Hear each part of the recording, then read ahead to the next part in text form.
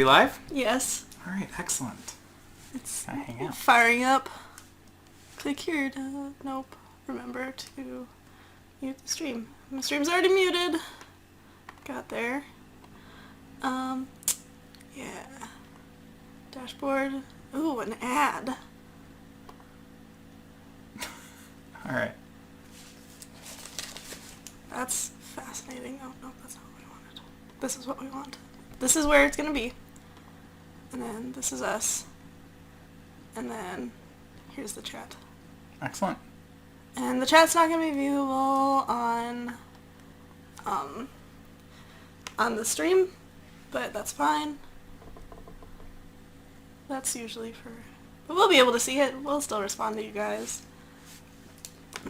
And I think Twitch actually maintains the And the chat replays. log. Yes, it does now. When you watch old which is videos really on cool. Twitch, you get to see the So- chat log. Mm-hmm. Some people are horrible during chat. Now that's forever recorded in the annals of the internet. I don't know what you could be implying. Nobody's ever horrible on the internet. I can go back and watch old broadcasts and see the Twitch chat with them. It's great. Shout out to the YouTube viewers, because those are the people who would be watching this in the future, tomorrow. So. Yeah, so what we're going to be doing is today and tomorrow we're going to be reviewing the set Shadows... Oh, I almost said Shadows Over Innistrad. And we have a pretty... It's me pretty interesting. We're doing the commons on commons today, and we're going to be doing the rares tomorrow. We are going to be talking about them as far as how good they are in limited, but we have a little bit of a different way as far as just rating things on 1 to 10. We're kind of... We actually came with the system which... kind of talks about how you want to view the card, at least drafting it. So we have some ratings that we're going to be giving to each card. If you want to, down below in the description, there's a link to a video that Morgan made yesterday kind of explaining what each of our designations means. It's really pretty cool. It's pretty easy to follow. Yeah, the designations are meant to be descriptive, so if we say staple about a card, you'll know exactly what that means by that. So we're going to try to avoid going too in-depth about card evaluation. In this review, just because it's a very big set, and we wanted to give you an easy way to think about the cards while you're drafting them, and then you will get to decide, do I need more removal, do I need more 2-drops and 3-drops over the course of the draft, because that's really what's going to be useful for you in that situation, whereas knowing when to pick the card is going to be useful for you overall. Well, yeah, I think what I like is, if you look, there's a lot of people doing set reviews right now, and if you want to know what is the best, common in white or something like that, I think most reviewers are going to get that one right. There's a lot of really good Magic players out there talking about these cards. You should be able to get a general impression for what's the best common, what's, in each color, just by reading lots of people's reviews. What we're going to be trying to do is talk about kind of how you can visualize where these cards fit in their set. So, say you see a card coming around 5th. Does that mean it's a signal, or does that not mean it's a signal? Does that mean you should try to draft it? I think a lot of times for me when I'm drafting a color, I want to try to get an impression of, am I picking, obviously I'll start, I can usually get the first 2 or 3 picks right. I can figure out what the best cards are, but maybe pick 5 or 6.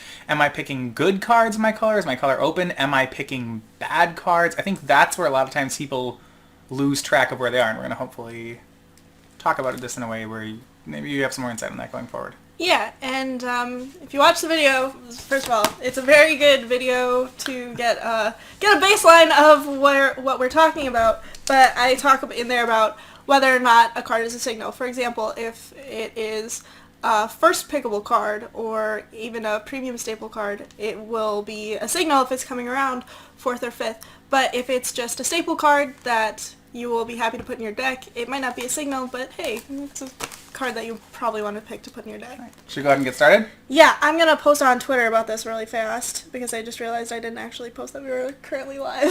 Okay, excellent.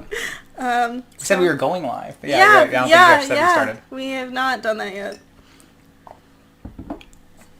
For those of you who are just joining us, you will notice that I don't have a chat window viewable on the stream. We still see your chat. Yeah, it's right here.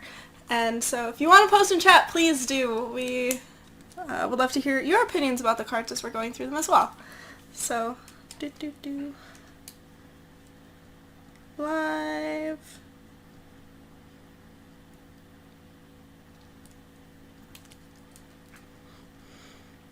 A lot of times maybe we'll try, yeah.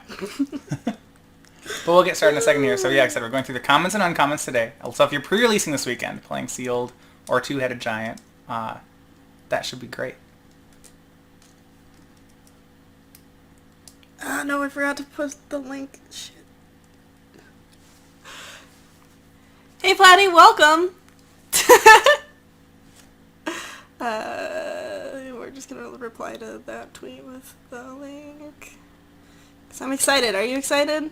Yeah, I haven't done a set review in a long time, and I'm really excited about Innistrad. I like most Magic sets when they come out. I think, and this sounds super dorky, the flavor really does it for me. Great. And that really contributes to my enjoyment of a set, and Innistrad was just so great about that. Yeah. Oh, hi Pogo. Big shout out to Pogo. He's the one who designed our awesome layout. It looks fantastic. It's everything I ever wanted. Morgan, yeah. you get to spoil Emrakul? Oh wow. I don't even get to spoil Emrakul. Patty, did you see I spoiled Altered Ego? So... Okay, right. Let's dive in. Alright, so we're starting with the white commons and uncommons in the set. Where they kind of fit in, where they'd be picked. Okay, so Angelic Purge. Angelic Purge is a removal spell, exile target artifact, creature, or enchantment for 3 mana, but it comes with an additional cost. You have to sacrifice a permanent in order to play it. Right. I think that the sacrificing a permanent cost is not as big as it would be in other sets, so I'm going to put this one at a staple level. Sure. So this is pretty good. We've seen a lot of cards like this. Magma Rift out of Zendikar was something, 3 mana sorcery speed. You had to sack a land, and it dealt 5 damage to a creature. Mm-hmm. That card was pretty good. Now that was a very fast format. I think, were this an instant, I think it would be a premium staple. As it is, this is kind of dorky. It's sorcery speed, but the fact that it exiles, it doesn't care about toughness, it hits artifacts and enchantments. I think this thing's pretty good. I'd also call it a staple. I would expect, it's not a premium card. I'd expect you're going to be running these cards more often than not. There is some diminishing returns. I think you want to stop around 2. Yeah. If you have 2 of these in your hand, it's going to be really awkward. Yeah, it's similar to Devouring Flames in Battle for Zendikar, where you might be down a land, but I don't think it'll affect your deck as much in this format as it might have in Battle for Zendikar, or Oath of the Gatewatch, rather. All right, next one. Apothecary. So that means when we... Okay, so how does this... Sorry, I'm like, how's our graphic work? So then does it put up staple for both of us? Yep. Okay, sweet. Yep. So right. I'm just going through and checking the box. Oh, okay. You're doing everything. I got it. All right. Apothecary Geist. So this is a 2/3 flyer for 4. When it enters the battlefield, if you control another spirit, you gain 3 life. I like the size on the body. Usually it can attack and block pretty well in the air at that size. Do you think that the life gain is going to be relevant a lot of the time? It's a minor upside. This would probably also just be a regular staple. It's we see, like a 2/3 flyer for 4 with no abilities is generally, so I'll give it a rating as just a regular staple, is pretty good. The upside's minor. I think this is not great, but you'll end up playing them more often than cutting them. I agree. I think that you won't be disappointed to have 1 or 2 of these cards in your deck, but getting more than that would probably be a disappointment. Yeah, it's similar to a Courier Griffin. If he sometimes gained 3, but usually gained 0. I liked Courier Griffin. Courier Griffin was fine. I think there's more spirits than you might think. Now this one's exciting, in my opinion. Bound by Moonsilver. It's 2 and a white for an enchantment aura. Enchanted creature can't attack, block, or transform. And then it's got the sacrifice another permanent, attach Bound by Moonsilver to target creature clause, but you can only activate it as a sorcery. Okay. So we move to an uncommon. You want to give this one first? Yes. I consider this card to be a premium staple. Okay. Yeah, and this is a high pick. I'm going to go even farther. I'm going to give this card first pick status. So, if you haven't heard of what are all these different things? So, this is premium staple and first pick. Premium staple, for what we were saying, is the kind of card, going back to Morgan's description, which is one of the top cards in its color And when you see them, it's a signal that the color is open. So from the last set, a premium staple would be something like a Zada's Commando in red if you saw it. A first pick would be something like an Oblivion Strike, something which you're like, okay, hey, I'm just happy first picking this. You know, you don't really want to first pick Zada's Commandos, but when you see them going forth, you're like, yes, this card's definitely open. So I would be very happy to first pick Bound by Moonsilver. I think that the can't transform clause is pretty impressive on this card as well.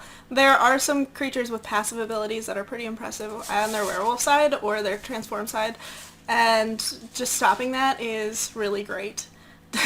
I don't think it actually has any unicorns, Platy. Cons had 2 unicorns? Did it? I didn't even know that. I didn't either. I like zebra unicorn. It's my favorite unicorn. Alright, Cathar's Companion is a 3/1 for 3. Whenever you cast a non-creature spell, so aura, equipment, instant, sorcery, it gains indestructible until end of turn. I consider this card to be a staple. It's a fine body, and without the being able to consistently trigger it, it's okay. I'm going to downgrade it a little bit from where you're at. I love a good 3/1, but I'm going to go all the way back to say that this card is probably more of a replacement card. I think ideally you would not be wanting to run this. If you think about something like Core Scythe Master, he doesn't need a lot of work. The issue is Cathar's Companion is asking you to do a lot, and if they have a 2/4, it still doesn't do anything. So when it's not triggering, I think this is just a bad magic card, and when it is triggering, maybe you get 3 damage, but it's very possible you don't. Alright. Chaplain's Blessing. Oh boy, Chaplain's Blessing. I'm going to put this one at dregs. There's not a chance that I would ever want this effect in my draft deck. Life Gain's a great way to ruin a good game of Magic, but I'm going to give it dregs as well. They're pricing this one to maybe make it see constructed play. This isn't meant for limited. Also, I don't think it'll see constructed play, but that's what they're hoping to do with it. I mean, how about that? What if you played Chaplain's Blessing, Snapcaster Chaplain's Blessing? I mean, look how much your opponent just what they don't even know what to do with themselves anymore. It's like you cast 2 Ojutai's commands. You gain 10 life on turn 3. What are they doing? So the next one is Dauntless Cathar. It's a 3/2 for 3. And it has the ability of 1 and a white, exile Dauntless Cathar from your graveyard to put a 1/1 spirit token onto the battlefield, but you can only activate this ability as a sorcery. Lots of sorcery speed stuff in this set so far. You going first, or am I? I consider it to be staple. I think that a 3/2 for 3 is a fine body, and I'm happy to play it in any deck. I'm not sure if the ability is nice extra value, but I don't think it elevates it to premium status. I'm going to go for premium staple for this one. Really? I am. 3/2 for 3 is fine, but that extra ability is really relevant here. That's a 1/1 flyer is worth half a card, if not more. So the fact that I can play this, trade with it, and then get a 1/1 seems pretty great. Yeah, I agree that it might be the sorcery speed clause is kind of making me a little bit short-sighted about it. It feels like it should be an instant speed ability, but... Well, then it would be a first pick. Yeah. Then it would just be great. I mean, like, we've seen a lot of cards, like Sandstep Outcast, if you remember, which... It was a 2/1? A 2/1 for 3 that made a 1/1 flyer, and that was, I would say, a premium staple in its set. Yeah. And it doesn't look much different to me than that card. Okay. Makes sense to me. Next is Devil Thorn Fox. It is a 3/1, so another Cathar's Companion, but it only costs 2, and it's vanilla. Alright, I'll start with this. It's so much better than its 3-mana counterpart. When you're playing cards like this, you care what turn they come down on. Now, 3/1s with no ability, we go back to like Blade of the First Pride was the first time they did this. They've been looking worse and worse. You know, Core Scythe Master. This is probably a situational card. I don't think... Or... I guess that's not the right... Yeah, I think there's decks that want it, but you will... more often than, you know, in the decks that want it, so what situational is the first time we've given this rating. What this means is, in a deck that is in the right deck, this is a staple. Mm-hmm. Or maybe even a premium staple. It can be very good, but there are a good number of decks that just don't want to play it. And I think that's what it would be. I consider this card to be a replacement card, actually. And the reason that's is... pretty fair. Because of the 1 toughness. And the Companion had that clause that made it able to attack into the 1/1s and 1/2s that are undoubtedly going to float around in this format, and this card can't do that. Not on its own. Yeah, there's a couple of cards that make devils that when they die they ping a creature or a player. I mean, yeah, you're right. Depending on what the set looks like, 3/1s range from being okay to being just straight up awful. So you have to know the context for it. In the context of a Fox EDH deck, it's probably a premium staple, though. Wouldn't you say? Probably. What? So that's like 8.5 tails. Yeah. Commander. All right, next one. Emissary of the Sleepless. It is a 2/4 flying. When it enters the battlefield, if a creature died this turn, put a 1/1 white spirit token with flying onto the battlefield. So it has morbid, right? Yes, but we can't call it morbid anymore. because that's not one keyword of in the set. Yeah, I think this one is. I want to say it's a premium staple.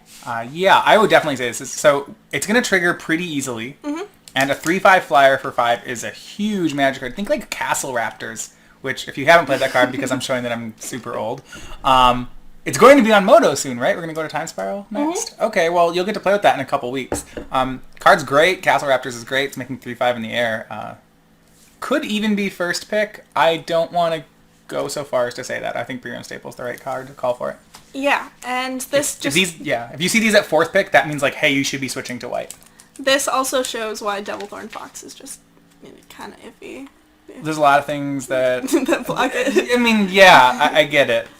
All right, Ethereal Guidance is a creatures you control get +2/+1 until end of turn for 3. And why is this a sorcery? Oh my goodness. It is a sorcery because why is this a sorcery? we're actually just playing with Portal rules is what's going on. I've played Magic. I've cubed after with Portal rules. It's horrible. It's great. Well, I'm gonna put this one at replacement level. I'm gonna say I love crappy aggro decks in Limited, and I'm gonna call this Dregs. I just don't. I mean, I played Inspired Charge, which is like this for 1 more mana, but the instant speed matters here, okay? The best combat trick in the game, yeah. Yeah, Dregs, I'm not playing, not touching this thing. I'm playing it if I don't have literally any other finishers. If I have literally no other finishers. Alright, Expose Evil. You tap up to 2 target creatures and investigate. Now this is interesting. This is our first card with Investigate. Mm-hmm. So this is probably where I had to talk about cards that I'm giving ratings to where I have low confidence and could possibly say something really stupid about. This is the first one I feel that way about. That I think my rating could be wildly off here. I'm gonna cop out and call it situational. All right. Let's walk through how good this Investigate is. So it's if this card was 3 into white, tap 2 creatures, draw a card. Mm-hmm. I guess what would I think about it? So Repel the Darkness is a card. I know, right? We're just digging real deep here. I think it was 2 into white to tap 2 creatures, draw a card, and it was fine. It was actually pretty decent. This one is 1 more, but I can split up the mana. So I'm gonna go ahead and say staple. I think this card's pretty good, and it might even be better than that. Okay. If I'm wrong, I think it's possible it's better than I think it is. I doubt it's worse than staple. One of the things that I think is important to note about this card is that there are cards that having clues matter, and there are cards that having instants in your graveyard matter. So yeah, so maybe maybe this card's even better than this. All right. Stable's like a pretty generous place to start it at, though, I think. Yeah. Stable means I expect that you'll play this card. And when I say situational, I expect that in some of my decks, for example, probably a blue-white tempo deck. You want it, but you want to cut it, but other white decks don't want it. Yeah.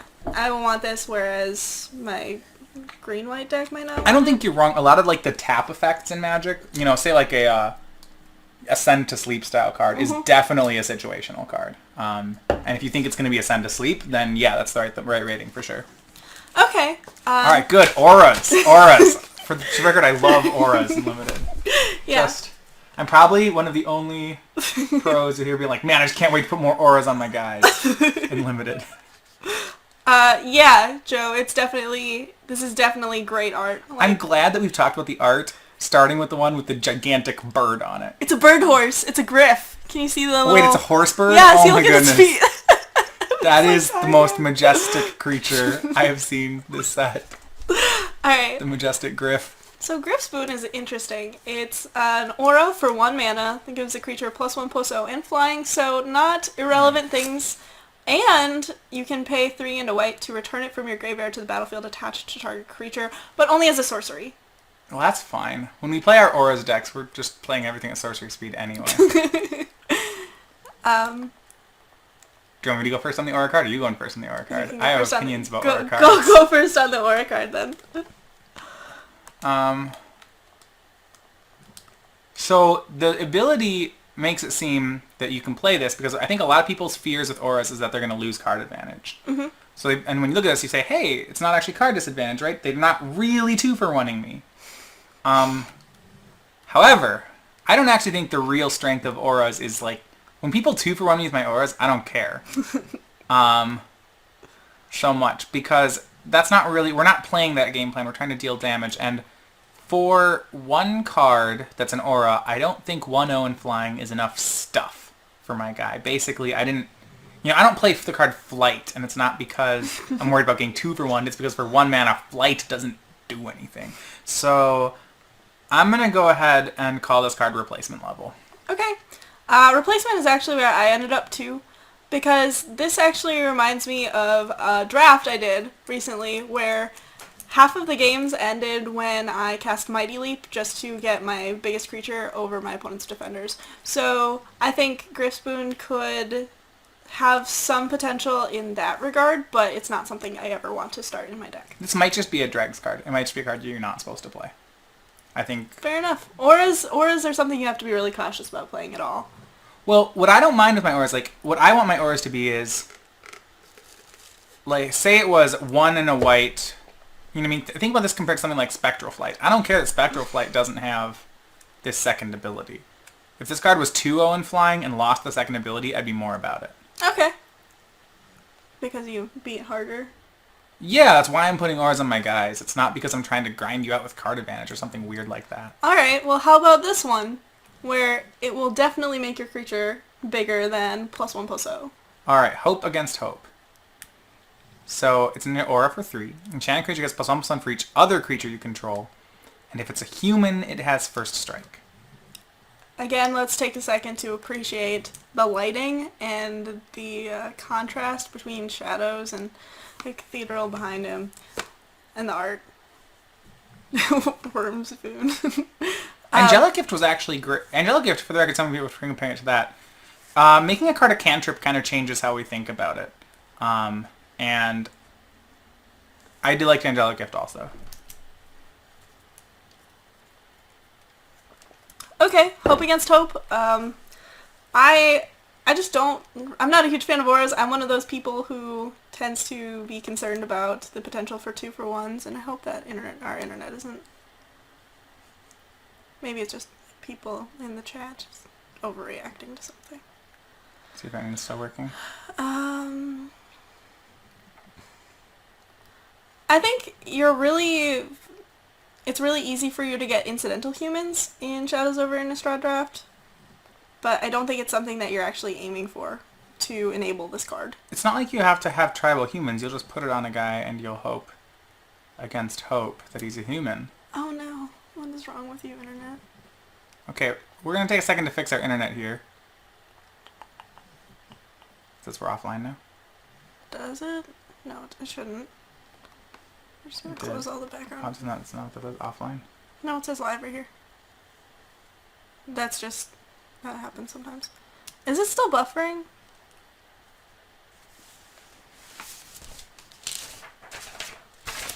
God, I didn't even check the sound.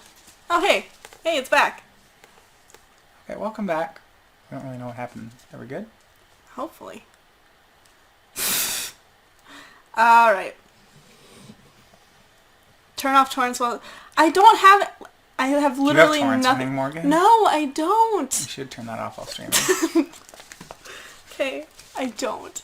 Should I turn off the torrents on the computer next to me? The one over here. This is downloading stuff. There's nothing running in my house. my phone randomly deciding to update off the Wi-Fi? Oh god. No. Okay, well. Sometimes that happens.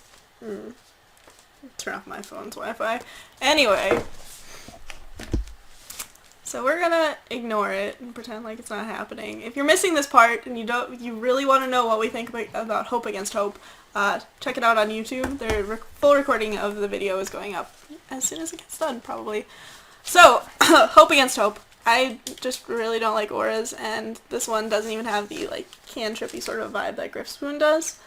So I'm probably not gonna ever play it, and putting it at probably just strikes for me. There's a good chance that it will never be in a deck. I agree. It's not big enough. I like, if you want an aura with no card advantage that's just giving me stats, then you have to give me a lot of stats, and I don't think it's efficient enough. Like, it's gonna be a rune mark a lot of the time. It'll be 2/2 for a strike. Alright, Humble the Brute. Destroy target creature with power 4 or greater, and investigate. So,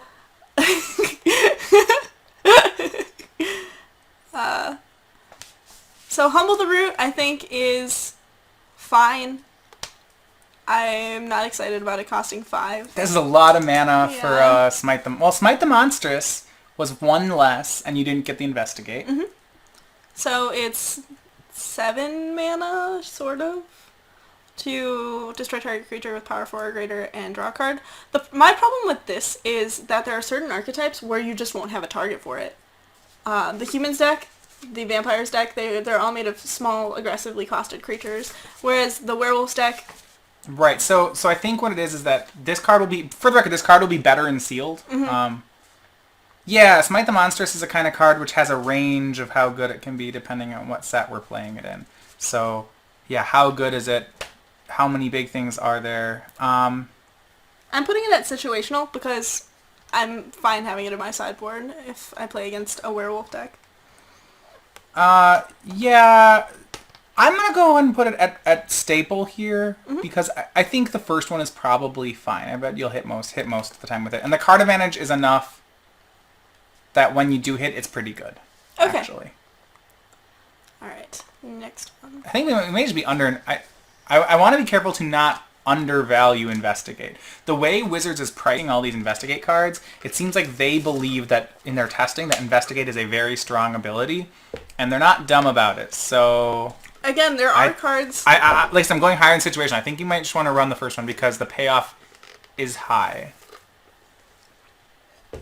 Alright, this one, I like this card a lot, It's an actually. Ox. I'm already a big fan. Inquisitor's Ox is a 2/5 that's so big for 4 mana. It's Moav Kozilek territory.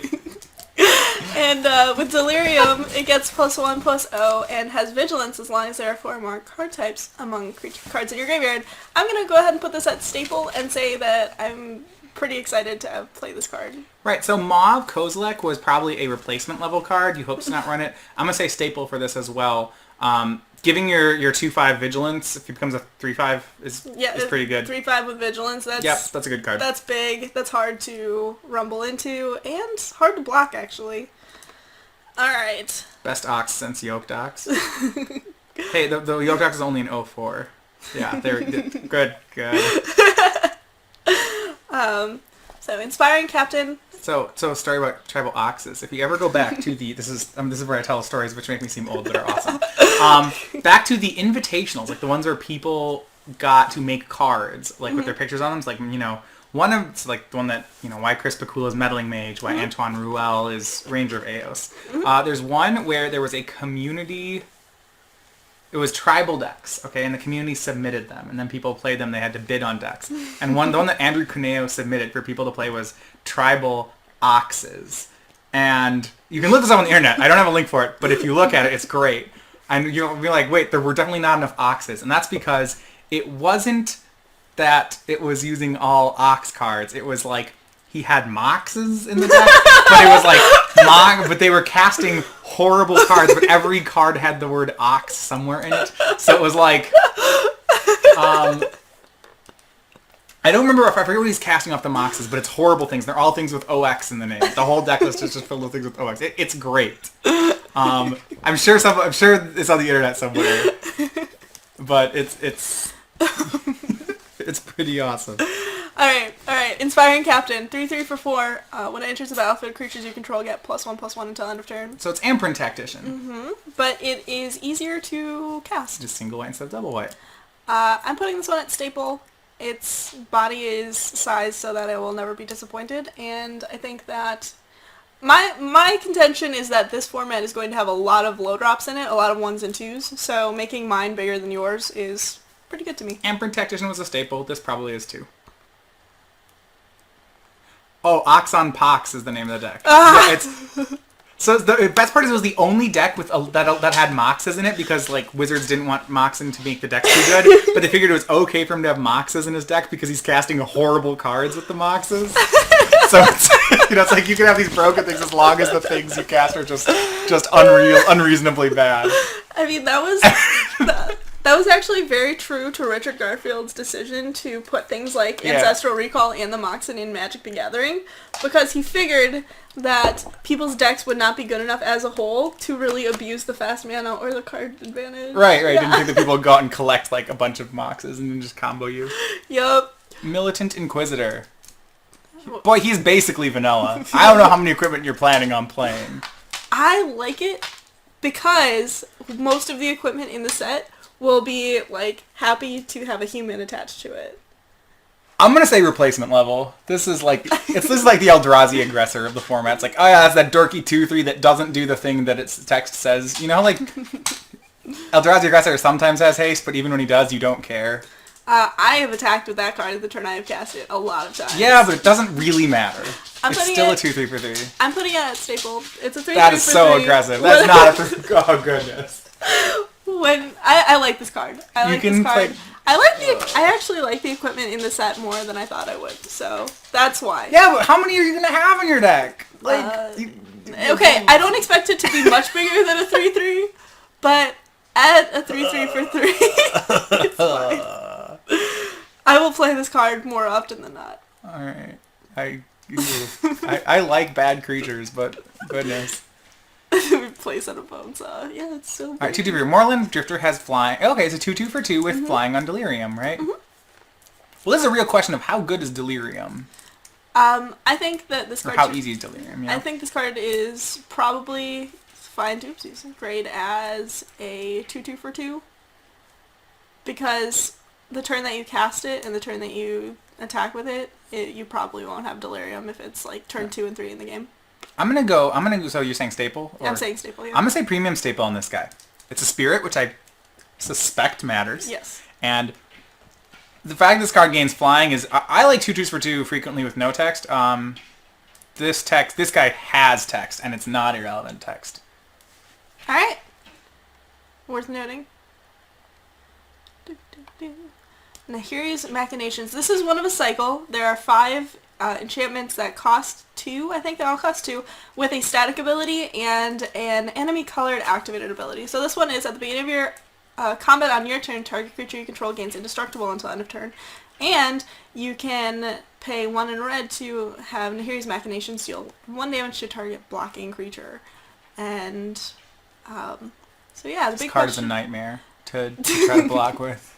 Yes. The big question is though, how often is the card as a whole going to be relevant as a red-white card, essentially, and how often is the static ability going to be worthwhile if you're not in red? Yeah, there's a lot going on here. I don't think it does enough as just a white card. I think it's replacement level. So, if I wasn't playing red... So now, okay, we're going to be very different on this. Okay. This is either, for me, I'm debating between a first pick and a premium staple on it. Oh, okay. So, so here's the thing. I'm giving one of my guys indestructible. So let's say he's like a 5. So either he's... I mean, in a red-white deck, frequently, you can't punch through on the ground. But if I'm playing a 5/1, which red-white frequently has, then giving him indestructible every turn is great. And you might say the only way they can really stop my 5/1 is by blocking it with like a 2/6 or something. But that second ability makes that not even possible. Like, if I just have a 5/1 in this card, I'm just going to start killing one of their guys every turn. It's pretty hard for that not to happen. So I think, yeah, they're both on there. Thank you. Yeah. Because it's gold, I'm going to say it's a premium staple, not a first pick. Okay. All right, that's interesting.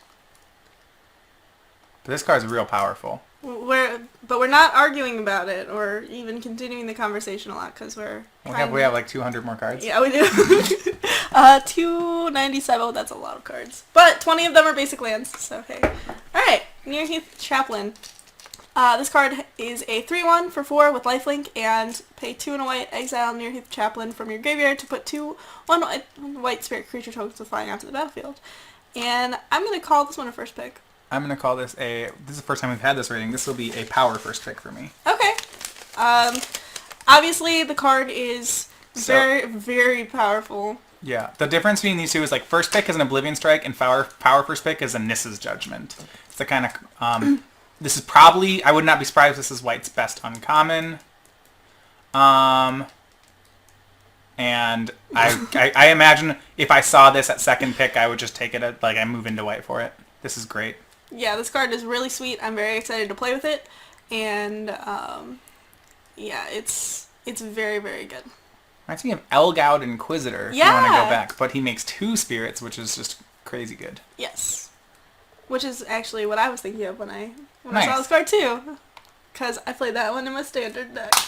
That's not as nice. I mean, it's good. I don't know if it was the good I didn't enough. draft Innistrad or Dark Ascension. I just played them in my standard deck.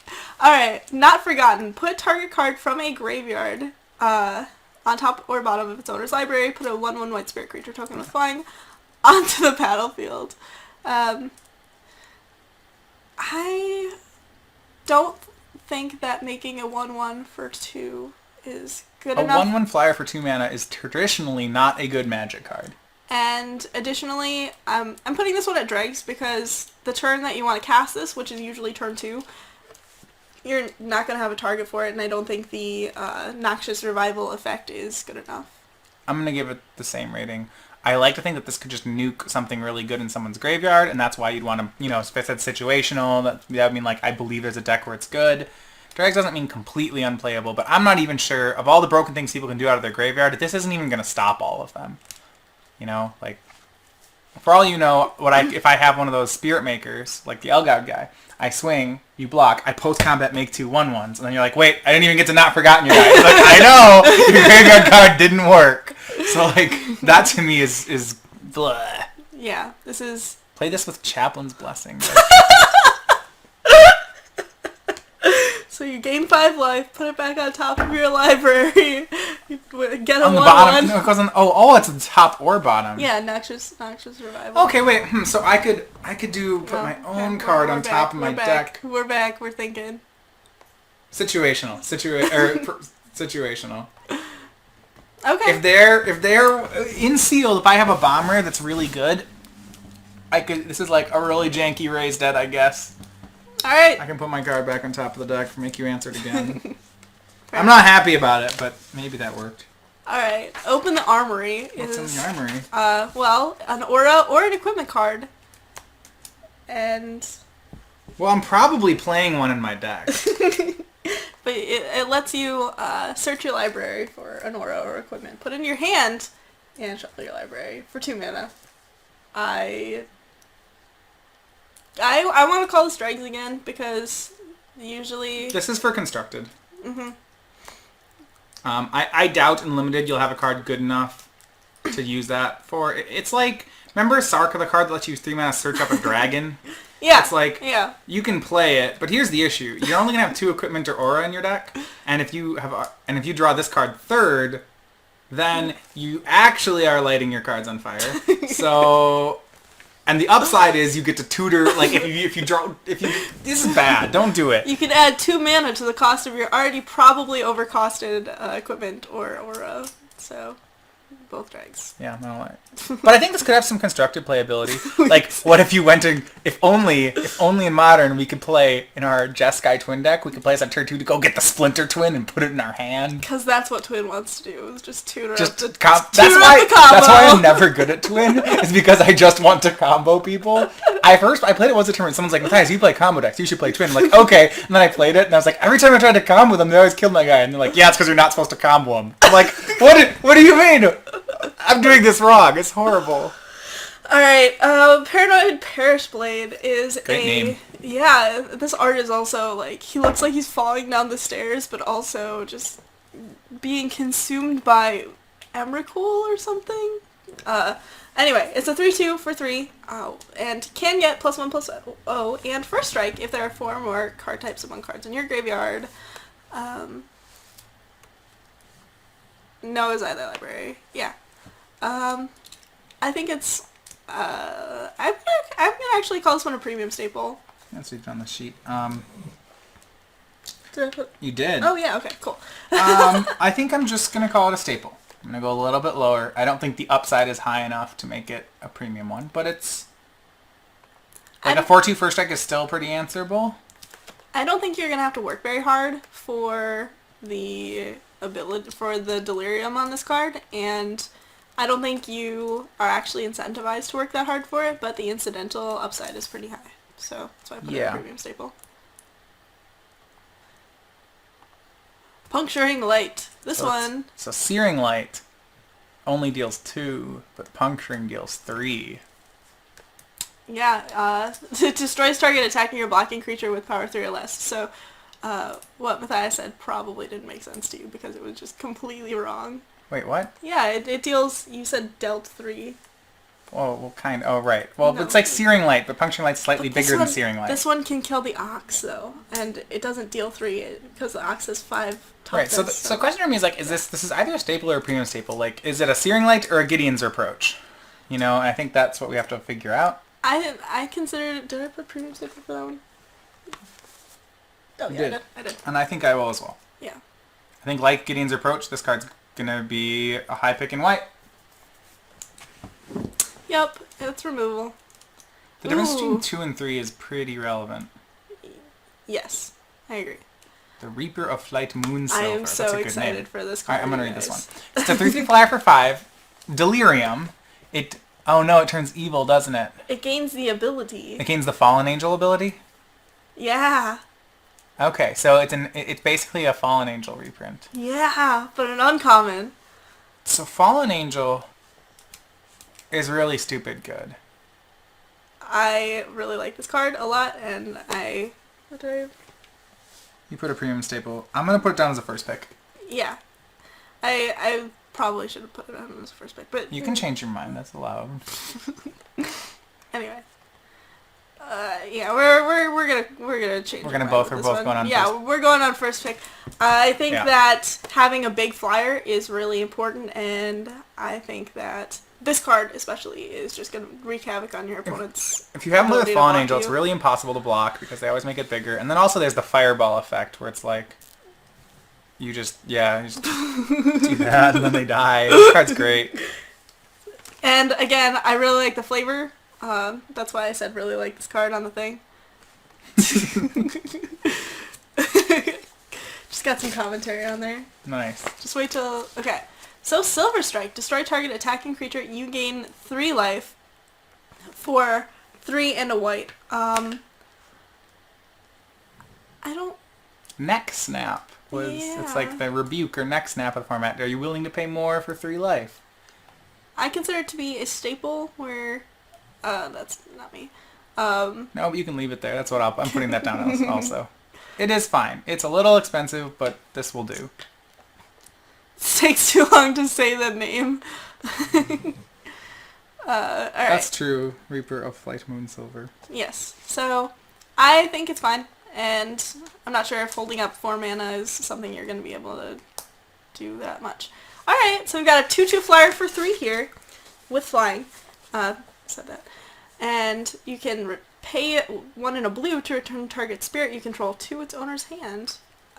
What color would you say is the strongest? I have no clue yet, John. I usually like red, but no. White looks pretty good. I think it's a good candidate for it. It's sweet. So, Spectral Shepherd I consider to be a premium staple, but I don't think it's... You're changing your mind again, Morgan. Oh, what did I put it for? God, no. No, this card's higher than regular staple. There's Yeah. It's just a 2/2 fly/3 is pretty good, and its ability is very good. It depends what our other spears are. So, for example, like... If it's the one that makes a 1/1 when it enters That's the so battlefield, much mana to make a 1/1. It's 7, what, the 2/4 for 5? and the creature has to die. But you could just, like, sacrifice the spirit and just... You can sacrifice the 1/1 you made to play and get a 1/1 for 7. Yeah. I'm going to go premium staple as well. Okay. This card's very good. Oh, look at the little sheep. They're ghost sheep. Well, it's a shepherd. It's so cute. Shepherds have sheep. Yes, DC Sports, I agree. You will actively seek this out if you are blue or white. Stern Constable. Pay Yeah. 1 for a 1/1, and you can tap it. Who says they don't print tappers at common anymore? For free, mind you. Except for you have to discard a card, so tap target creature. What did I say for this one? Replacement. Okay. Yeah. I still consider that. So to be there's a difference. good thing. I'm going to give it a nicer rating than replacement. I'm going to give it situational, meaning there are delirium decks that perhaps really want to do this and use the graveyard well enough that this card's actually pretty good. There are also decks that don't want to have be anywhere near this card. It's too big of a price for the effect you're getting. Unless you're doing something real cool with it. I will probably not play this card unless one of two things is happening. I need the human body. There are rares that like really interact well with a lot of humans, or I have a lot of madness cards that I can get some value out of. I'm sure you have a story. Everyone has a story. You can tell it to the bars. He's very stern. Yeah.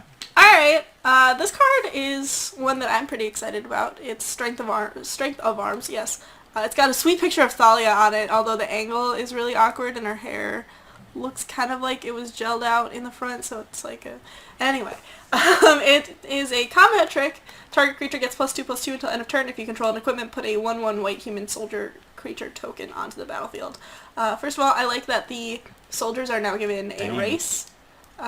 Because a lot they can't of just have a class. They have to have a race on the class. Yeah, because like how are my tribal decks gonna get a hold of that if they're just like, for example, ally tokens, knight allies, those are just they're core allies. Yeah, but they're not core because it doesn't. Knight allies is 2 classes. Yeah. And no race. Yeah, that bugged me. There should be human knight ally tokens. Oh my goodness.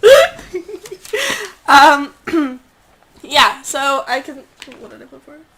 You have a lot of words on here. I don't know exactly what you said. Oh, yeah, no. If there are good equipment, I think it's better, but I put it at staple, because that's usually where I rank. So situational is like a Lithomancer's Focus is a situational card. But I think that's because in battle, +2/+2 was a really crappy combat trick. Yeah. But +2/+2 for 1 mana is normally better than it was in battle. And this upside is really big, so I'm also going to say staple on this. What is that card from Origins that... Enshrouding Mist? Yeah, Enshrouding Mist. Enshrouding Mist was pretty good. Enshrouding Mist was weirder because it was kind of a counter. It was, in some ways, it was like a turn against. Mm-hmm. Because it just gave you guy protection, was it? No, it prevented all damage if all it damage. was Renown. Right, but you could like counter removal with it, you know? Core mattered if you drafted Stoneforge Masterwork as much as I did. Or Stoneforge Masterwork? The Stoneforge... Yeah, that one. So that's when race matters. Alright, and getting a 1/1, if you hit the 1/1 on this card's very good. Yes. Survive the Night, another combat trick. Target creature gets +1/+0 and gains indestructible until end of turn. Investigate. So this is another one of those cards with Investigate. Not gonna lie, didn't like this card at all. I put it at dregs. If I'm gonna play a combat trick, it's not gonna be this one. It's really, once again, it's something I'm saying where, by the way Wizards is costing all these Investigate cards, their testing has clearly shown that Investigate is a really strong keyword. Because 1/0 and Indestructible is something you'd normally pay 1 mana or maybe 2 mana for. paying 3 mana for that is super bad. Which means the Investigate's got to be carrying... The reason you're playing this card is because I guess it's a cantrip that investigates. But I don't know if I'd play this card even if Investigate turned out to be really good. Holding up 3 mana is a lot of mana for a combat trick. No, think about something like Necrobite. I'm not sure on this. I suspect it's... I'll copy you. I'll say this is a Dregs card. It's too much. Too much. Is Jay still like $1 million? Yes, it is, buddy. Worth noting, I own a dress that looks exactly like that one. Exactly like it? Yeah. It's got the little off-the-shoulder thing, and it's real cute. I'll show it to you sometime. All right, Tenacity. Creatures you control... You should wear it tomorrow on stream. It's at home. Oh. It's basically like Dark Dabbling. Yeah, that's a good way to put it. It's kind of like Dark Dabbling. Creatures you control get +1/+1 and gain lifelink until end of turn. Untap those creatures. I'm gonna go ahead and put this one at a premium staple level. I really like it. We disagree huge. Oh no. I'm gonna put this at Dregs. I'm gonna go way opposite. So one of us is looking super awkward here, huh? This is why we do it. This is why we do what we do. Boy, untapping the whole team and pumping the whole team by 1, like, it's just not a good enough effect. I don't care if you're gaining life. Like, this card stinks. I think this ability is really swingy, and I think it's gonna be better. Maybe it's better. Okay, so like, okay, maybe I should back up. I should back up. Like, the obvious comparison is something like War Flare. Yeah, I mean, Unity Purpose is really bad. I have tried to build a lot of decks around it, and they all stink. Because you're... +1 power instead of +2 power is really important. And in fact, this is only 1 instead of 2. Like, when you play a Warflare, like, this card can't decide whether it wants to kill your opponent or value your opponent. I don't know. I don't see it. Okay. It's too much. I'm gonna kill you with it one time, and it's gonna be great. I mean, yeah, these comparisons that Chad thinks, like, Ondu Rising, I'm like, guys, this is not... It does not make a 4/4, but... You need bigger numbers to play a 4-mana combat trick. You can't just, like... There's a lot of, like... It's like the number of +1/+1 for 4 mana is not enough. And then they put all these bells and whistles on it, like, untap your guys, get lifelink. I'm like, oh, those things are all sweet. But the problem is that, like, you're still only getting 1/1 for 4 mana. That's not... No, boo. Boo. And yeah. Oh, yeah. But people don't see it coming. You're right. Thraben Inspector. When it enters the battlefield, investigate. It's a 1/2 for 1, and I like this card. I'm putting it at staple, actually. Premium staple. Premium staple? I think so. I know, right? A 1/2 for 1. What am I saying? Like, if a 1/2 for 1, I mean, an Elvish Visionary, this just seems great. Yeah. Decks... So we don't play 1-drops in Limited because they get outclassed super early. And they, but this one draws its card back. So, yeah, I can have all the upside of playing a 1. Like, I can play it, maybe put an aura on it, maybe, like... It's a 1-drop that I can play and get value off of. I'm really excited about this card. I'm going to draft a deck with lots of them. It's going to be great. I think that it's super relevant in this format, too. Whereas it probably would have been less so for Battle for Zendikar. We're offline? Oh, God, really? Ugh. XSplit says we're still on. We can reboot the stream after white. Yeah, yeah. Well, at the end of the white cards, we'll reboot. Yeah. All right. Cool. Next card. We're doing the transform cards at the end, by the way, in case you're wondering why alphabetically we've skipped over the transform cards. Topplegeist is next. Great name, A+. I put this at first pick. Flying. When it enters the battle, 1/1 flyer for 1. When it enters the battlefield, tap target creature and opponent's controls. Delirium. If there are 4 more cards, then tap target. At the beginning of each opponent's upkeep, you tap one of their guys with Delirium. Whew. Talk about upside when you have Delirium, huh? Yeah, okay. Yeah. This card is super sweet. I don't know that I'm going to go so far as to say I want to first pick it. Because if you don't hit Delirium on the card, I'm not sure I mean, it's not that good. It's a 1-1 for 1 that it's a little bad. Alright. I'm gonna put it Hold on. at a premium staple. How many do we have left? We have two white cards left, and then the transform cards. I think we can make it through those, and then we'll. Alright. Unless, like, nobody can see it, in which case... We missed the Inspector. The Thraben Inspector? The Thraben Inspector, I put at staple, and he put at premium staple.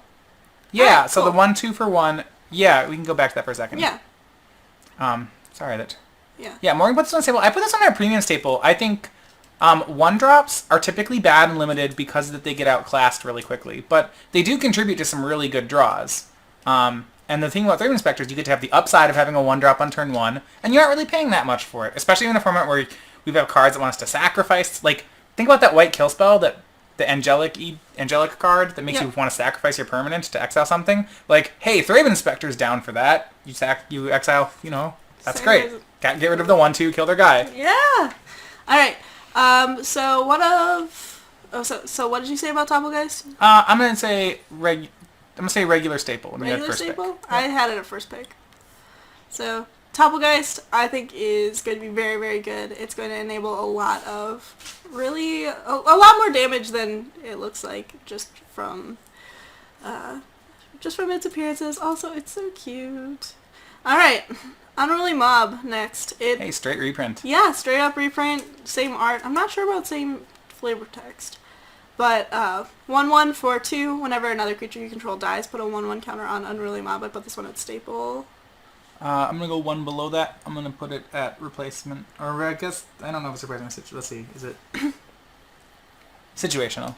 You're going to put it at situational? That's where it was last time. Okay. Last time I was in Innistrad, this was not a card you always played. So until I see differently, I'm going to put it at the same spot.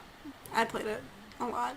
It was basically Lumberknot. Yes, you guys, we will have this up on YouTube, so if you missed some of it because Twitch is being a jerk, because it is, you can come and watch us on YouTube. Tomorrow, we'll have this one up. Vessel of Ephemera. Sacrifice Vessel of so it's 2 mana for an enchantment. You can pay 2 and a white to sacrifice it to put 2 1/1 spirit creature tokens with flying onto the battlefield. Also, this is not a timing restricted one, and you can do it instant speed. Yeah, I'm gonna say premium staple for this card. Gonna... First of all, I think even at 5 mana, 2 1/1 flyers is pretty good, especially when you can have them in instant speed. Also, you're putting an enchantment in your graveyard, and way into that. That's pretty good. So yeah, just premium staple. This card looks awesome. Are we doing the double faced in white now? Yes we are. Okay, so we move over to that. Yeah. We might have to reboot this. No, that's fine. We'll just... Whoa! Oh, there's dizzy. so many cards! We should have put a warning on here. Oh, okay. Flashing That's images. how this works. Yeah. Too much magic. Alright, first one. Abyssinian Missionaries is a 3 for 4, and at the beginning of your end step, if it is equipped, transform it, and it becomes a Fiend Hunter, or a Banisher Priest, I guess. When it transforms into Lunarch Inquisitors, you may exile another target creature until Lunarch Inquisitors leaves the battlefield. Not sorcery speed. Yes. So I like this card. I think that enabling it isn't going to be difficult, and if you do have to work, if you do have to work for it, you're not gonna miss. You're going to be able to get an equipment in the draft, and I think enabling it is worthwhile. So I put it at staple. I'll put it at a premium staple. 3 for 4 is pretty good, and its ability is pretty good. We have to get a Spanish version of this. Get it? Because it's the Spanish Inquisition. Oh. Alright, next one, Pious Evangel. Whenever it or another creature enters the battlefield under your control, you gain 1 life. It is a 2/2 for 3, and you can pay 2 and tap it and sacrifice another permanent to transform it. What does he turn into? It turns the into Disciple. the Wayward Disciple, which is a 2/4, so real big. Whenever it or another creature you control dies, you drain your opponent, so it becomes a Zulfor Cutthroat. And so he's a Soul Warden that becomes a Zulaport Cutthroat? yeah. Alright. Yeah. That card's super flavorful. I actually like this one. I don't think it's going to be hard to flip, and so I put it at premium staple. I'm going to put it at first pick. Yeah? Yeah. The body's great. A 2/4 Zulaport Cutthroat is a nasty magic it's card. huge. That is good. Alright. So that's... So hey Morgan, not that it would happen, but I know you're a judge. If I rally the Ancestor, back this guy, and then I flipped him, would I get to keep it, or would he still go away? No, he would still go away because he's So he's still not the like same. Jace? No. Jace is a different permanent when it flips because it changes zones. This one does not ever change zones over the course of transforming. Dang. Well, that will never happen though, so we're okay. I might. Modern. Yeah, Ooh. modern.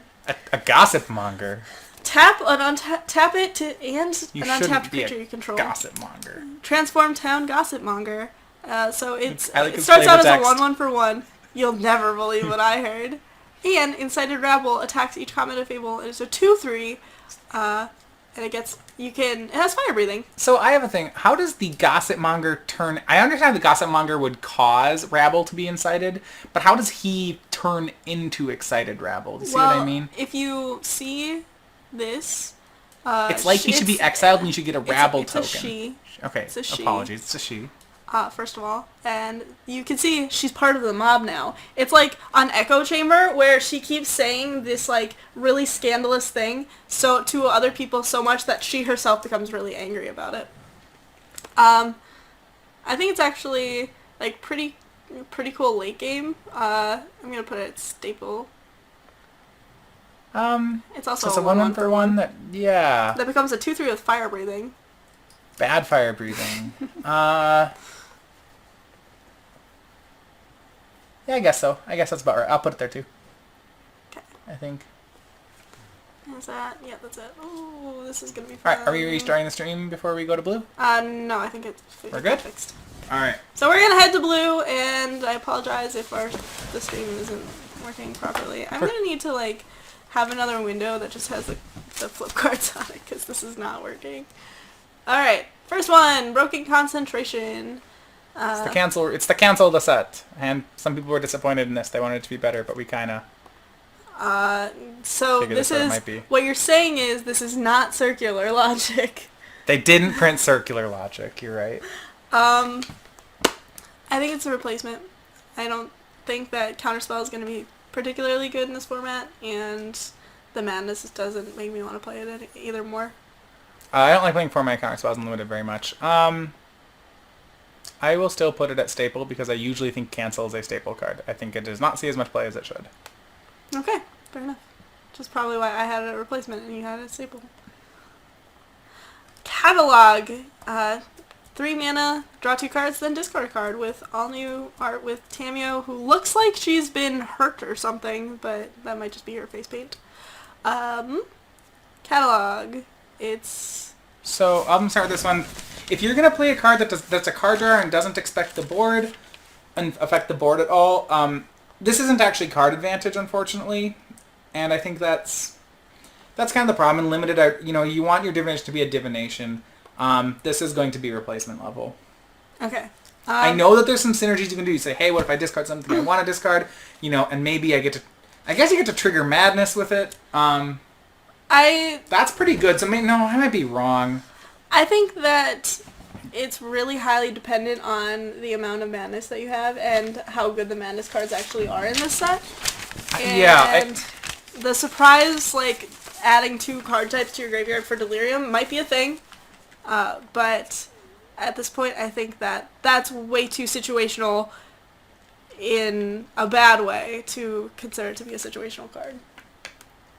Yeah, I could be wrong. This might be more playable than I'm giving it credit for. Full disclosure that I low confidence on this one. I love me a good card draw at instant speed, but I don't think that this card is going to be... Well, they know that instant speed card draw is good, so they make it really... They do this to it. Oh, that's the point. Card draw, compulsive research, what have they done to you? All right. That's not instant. It's just real good. It's just sift for 3. Do. Reprint from Urza's block. Yeah, I mean, Urza's block was broken. Compelling Deterrence is bounce, return target non-land permanent to its owner's hand, so any permanent, including like the arrest card, then that permanent that player discards a card if you control a zombie. I think I considered it to be a staple, although, oopsies, that's not you, that's me. But there are a bunch of zombies, just a bunch of incidental zombies. There's a zombie crow. Disperse with Upside is what this card's doing. Yeah. And I'm gonna give it premium staple at that. All right. Disperse is normally a very good trick, and if you make them discard a card, it's great. Yeah, no, that's just... It's recoil. Yeah, recoil. Recoil is sweet. Well, I think, yeah. Could recoil hit lands? Yes. Yeah, okay, well that's stupid, but I was pretty sure recoil could hit lands. Counter target creature spell. If that spell is countered this way, exile it instead of putting it into its owner's graveyard. I don't like this card at all. I put it at dregs. And probably because I'm just mad that it isn't exclude. Ooh, well, I'm going to go different. I think Oh. this is a staple. Essence Scatter is usually pretty good. Now, 3 versus 2 really does matter. Essence Scatter would be a premium staple. It's Okay. like Essence Scatter is a high pick. I'm moving it down 1 because it's 3 mana, but exiling a creature I think matters against a lot of decks. I imagine you should expect your blue opponent could easily have these in his deck. Fair enough. Or her deck.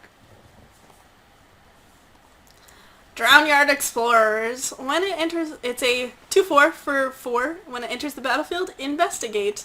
I like this card. I'm excited to play this card. I put it at staple. Yeah, staple maybe even higher, but I'm going to do staple as well. I think that, especially in blue, where investigating, as you'll see, there are a couple of cards that investigate matters. What I'm looking for is I want them to print, and I want the card that's the 06 for 2 with this ability. I'd be a big fan of that. That's better Wall of Omens, basically. Well, it takes a long time to get the card advantage, but then you get it, yeah. Alright. What is part of, alright. Drown... Drew now? Druno, Corpse Trawler? Okay. How's this going, Mr. Pronunciation Guy? I haven't gotten the guide yet for this set, so I don't know this one. I would Drew now seems fine. When it enters the battlefield, put a 2/2 black zombie creature token onto the battlefield, and you can pay 2 and a black to give target zombie death touch until end of turn. I put this at first pick. Wow. Mm-hmm. I guess I can give itself death touch. Mm-hmm. Draw now. I'm not going as high as first pick with it. It's a 3/3 for 4 in a. Get it? It's like drown. I'm gonna go to as premium as a. Maybe you're right. It does just. You know. It's a little premium staple. It's a little too mana intensive to be a first pick, but it's definitely not hard to get a 2-for-1 off this guy. Yeah, definitely. Because him and the card he makes are both zombies, and they both can be death touched as long as you're willing to hold up the mana. I mean, if you're blue-black, that might actually be something that happens quite a bit. Right. Yeah, I will first pick this card a lot in the beginning of the format, for sure. Erdwall Illuminator. This card's fun. This card's sweet. You can pay 2 mana for a 1/3 flyer, and whenever you investigate for the first time each turn, investigate an additional time. What this means is whenever your card says put a clue token onto the battlefield, you will put a second one on there if it's the first time you've investigated that turn. So you can get up to 1 more clue token a turn, maybe. I think the body's fine. Yeah, I'm gonna go. It's definitely good. A 1/3 flyer for 2, we've been shown over and over again, is just a really good Magic card, and we should probably just start learning that that's the case. It's not too hard to see this drawing another card, so I'll put this at a premium staple. I agree. I don't think it's not something that I will first pick over like cards that we've put at first pick status, but Maybe you're supposed. Maybe you're supposed to. I don't think you're supposed to first pick it. I'll try to first pick it. Okay, we're offline again. No, it's adorable too. Agreed. Dear Lord Twitch. All right, we're just gonna keep trucking because XSplit is still recording this. Being a spirit might matter. Being a spirit probably definitely matters. The 1/3 was a spirit? Yep. This card might even be a first pick. Man, the more I'm thinking about it, think about your control deck, right? how happy are you to have that guy in your blue-black, like your blue control deck? You just kind of sit around, you got a good you have a good high toughness wall, you sometimes draw more cards with your card drawers. I don't know, this card might be pretty good.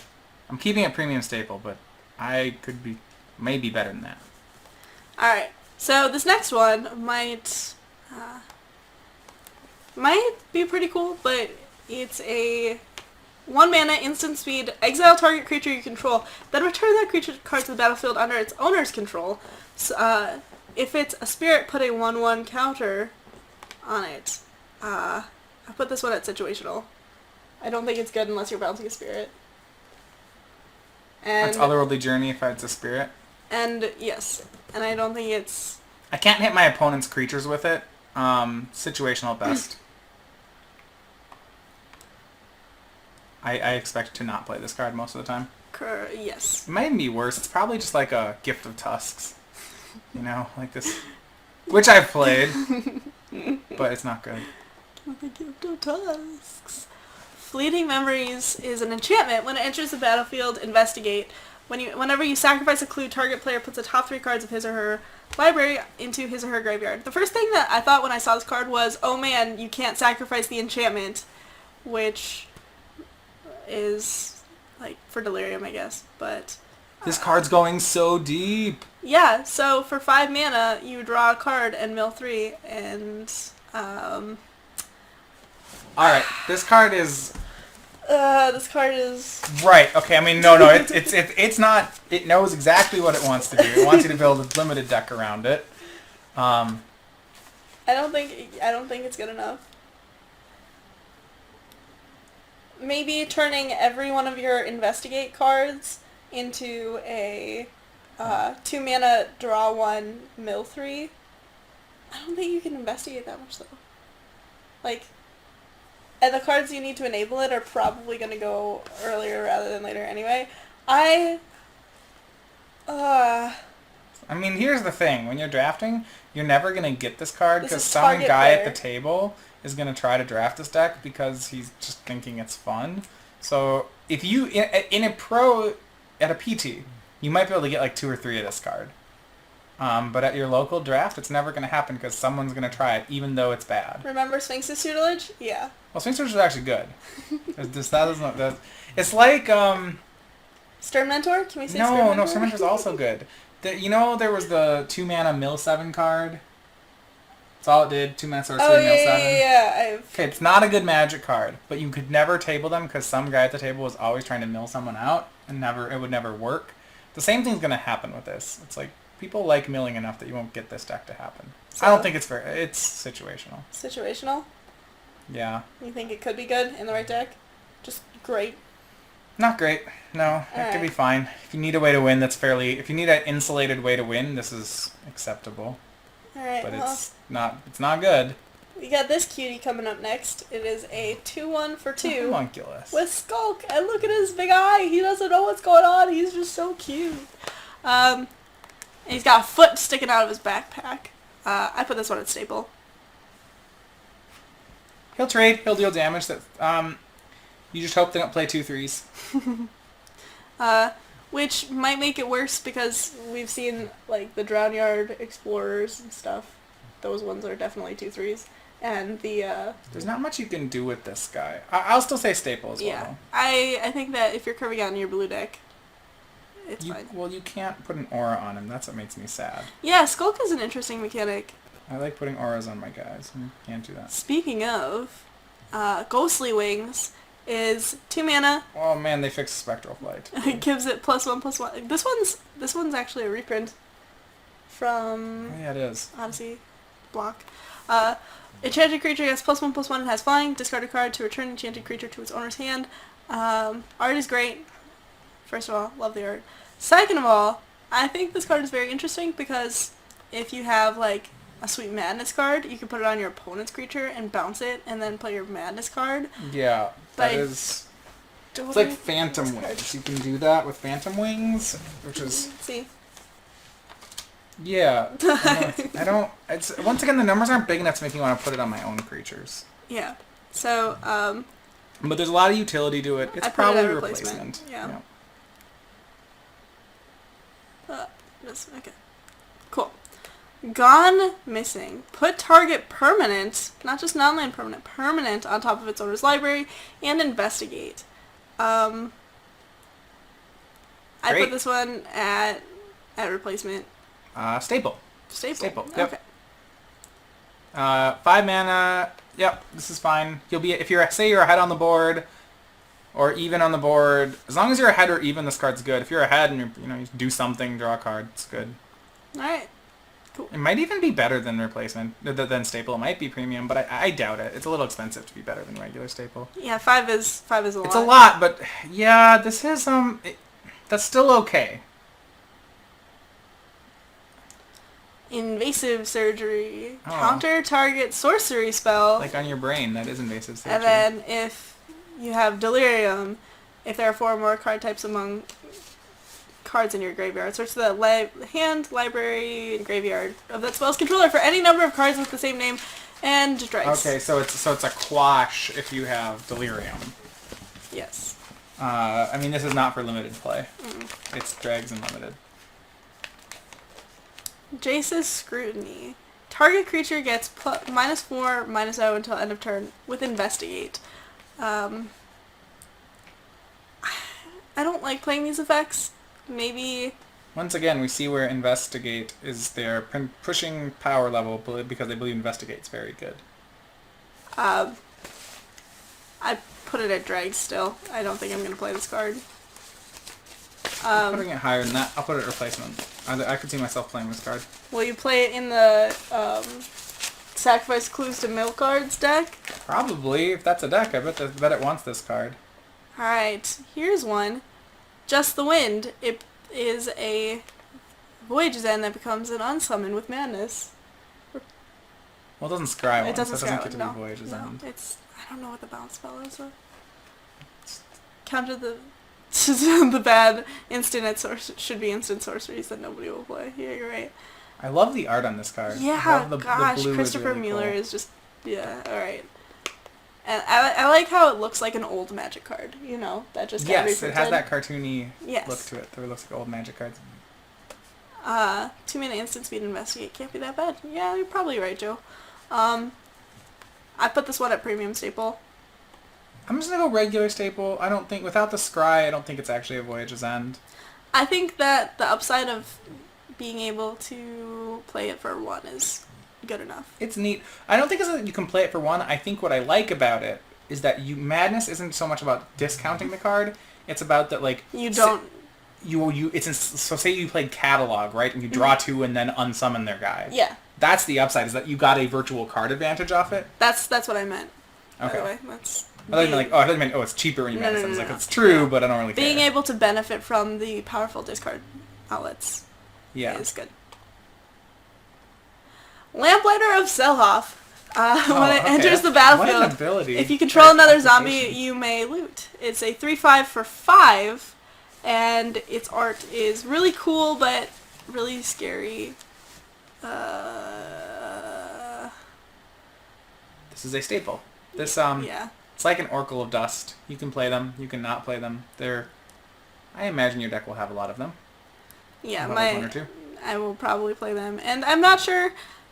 I think there's a lot of incidental ways to get zombies in this format too. So, like, being able to loot is pretty cool. Take Candle. Oh, thanks for playing WoW, right? It's the little kobolds in the human starting zone. Alright, here's another mill card for you. Alright, It's we're a gonna mill 'em. 0/3 for 2. When it enters the battlefield, each opponent, so not even you, puts the top 3 cards of his or her library into his or her graveyard. And if it put cards into your graveyard, that'd be pretty cool, because at the beginning of each opponent's upkeep, if there are 4 or more cards card types among cards in your You graveyard. mill them 3 every turn? Yes. Oh, I think it's boy. situational. I'm putting it situational. This is... Well, what I like about this is it can mill their entire deck by itself. No, if you're going to play Mill Card Unlimited, you want it to be able... You don't want, like, the Tome Scours. You want the repeatable mill The effects. Hedron Crabs. You want the Hedron Crabs. Yeah, if this milled you as well, it would be great. I think this card might be better than that.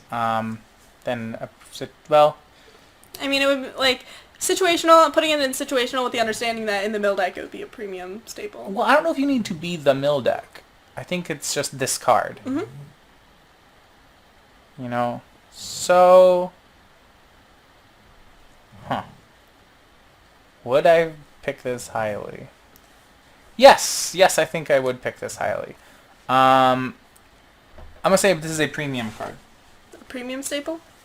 Yeah, I don't know if I don't want to first pick it, but this card should be out of the pack pretty quickly. That's me. There it is. Cool. Got there. Yeah, I don't expect this to ever wheel. Well, there's still that thing with mill cards where they don't do what they're supposed to do because people want to play them. Nagging thoughts. Look at the top 2 cards of your library, put one of them into your hand and the other into your graveyard with Madness for the exact same cost, but you can play it at instant speed instead of as a sorcery, which this one is right now, and I put it at dregs. I'm going to go for staple on this card. Mm-hmm. You need to enable Delirium, so getting a land into your graveyard seems pretty sweet. This card it's so interesting because it does nothing, but at the same time it works really well with Madness and it works really well with Delirium. And I think this is a slow enough format where that's okay. Whether you're willing to play that. The trash. No. You're going to grow to like this card. I'm sure I'll play it. I don't want its top end to cost 2, but it probably has to because of Eternal formats. This card's fine. I think you should be happy with it. Okay. I'm very happy about this card. It is... The 2 power flyer for 3. Yeah, the 2 power With flyer upside. for 3 with prowess. Also, Jeskai Wind Scout. Yep, I'm putting... that's not you. I'm putting a premium staple. Jeskai Wind Scout was a premium staple. I expect this will be too. Yeah. Card's sweet. It means that I'll probably play my Nagging Thoughts. You guys, Nagging Thoughts is good. It's gonna be good. Alright, next one. Ongoing Investigation. This is another one of those enemy-colored enchantments. Whenever one or more creatures you control deals combat damage to a player, investigate. And you can pay 1 and a green to exile a creature card from your graveyard and investigate. You gain 2 life. And this card's really weird to me because I am really hesitant to put, again, a card where I really want to be able to use both halves of it into premium staple territory, but I think it's good enough. I think it's premium staple. It's at least premium staple. It might be a first pick. I mean, if you first pick it, you can start building around it. Just a second. If you're blue-green, this whole cycle is really good. The ability to exile a creature card in your graveyard and gain 2, and then draw a card, even though it's slow, it's pretty awesome. Yeah. You draw a lot of cards off this card, I'm guessing.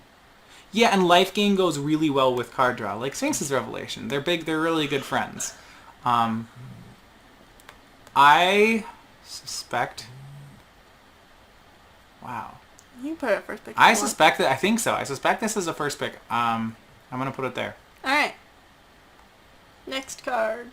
Pieces of the Puzzle. Reveal the top 5 cards of your library. Put up to 2 instant and or sorcery cards from among them into your hand and the rest into your graveyard. This card probably reads, look at the top 5 cards of your library, put them into your graveyard in most cases. Yeah, that's kind of the problem with it, right? Yeah. I put it at dregs. The question is if it's dregs or situational. So one thing it does is it mills you for a lot of... Okay, if I want to mill myself, there are other cards in this set that I can do with it. Dregs. And you can't even put instant... Yeah, this is not good. It's like Clues Uncovered's bad cousin. Ooh! I'm so excited about Pour Over the Pages. Draw 3 cards, untap up to 2 lands, and discard a card. And I'm putting this one at first pick because I will first pick it probably more than 3 times in this format. So it's a lot like Sift, which is normally a premium staple. Not a first pick, but really good. Yeah. And I think that's what it'll be. A premium staple? Yep. Alright. You don't always like it's double blue, it's 5. You don't always first pick Sift in the formats it's in, but it's very good. Yeah, I like it a lot. Press for answers. Tap target creature. It doesn't untap during its controller's next untap step. and you investigate. So this is Crippling Chill, but it costs 1 less, actually. So unlike a lot of the cantrip cards, which cost 1 more when they're investigate. Before anybody says oh it. god, yeah, it is. Didn't even realize. This is so much worse than I thought. No, it's not. The thing is, it's actually awesome. I mean... Also, yeah, the art is great. It's Sorcerer's Beat again. This is... Staple. Yeah. That's good. Did I write staple on it? I probably did. Hey, got there. Both of them. Staple and staple. By the way, if you guys have any feedback, feel free to leave it in the... Or message me on Twitch or Twitter me or... I don't know. Put it in the comments of the YouTube video because I think this is a lot of fun and hopefully we can... I'm on the everything is secretly OP train. Well, that train only started once we started on the blue cards. Yeah. It's like, you know, it's like magic. Magic blue cards are good. Reckless Scholar. He's uncommon now. Okay. Yep. I noticed that too, actually. First of all, Reckless Scholar looks more like an Is It card than an Innistrad card. Just wanted to note that. It's too shiny. But I put it at a premium staple. Yeah, looting seems so good in a set that cares about madness and cares about delirium. I'm gonna go to first pick. Okay, yeah, that's probably... They play so well with both those mechanics. So back at the last time in Odyssey, Merfolk Looter saw constructed play, which is insane when you think about it. I mean, Merfolk Looter's still seeing constructed play. No, it doesn't. No, the Jason's not. Stop it. Just, yeah, Merfolk Looter, the Planeswalker. Rise from the Tides. Is this our spider spawning card? Yeah. Put a 2/2 black zombie creature token onto the battlefield. Tapped for each. For each. This is so not spider spawning. I don't know how many sorcerers you expect to have in our graveyard. Like 3, maybe. If I'm playing. Not enough. Not enough is. Situational. Yeah, I'm gonna put this one at situational because, like, you can build around it, probably. There's a lot of catalogs in this format. I don't even know. There's so many catalogs, Matthias. I mean, I'm sure on turn 10 this card could do a lot. Look, you got a new follower, Matthias. Oh, nice. That's awesome. Thanks, Joe. Thanks for following. Seagraph Scab is a 1/3 for 2. I think it's a staple. I have to say, you know, like the age where all the blue cards were instants and super broken, like Wizards, they caught on, okay?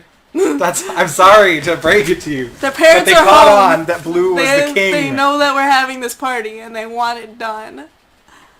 Like, blue is different now. Now blue does tricksy tempo-y things and doesn't just get to sit back and have completely broken cards at instant speed anymore. Alright. A 1/3 for 2. That's a zombie. Replacement. I try not to play 1/3 for 2 with no abilities. Sometimes it happens, but they're usually not good. The party is, in fact, over. 6/6 for 6. Look at that efficiency. Oh, it's the dumb blue common, which is big with a drawback? Yep. Okay. Can't attack unless you cast a non-creature spell this turn. Put it at replacement, like most of those. Yep, generally you're, you know... Gosh, there's a long history of deep sea terrors, and what's the landfall guy with Defender, Shoal Serpent? Yeah. And I don't know. He's got a bunch of sea monster, and they're all this. Replacement. Yeah. I don't think that you're going to be casting a non-creature spell each turn, and that's really when I want to be attacking with my 6/6s. Silent Observer is a 1/5 for 4 with flying, and I don't think I've ever played in a format where this was a thing. Coastline Chimera was a 1/5 for 5 in blue for 4. It had the ability 1 and a white can block an additional creature until end of turn. This doesn't. It has the ability of creature-spirit. So, like its predecessor, I'm going to put it at replacement. I'm going to agree with you there, Oopsies. Replacement. What? This art? Or this art? This art's sweet. Attacking Wallabear, yeah. Sleep Paralysis. Enchant creature. When it enters the battlefield, tap enchanted creature. And enchanted creature doesn't untap during its controller's untap step. I put this one at... It's Claustrophobia, It's right? Claustrophobia, but for 1 less blue mana, and I put it at premium staple. Premium staple, absolutely. This is a reason to go into blue. You might even be able to... Gosh, this might even be just a straight first pick. It's close. Like, it's not that different than Oblivion Strike. It's definitely pretty sweet. Stitch Mangler. It enters the battlefield tapped, and when it enters the battlefield, tap target creature an opponent controls. That opponent doesn't untap during its... That creature doesn't untap during its controller's untap step. I put this one at staple. It's basically Frostlinks, but it can't block when it comes down. Probably because its creature type is relevant. Premium staple. Frostlinks is a premium staple. This is pretty good. Oh. I don't like Frostlinks. Frostlinks was a victim of its format. That is a good effect. Or like a core Hookmaster. Okay, yeah, I get you. So Frostlinks, for those of you who don't know, was a 2/2 for 2 and a blue that when it enters the battlefield, tap target creature opponent controls, it doesn't untap. Core Hookmaster is the same thing in white. Yep. Yeah. Stitchwing Scab. 3/1 flyer for 4, and you can pay 2, discard 2 cards, return Stitchwing Scab from your graveyard to the battlefield tapped at any speed, including instant. I put this one a premium staple. I think the flying body is relevant. 3 power flyer for 4 is always good. I agree with that. And the ability to get it back, you're not usually discarding 2 cards. You're usually discarding 2 lands or a land and a card with madness. You don't have to do it if you don't want to discard your cards. And yes, but it's just random upside for this card. It's like you don't have to sacrifice dudes to get back your Deathless Behemoth, but you can. Yeah, sweet.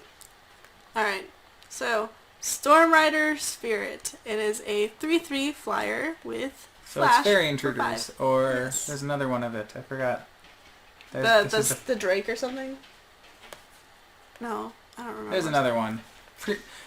Fairy Intruders was a premium staple, and this card I would imagine will be also. It's also a Spirit. Yes. It is also a Spirit, worth noting. Yeah. Trail of Evidence. Whenever you cast an instant or sorcery spell, investigate. This one, unlike the other 3-mana enchantment that cares about investigating, does not actually investigate itself. And I put it at Dregs because I don't think I'll ever play it. So now I have to figure, like, best case scenario, right? How good is this card going to be if I just have a stack of catalogs and... In your zombie, what's that? The 6-mana one? Rise from the Tides deck? I don't think it'll be good. Trail of my new Janked Fruit. Yeah, I mean, that's what they want it to be. Yeah. The problem with these, This card's probably Drags as well. Fairy Intruders and Spire Monitor. Spire Monitor is the other one, thank you. Vessel of Paramesia. It is 2-mana enchantment. Sacrifice it, and target player puts the top 3 cards of his or her library into his or her graveyard. Draw a card. This is the best Delirium card I have seen yet. You can mill yourself for 3, draw a card, and put an enchantment in the graveyard. And you're not paying that much for it. So... I put it at staple. Yep, that sounds right, actually.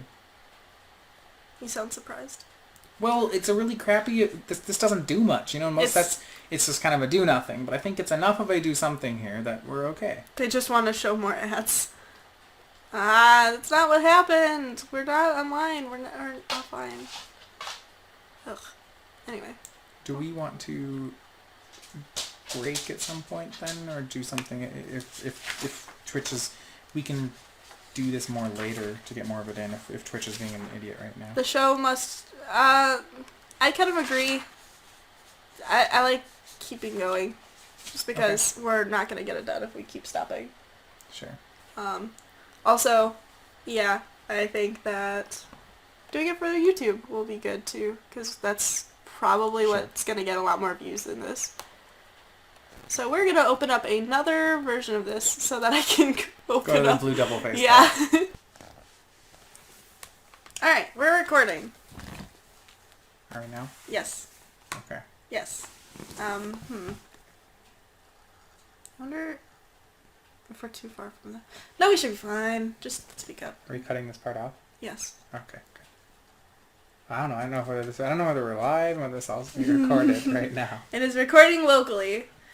So. And we're gonna upload it all in its entirety, so you're gonna see this part.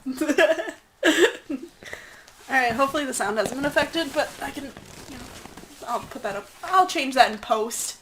Probably. No. Alright, starting with the Aberrant Researcher, which is a 3/2 flyer for 4. And at the beginning of your upkeep, put the top card of your library into your graveyard. Oh, so okay, I didn't realize it milled instead. If it's an instant or sorcery, transform Aberrant Researcher, and it flips into a 5/4 flyer, so it gets +2/+2. The mill is actually, I think, better than revealing for this case because of things like Delirium in the set. Yes. I also think that the base stats are good. 3/2 Snapping Drake, 3/2 Yep. flyer for 4 is pretty good. And it could flip. It's not like the instants and sorceries we've seen are unplayable. So Right. I'm going to put this one at a premium staple because I like flyers.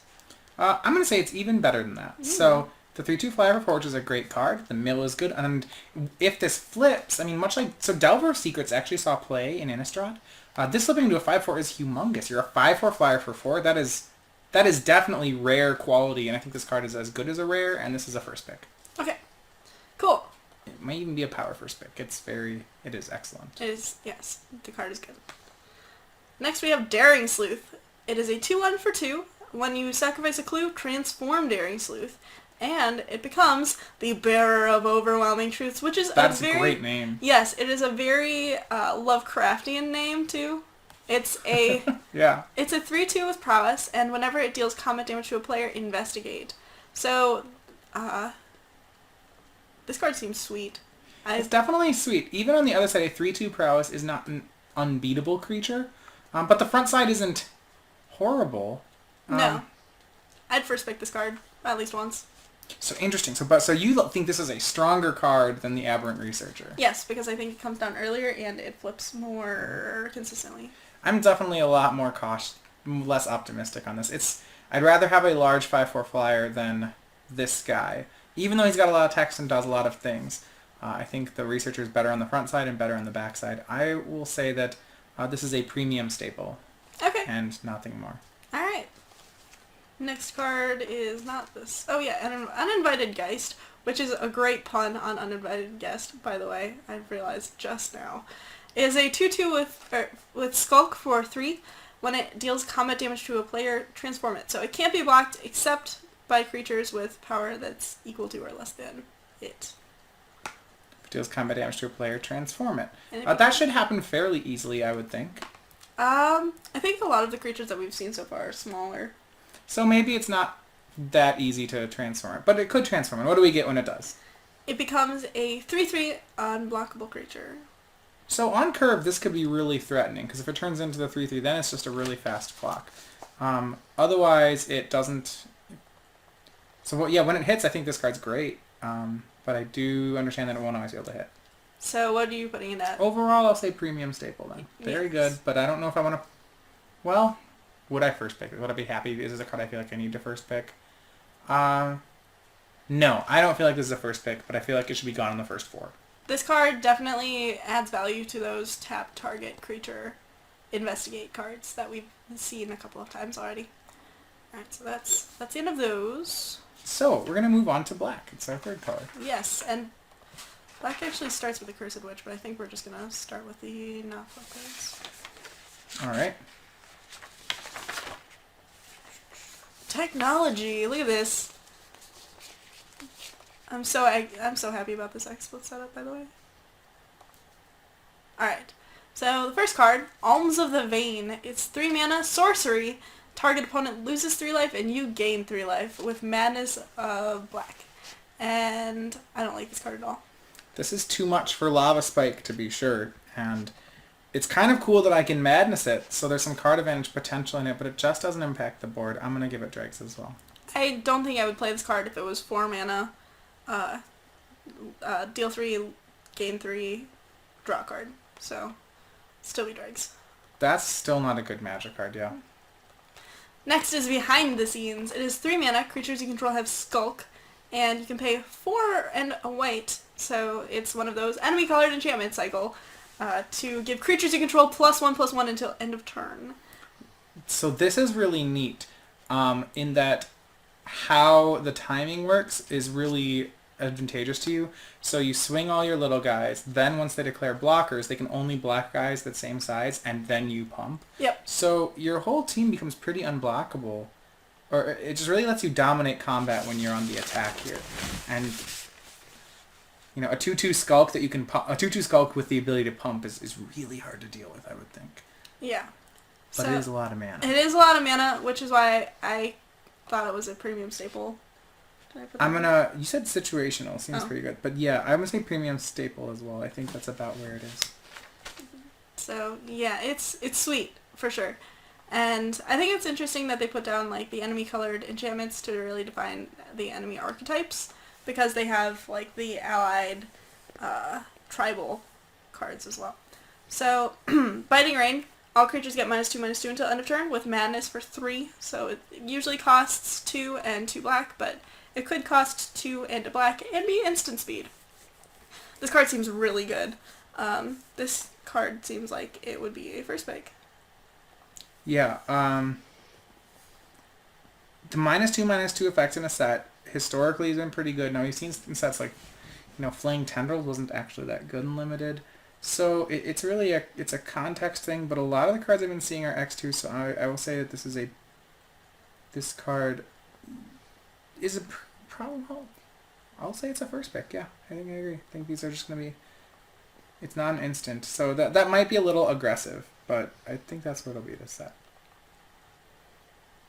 Yeah, I agree. I don't think Flaying Tendrils was very good. Rising Miasma certainly was not great, but against the right decks, it was a huge blowout, and I think this card will just have more right decks to be good I against. believe the format is more about 1/1s and 2/2s. Yes.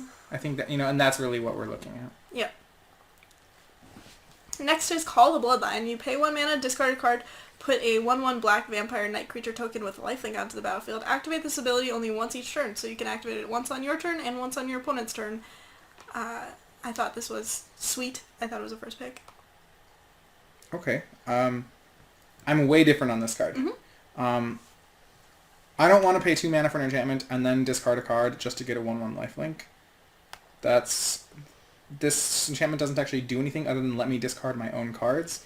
And a 1/1 lifelink is just not good enough for that. I'm going to say Drags for this card. Okay. We shall see. Yeah, we have the first one we really disagreed on here, but... That's the second one. Okay. Alright, Creeping Dread. At the beginning of your upkeep, each player discards a card. This is an enchantment for 4, by the way.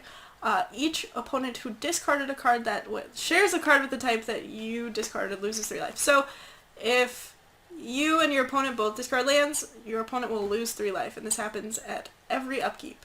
So the reason we play like a Liliana of the Veil, something that pluses each turn, is the hope that we run out of cards and they don't, and then it starts getting them every turn. A card that costs 4 mana and makes them discard every time, like Black Honden did that, Honden of is Nights are still just not... sweet. I was like, actually, no, it's not that good. This one makes me discard also. This is Dregs. I don't think I want to play this. Yeah, no, I agree. I think it is Dregs. Where to go?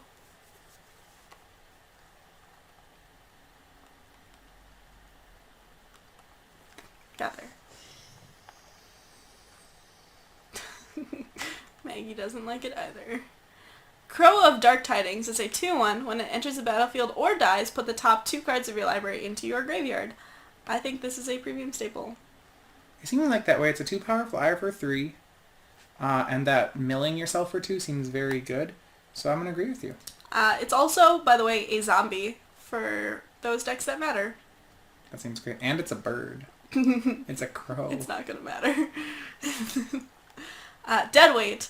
Enchanted creature gets -2/-2. And yep. This was from the first Innistrad as well. Yep. It was a first pick there, and yeah. I think it's a first pick again.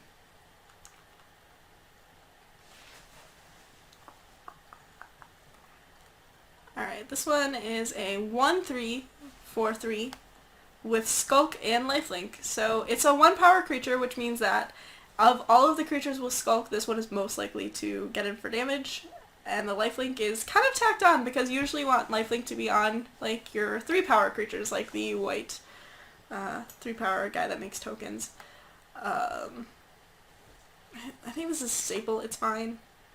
Lifelink's a really powerful ability, and lifelink on evasion is really stupid. The evasion is kind of weird, but it's still there. Mm-hmm. I really like 1/3 is a really interesting size with Skulk because it kind of, there are very few creatures that can block this Revenant and kill it at the same time. Yes. So I'm gonna give it premium staple. I think it's even better than that. So if you put an aura on it, I think it just keeps getting better. Okay, that makes sense. Ghoul Caller's Accomplice. It is a 2/2 for 2. So good size. Exile it from your graveyard to put a 2/2 black zombie creature token onto the battlefield. Activate this ability only anytime you can cast a sorcery. Surprise! For 4. I don't think this is quite premium staple level. I put it at staple. Right, so we saw this, the white cards did this where they exile themselves to make spirits. Mm-hmm. Now, the black cards appear to be making themselves, they make 2/2 zombies instead of spirits. That said, this card is pretty good. It's a 2/2 for 2 with some great upside.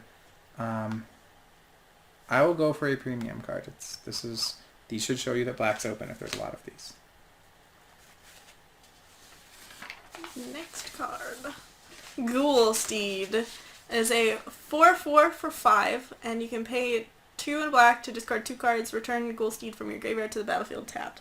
I think I have this one at premium staple level because of the size is actually pretty relevant. There are formats in my experience where if you have a big enough creature, it's going to wreak some havoc, and being able to buy back your big creature is pretty good. Yeah, a 4/4/5 is a really good card. Now, I don't know how much I want to... I don't really see its ability as something that's going to happen too often. It's nice, but it's not great. I'm just going to give it... It's just a regular staple. It's a black card I'm happy to play, but I don't think... It doesn't make me think black's open just because I see the... I do like the zombie horse, though. Yeah. It really looks like a zombie horse, too. Yeah.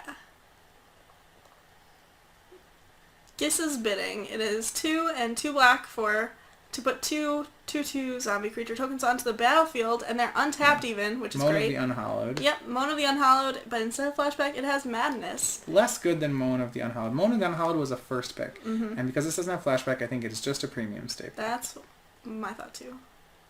A lot of these, we're rating a lot of them in premium. That tends to be the case. We've gone through most of the uncommons, I think. Yes, so we're gonna a see lot of the that. cards that we saw were uncommons so far. Grotesque Mutation. Here's one that is a common. It is an instant for 1 and a black. Target creature gets +3/+1 and gains lifelink until end of turn. I don't like this card. I put it in replacement because you will play it. Art is but it unsettling. is- Oh my gosh. First of all, I don't want to look at it. Yeah, I don't want that. Ugh, that's really gross. And I don't particularly want to play it either. The last time that the That's brute strength, +3... No, it's not. Can't kill your opponent if they block. Yeah, you can gain life instead. That's not nearly as good. Yeah, gaining a bunch of... You're going to gain a lot of life, though. It reminds me of, like, a Butcher's Glee But variant. Butcher's Glee that regenerated, though, which really is so matters. much better. You're paying extra mana for it. That sounds about right as replacement level. Hound of the Farbog. What's a Farbog? It's a bog that's far great away. distance away. Yeah. Thanks. It is a 5/3 for 5, and it has Menace as long as there are 4 or more card types in your graveyard, which I think is fine. I think it's a staple. That's about right. 5/3 is for 5 is the going rate for random black high end and Commons. common random with some random upside. Yep. Staples about where it should be. Indulgent Aristocrat is a 1/1 lifelink for 1, and you can pay 2 and sacrifice a creature to put a 1/1 counter on each vampire you control. One thing worth noting, you don't have to sacrifice another vampire to do this, which is it's flavorful because vampires don't tend to sacrifice themselves to make themselves better. They sacrifice other creatures. And I think this card is really good. There's a lot of vampires in the set, even at common, although we haven't seen that many yet. Yeah. And I had it at situational, but I think it's just a premium staple. Yeah, I don't know whether this is premium or something you're supposed to first pick. I'm gonna go for a lifelinker that grows is really Yeah. a great card. I'm gonna agree with you. This is a premium staple, but it may be better than that. Keep an eye on it. And if you have a lot of vampires, going to pack 3, definitely just snap this one off. So if your opponent started on 2 of that guy, how scared would you be? Oh god. Like, Alright, so Liliana's Indignation. X good name. and a 1, X and 1. Is this where we stop? No, that's the last one. Alright, that's the last one on my reference sheet. No. No, we got him. We got him all here. Cool. Put the top X cards for your library into your graveyard. Target player loses 2 life for each creature card you put into your graveyard this way. Maybe this is new spider spawning. Mill yourself for X, and they lose 2 for each creature I milled. So at best, I'm playing like 17 creatures, and that's probably even high. So if I tap this for 8 mana, right? That's so many manas. I'm probably hitting 2 or 3 creatures. So for 8 mana, I am saying mill myself 7, you take 4, or you take 6. With that kind of assessment, I'm going to say dregs. Yeah. That does not sound good enough. Would you play this card in Constructed? No, it doesn't. The math doesn't change. Like, if I had a way to stack my decks, it was all creatures on the top of it. Then maybe. Yeah, you can. Limb Duel's vaulted. No, that's no. No, I need a weird harvest into it. I'm gonna weird harvest and stat, right? I don't know what Weird Harvest is. Green X. Each player picks out X creatures and puts them on top of their deck. So you end step weird harvest, and then you just mill your whole deck and you kill them. Alright, that's a modern deck, you guys. It's a new combo deck. Watch for it. Okay, Macabre Waltz. We just saw this one in Magic Origins. Return up to 2 target creature cards from your graveyard to your hand, then discard a card. I think this is replacement level. This card is almost always replacement level when it's printed. Now, I'm going to go on a limb and say that it is a staple in this format because of how good things in the graveyard and you discarding a card could be. So I'm going to upgrade it, but you're right that I think Synergy will bring it up a level, but we'll have to see. I always think that's interesting when they have a card that you see 100 times, and then you put it in a different set, and suddenly the card changes. Well, this isn't even the 100th time. It first saw print in Dissension, and then it was reprinted in Magic Origins, and we kind of looked at it like, oh, hey, that's kind of cool. They're bringing back some random card from Dissension, but now we're seeing it again, and in a different context, which is Yeah, cool. no, I think it's interesting when you put a new context on a card, and its power level changes a bunch. Like, oh, that's really neat. For sure. Merciless Resolve. As an additional cost to cast Merciless Resolve, sacrifice a creature or a land. 3 mana, draw 2 cards. So it's the version of Altar's Reap in this format. And Altar's Reap, what 2 mana, was okay, but not great. You could compare it, I guess, to Perilous Research, which was kind of draw 2 and usually sacrifice a land. Late game, this card is fine. You have a land you need to get rid of, I suppose. This is, I think, replacement level. Yeah, I agree. If I have other things to put in my deck, like if I have another creature, I'm not going to be playing this card probably. Morkrat Necropod. It's got Menace. It sure is big. It's a 7/7, and when it attacks or blocks, sacrifice another creature or land. Oh, that part was less cool. I actually like this card. I don't care that we're sacking a land. We're at a 7/7 Menace. I think it's big, and that's important. This card's huge. It's a slug horror, first of all, It doesn't- which is great. It doesn't get bounced by your Thing and Ice, which bounces all non-horrors. You're gonna sacrifice a lot of things. They're gonna chump block him. Or I guess they can't. The Menace is super good, so otherwise they'd chump block him while you ate all your own permanents. Now Menace is gonna put a stop to that.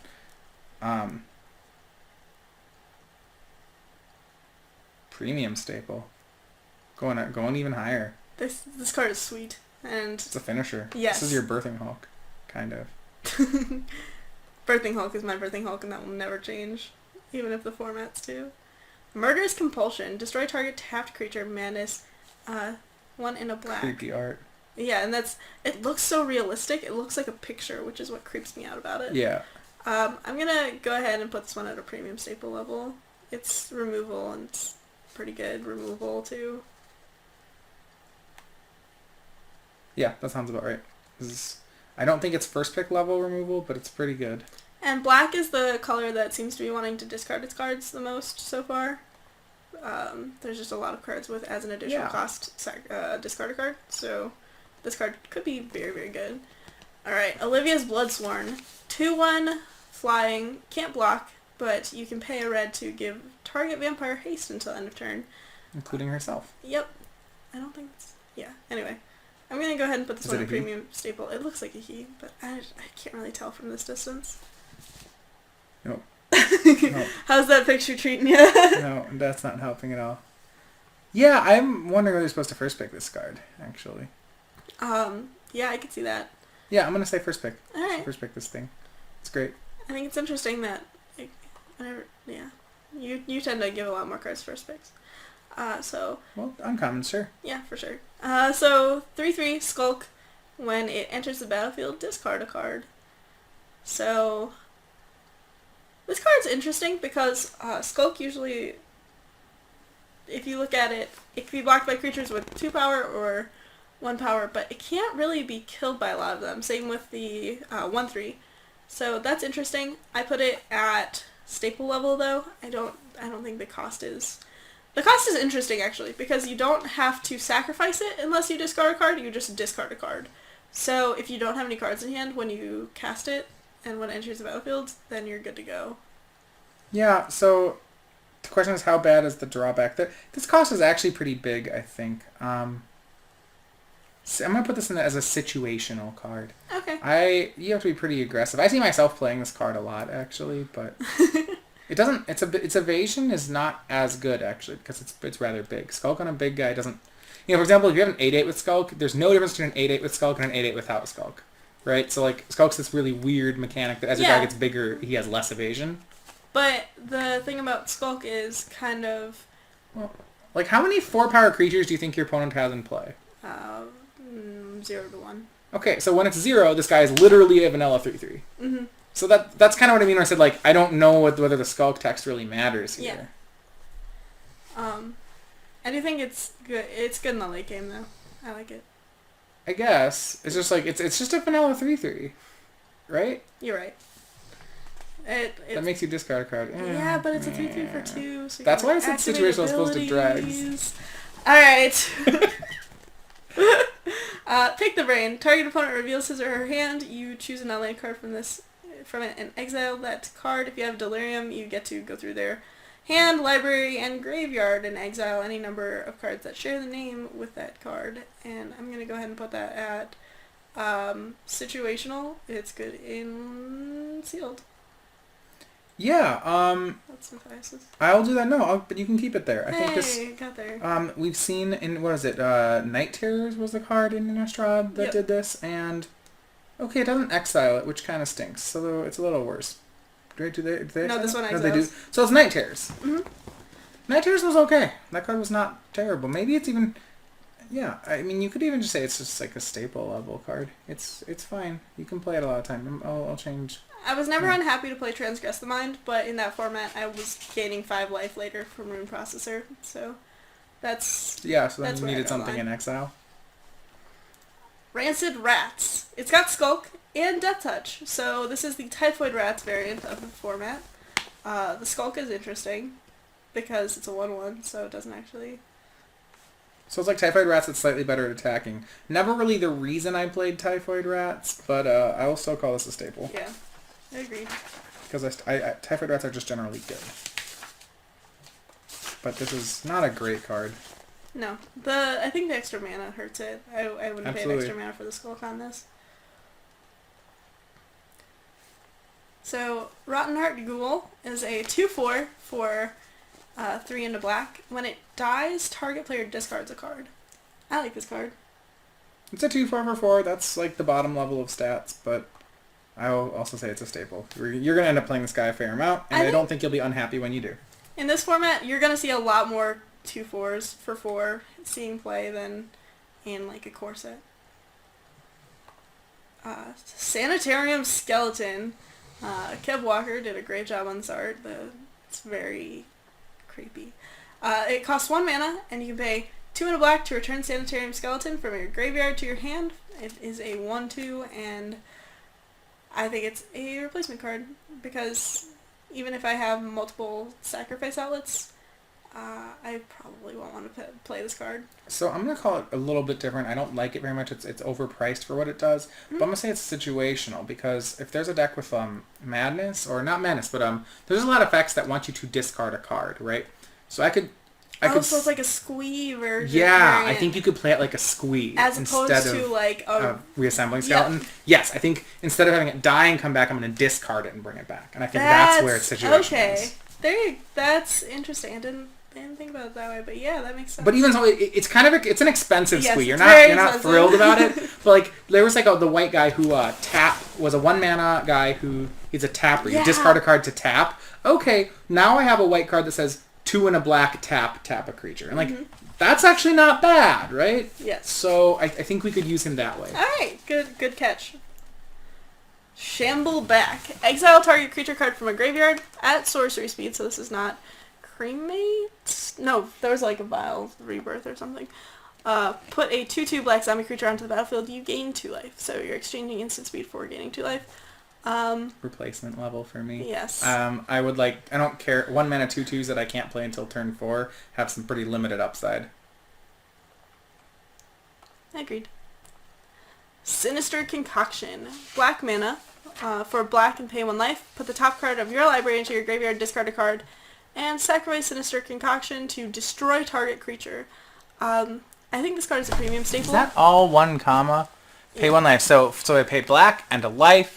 And a card, and I discard, and then I sack this. Yep, so those are all costs. Okay, whoa, that is... Hold on, I gotta... Sorry, play this. Graveyard's probably good. Discard... So I end up... I'm 2 for 1-ing myself, right? Mm-hmm. Yeah, it's probably still worth it to kill a creature. To kill anything. Yep. Just regular staple. I don't like 2 for 1-ing myself to kill things. Alright. But I think that sometimes things have to be killed, so we'll do it. Alright, so this is a 3/3 for 4. Another horse. With Delirium. How many horses are in this set? A lot. You can pay 1 black, 1 and a black, to give Stallion of Ashmouth +1/+1 until end of turn. So it gets like a shade ability later in the game, which is, I think, pretty good. I think it's a staple. So, for Delirium, it gets that. Yep, this is a staple card. Absolutely. It's fine. Would you rather play this or the 2/4 that dies discards? You know, and I think we're going to have to be asking ourselves that question when we draft a lot of the time. Because I'd rather play this one. I think the 3 power is it's like the Mauve Kozilek Ondu Champion dilemma from last set, you know, and they'd have both, and you're like, I gotta play one of these red dorks, or like Vestige of Emrakul Ondu Champion. You're like, I don't know. Stormkirk Mentor. When it enters the battlefield, put a 1/1 counter on another target vampire you control. So it's a 4/2 that's got 5 power on it for 4, which... It's a 5/3. So it's a 5/3 for 4, and it's in the right deck. It's a 4/2 for 4 is one of my least favorite power toughness combinations in Magic creatures. So... But it's like a Saddleback Legac that can pump itself. Yeah, it is. I'm going to say it's a staple. Yeah, but I agree. I don't think it's higher. I think that in your vampire decks it's pretty cool, but usually you're going to want to be playing like 2-drops in that deck anyway. Throttle. Instant speed, target creature gets -4/-4 until end of turn. I think this is a premium staple in the set. It has been before, it probably still is.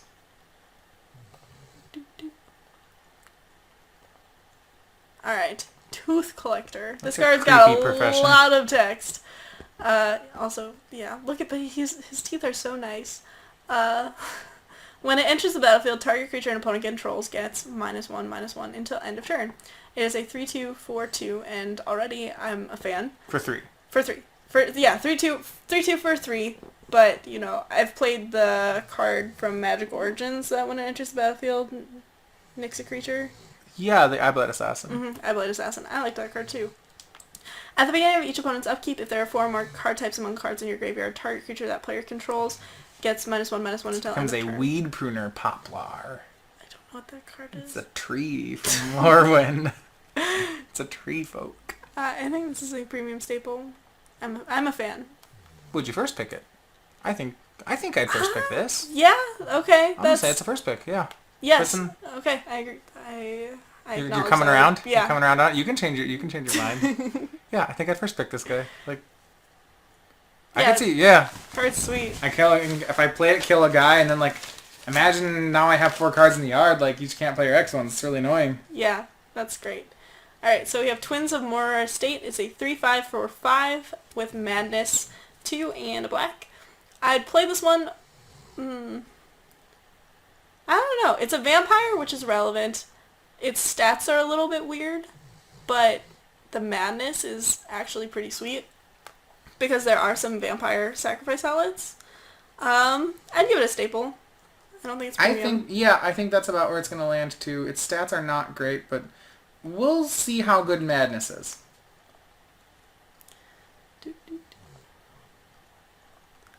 Vampire Noble, 3/2 for 3.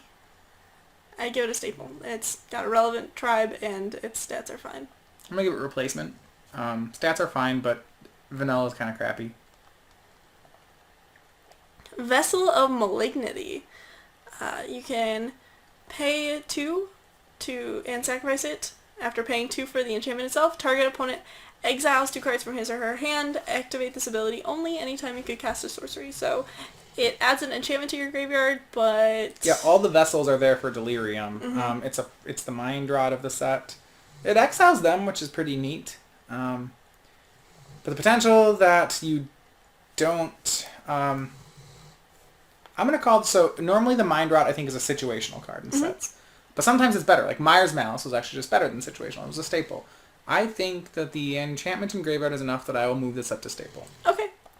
I chose replacement because this is not an effect that I really want. I think that most of the other enchantments that sacrifice for an effect are better. So I'd probably take one of those over it. Yeah, I mean, there's one in each color, right? So you don't really get a choice of which ones you have. But if I'm playing a 2-color deck and it's not like you think red, the other black, colors will be better? That's possible. Of the 3 we've seen, this has been my least favorite, so. Yep. So we're going to switch over to the flip cards really fast. Because we can.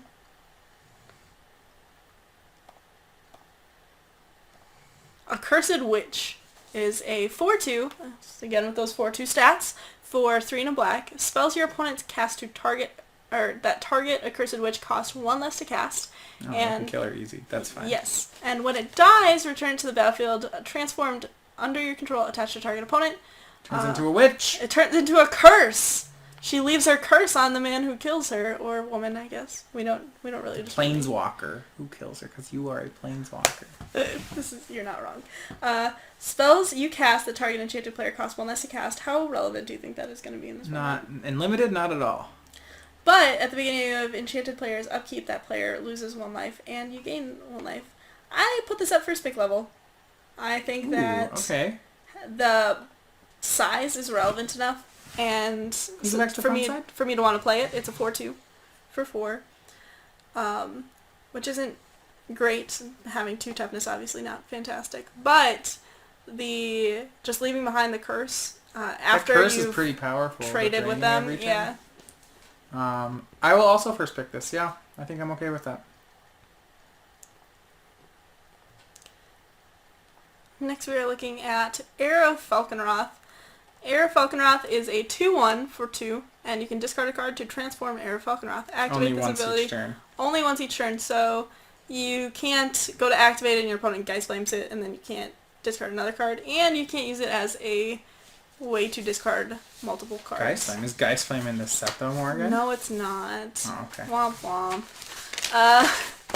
Geist Flame is an instant for 1 red that dealt 1 damage and had flashback. So but it transforms. The rotting fen snakes of the world. It transforms into a 3/2 with flying. So new Delver of Secrets, wouldn't you say?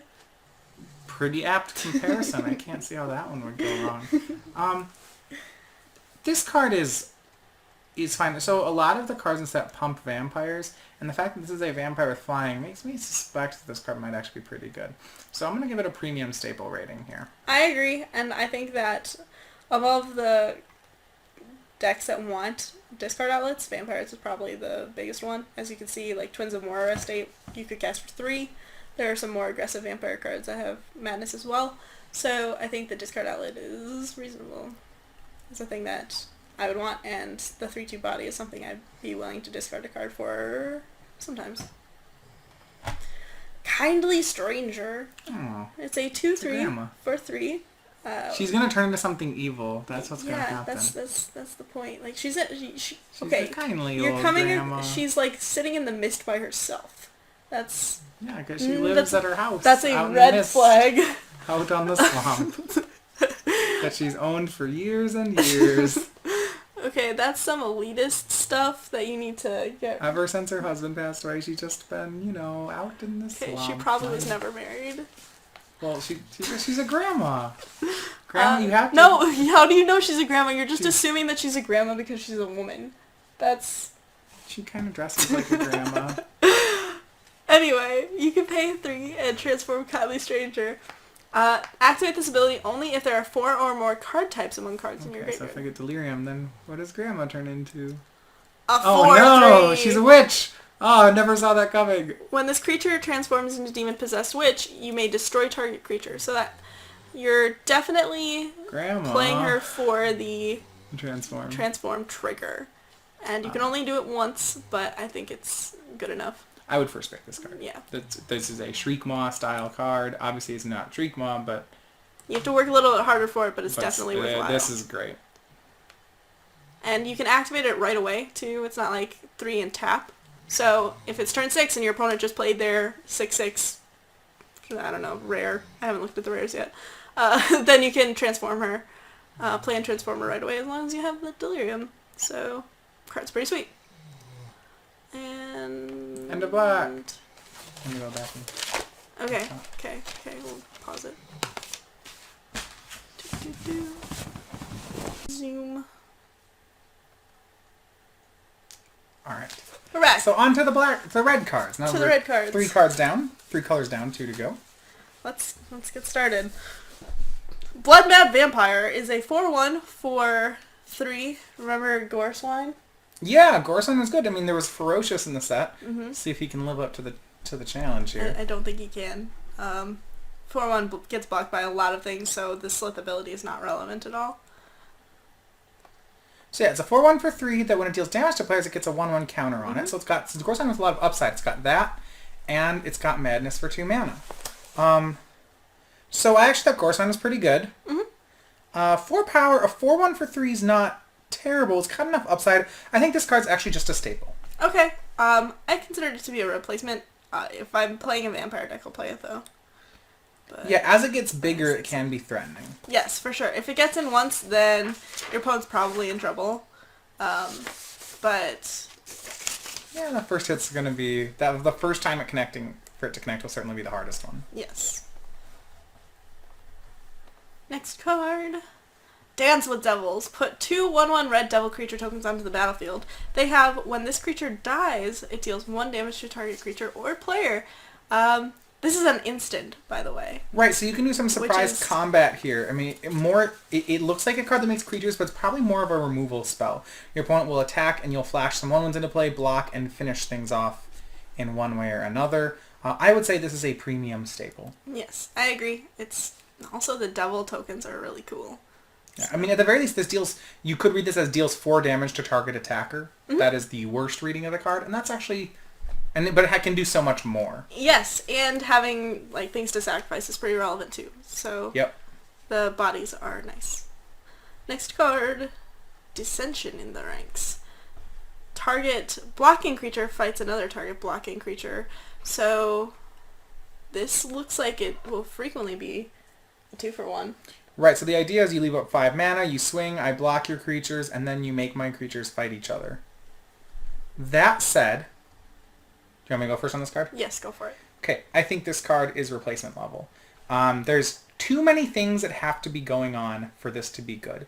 First of all, it's a 5 mana trick. Second of all, I need to be attacking, and my opponent needs to have 2 blockers. Now, that doesn't actually happen all the time. Sometimes my opponent, imagine you swing and I block one of your guys. Mm-hmm. Oh, well, you can't really do anything here. But now I do block. Let's say, finally, the dream has been achieved. I attacked, and my opponent blocked with 2 things. Now, what if it's a 3/3 and a 2/2?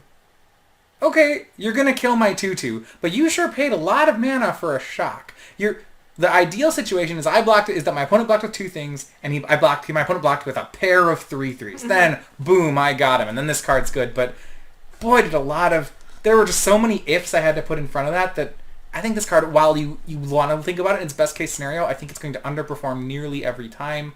I don't really want to play it. What's the 5 mana Traders does? What does it do? Treachery? I don't think you mean treachery. No, I don't. The 5 mana, gain control of target creature, instant speed from... Turn Against. Turn Against, yes. This card can look like Turn Against, but usually... Yeah, I agree. It's not... The situation's not going to happen that much. And Turn Against was good because it could also finish games as well. Turn Against, yeah, there's a lot more things you can do. Turn Against is always good. Turn Against is a high pick. Mm-hmm. This one is not, but if you need removal, you can go ahead and play it.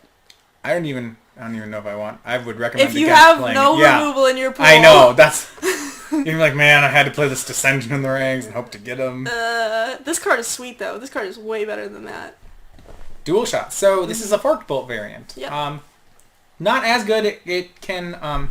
can't deal 2 to 1 guys, so it's a lot worse than Forked Bolt, but can ping off a pair of guys. I think this is a staple. Yep, me too. I think... Were it a Forked Bolt, if I could put both damage on the same creature, I think it would be a premium staple, but I can't. If you have 2 of them, you can do 2 damage to each creature. But then I want to kill like a 4/4 with it, you know? It's... You're right, though. Alright. Haste for a 2 mana for a 1/2 with haste, and it can gain +2/+0 until end of turn.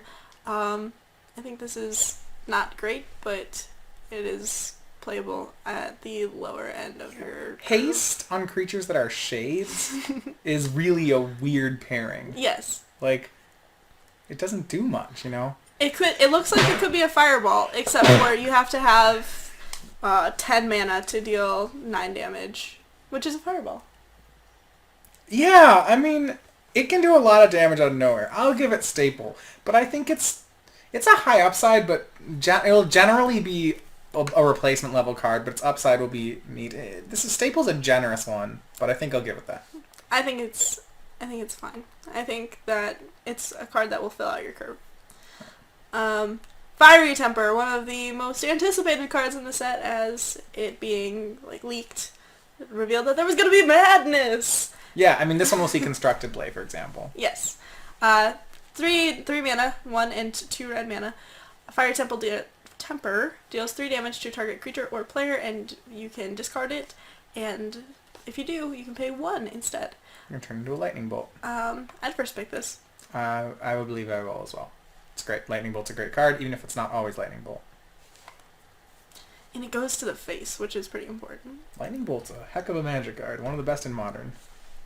Alright, so here we've got 3 mana for 2 damage. Yeah, in the category of things that are not Lightning Bolt. You can pay 2 and exile Geist Blast from your graveyard, though, and copy target instant or sorcery spell you control. You may choose new targets for the copy. How much does that play into your evaluation of this card? Not too much. First I have to have an instant or sorcery in my hand worth copying, then I have to have 2 and a blue up. It's going to happen. When it does, it'll be pretty good. I would say this is... so the way to think about it is... Yeah, this is like 2 damage to a creature or player, then with some big upside. Mm-hmm. I think Premium Staple is just about the right category for it. If it didn't have the blue ability, it would just be a staple. 2 damage for 3 mana is unimpressive. But in this format, it kills a lot of creatures. Yeah, I think it's a good bet to kill a creature, and then maybe we'll get a second spell off it. Gibbering Fiend. 2/1 for 2. When it enters the battlefield, it deals 1 damage to each opponent. There you go. Alright, I'm liking this. And at the beginning of your upkeep, each opponent's upkeep, if there are 4 or more card types among cards in your graveyard, it deals 1 damage to that player. So it's a 2/1 that It's part of the once. cycle of cards where it does something once when it enters the battlefield, and then if you have Delirium, it does it every turn. It's the most unexciting of that cycle so far for me. Like, Tooth Collector was sweet, Manic Scribe was interesting. No, the White Tapper was kind of... Well, you really liked it. It was the... Yeah, I like Topplegeist. Gibbering Fiend, the problem is that 1 damage that comes into play is a pretty take-it-or-leave-it ability, and even with Delirium, this isn't that great. This is just a staple. Yeah, I agree. I think that it'll fill out the curve on your curve-out deck. Howlpack Wolf is a 3/3 for 3, so... Just don't read the rest of the ability. It doesn't matter. We're talking about this curve-out deck. This is a great rate for red. I would give it a premium staple, and I would just not read the text on the card. I mean...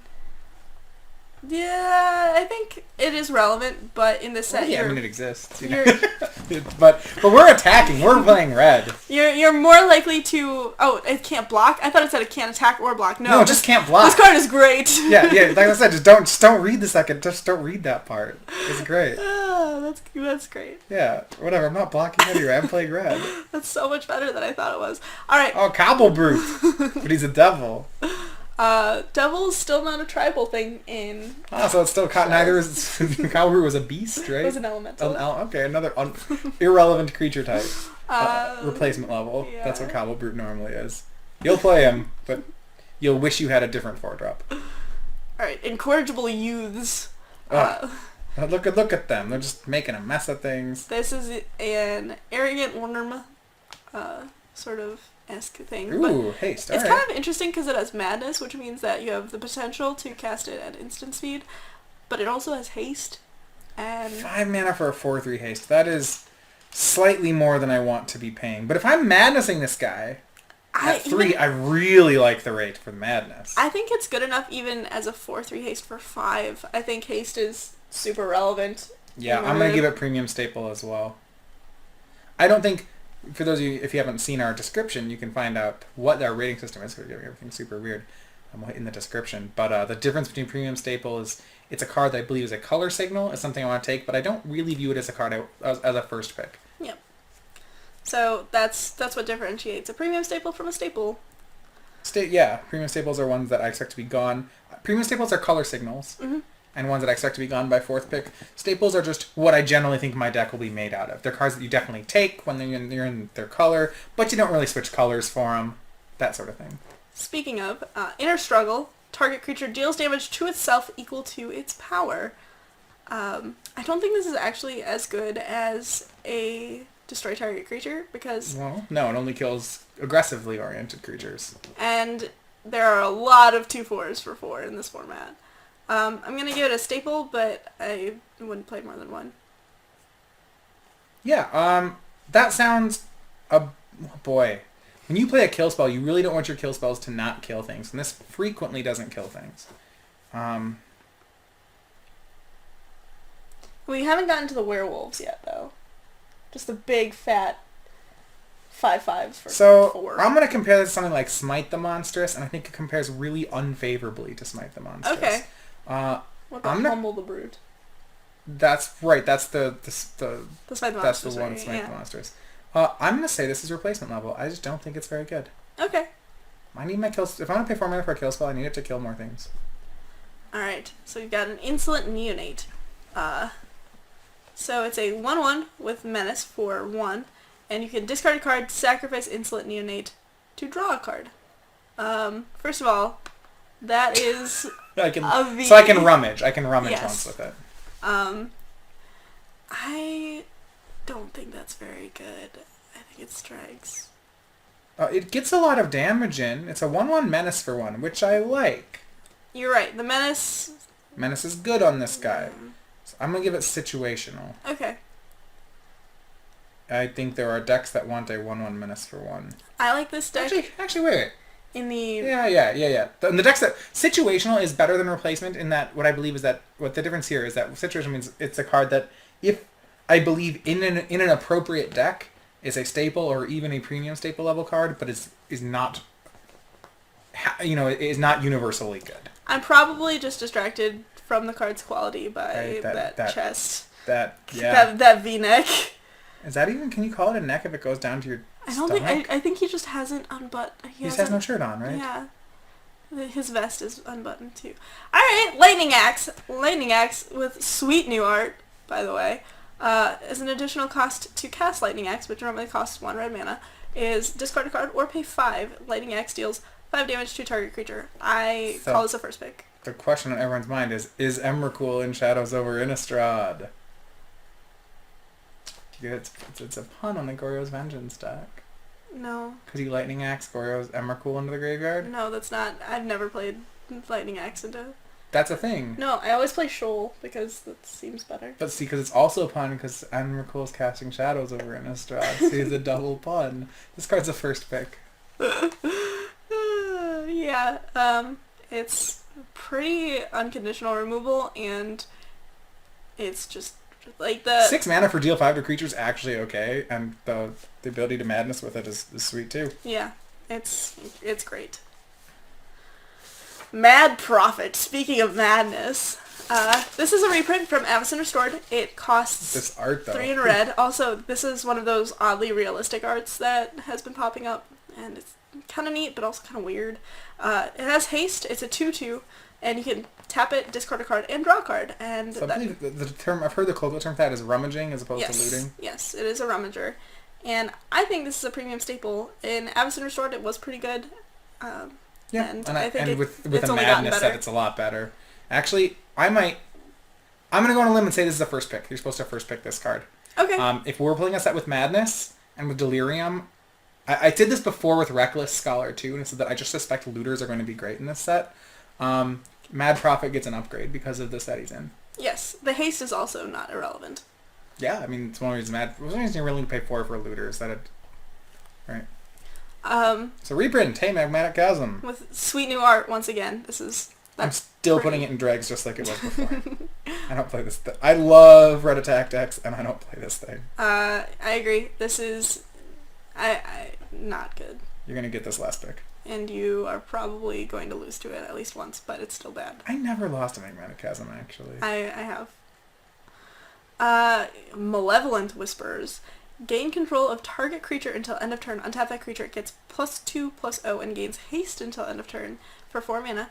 Madnesses for the same cost. And it madnesses for the same cost. So Treacherous Instinct, I believe, is the card that this is a reprint of. Correct. But it has the madness tacked on. Yes. So it becomes, what is that card called? That...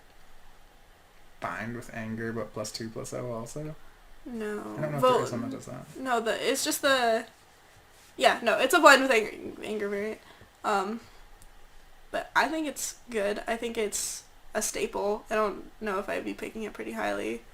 But it might be really good in your aggressive red decks. I'll certainly play some. I mean, I like a Threaten at the top of my decks, but that's all. Just staple. And that's not press into service or anything like that. Pyrehound is a 2/3 for 4 with Trample. Cool. Whenever you cast an instant or sorcery spell, put a 1/1 counter on Pyrehound. I'm going to call this a staple. It's not like you'll be comboing off with it at any point, but the Trample is relevant, for sure. Yeah, this card's actually kind of weak. If you think about, we had Vestige of Emrakul in the last set. He was a 3/4 Trampler for 4. He was just a staple. He was not very good, not very bad. This card, you have to work to turn it into a Vestige of Emrakul. Now, if you play 2 spells, it's better. And better not in a small way, like better in a real way. And your spells are probably going to be combat tricks too. So, Sure. So giving it +3/+1. I think it's about the same. I think my overall evaluation is it's exactly this. It's about the same as Vestige of Emrakul. Fair. And that was a staple, so I'll give this staple. Has higher upside, lower downside. Yes. Ravenous Bloodseeker is a 1/3 for 2, and you can discard a card to get +2/+2 until end of turn. So 3/1. Yep, this is another free discard outlet. However, you can basically only use it once per turn. Yeah, so red is doing this interesting thing where all the other colors were trying to get value out of madness. Red is trying to power out really cheap stuff. This card is, I'm going to give it the rating of situational. I think it's an enabler for those decks, but its stats are pretty bad. I consider it to be a staple. I don't think that I'll be excited to play it unless I have a really deep madness deck, but I'll play it most of the time. You could get Delirium at instant speed, I suppose. Just discard a card, but I don't know. Alright, I'd rather just cast my cards instead of discarding them. Reduce to Ashes sounds like a removal spell. 4 and a red mana. It deals 5 damage to target creature. If that creature would die this turn, exile it instead. I'm going to put this one at a staple, only because it's pretty expensive for what it does. It's like Rage of Perforos if you played Theros block. However, it does a 5th point of damage. It doesn't scry one, but it exiles. It's really close. I suspect premium staple, but it may just be regular staple. Rage of Perforos underperformed a lot. One of my problems with this card is we've gone through white, blue, and black so far, and those are traditionally the lower creature size colors, but if you're playing against a deck that has white and blue cards in it, you're overpaying for the removal spell by a lot. So if you're Yeah, trying to you kill a certainly 1/3, then you're paying 5 mana for where your opponent played 2, and that's kind of an issue. But I wouldn't be unhappy to have these cards in my sealed pool, for example. Next one, Rush of Adrenaline. Target creature gets +2/+1 and gains trample until end of turn. This is, I'm assuming, going to see some play in Constructed. It seems pretty sweet. It does cost 1. That's the right mana cost for Constructed. Yep. I want to compare it to Titan's Strength in Limited a bit, where its number's smaller. It's +2 instead of +3. That really does matter. And it loses the Scry one. It's worse than Titan's Strength. And Titan's Strength is a card that, it's been printed twice. And when it was printed in Theros, it was pretty good. Because of Heroic, when it was printed again, it was the core set, right? It was actually pretty bad. It's picky on how good this card is going to be. I'm going to give it Staple, but I'm kind of cautious about that rating. I gave it Staple because I believe that there are some cards that you really want to give Trample in this set. And yeah, there's some upside. You're not wrong. And I think that paying 1 for that is very cheap. Also, I like my combat tricks when they cost 1. Next is Sanguinary Mage. It's Jeskai Student. Yes, it is Jeskai Student. A 1/3 prowess for 2. It goes really well with Rush of Adrenaline. Fun fact. And I just flip my mouse around. Alright. Yeah. I like it. I'm gonna go ahead and call it a staple. Just a staple. I think that's about right. Jeskai Student was too. I don't think it really changes too much that you put it in red. It is a vampire though, so that could be relevant. Ooh. This card might be better than that. This might be a premium staple. You didn't know that it's Sanguinary Mage. That's the name should say that it's a vampire. So, depending on this could be premium. I think staple, but look for some upside. Mm-hmm. There is like a vampire tribal card in this review that's coming up. So, we'll see. Maybe. Senseless Rage. Enchanted creature. Enchanted creature gets +2/+2 for 2 mana. And I can also manage it for the same cost. Hooray! I think it's got some upside as a combat trick, but overall it's replacement level for me. It's not even situational, so I like auras, but it's Warpaint with, instead of getting haste, I can discard it to get the ability to madness it. I don't know. The 2/2 it's not completely worth the card right now. I'm going to put it at replacement as well.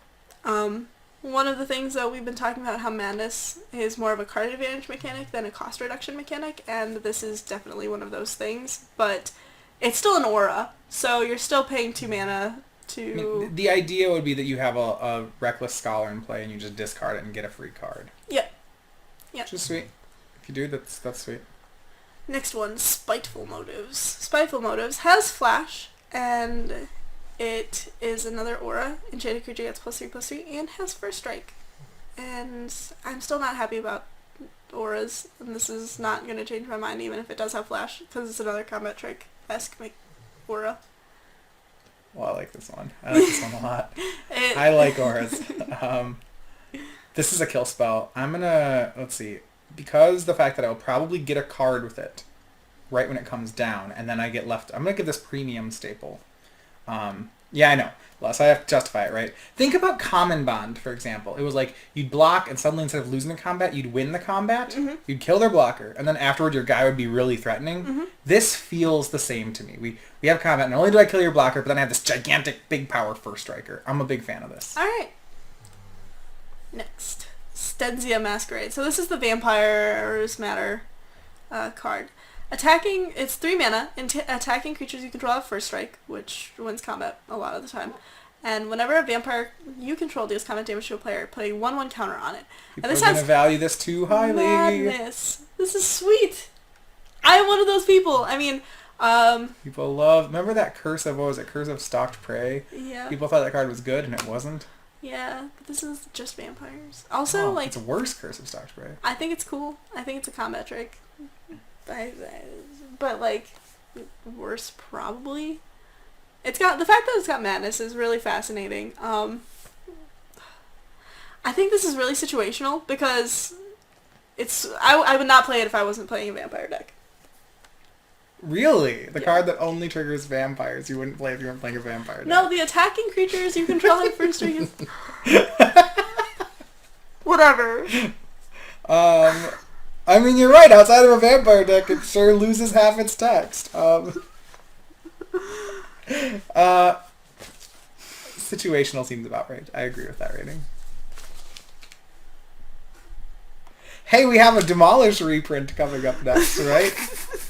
How about that? How about that Demolish reprint? Hey, it's a structural distortion.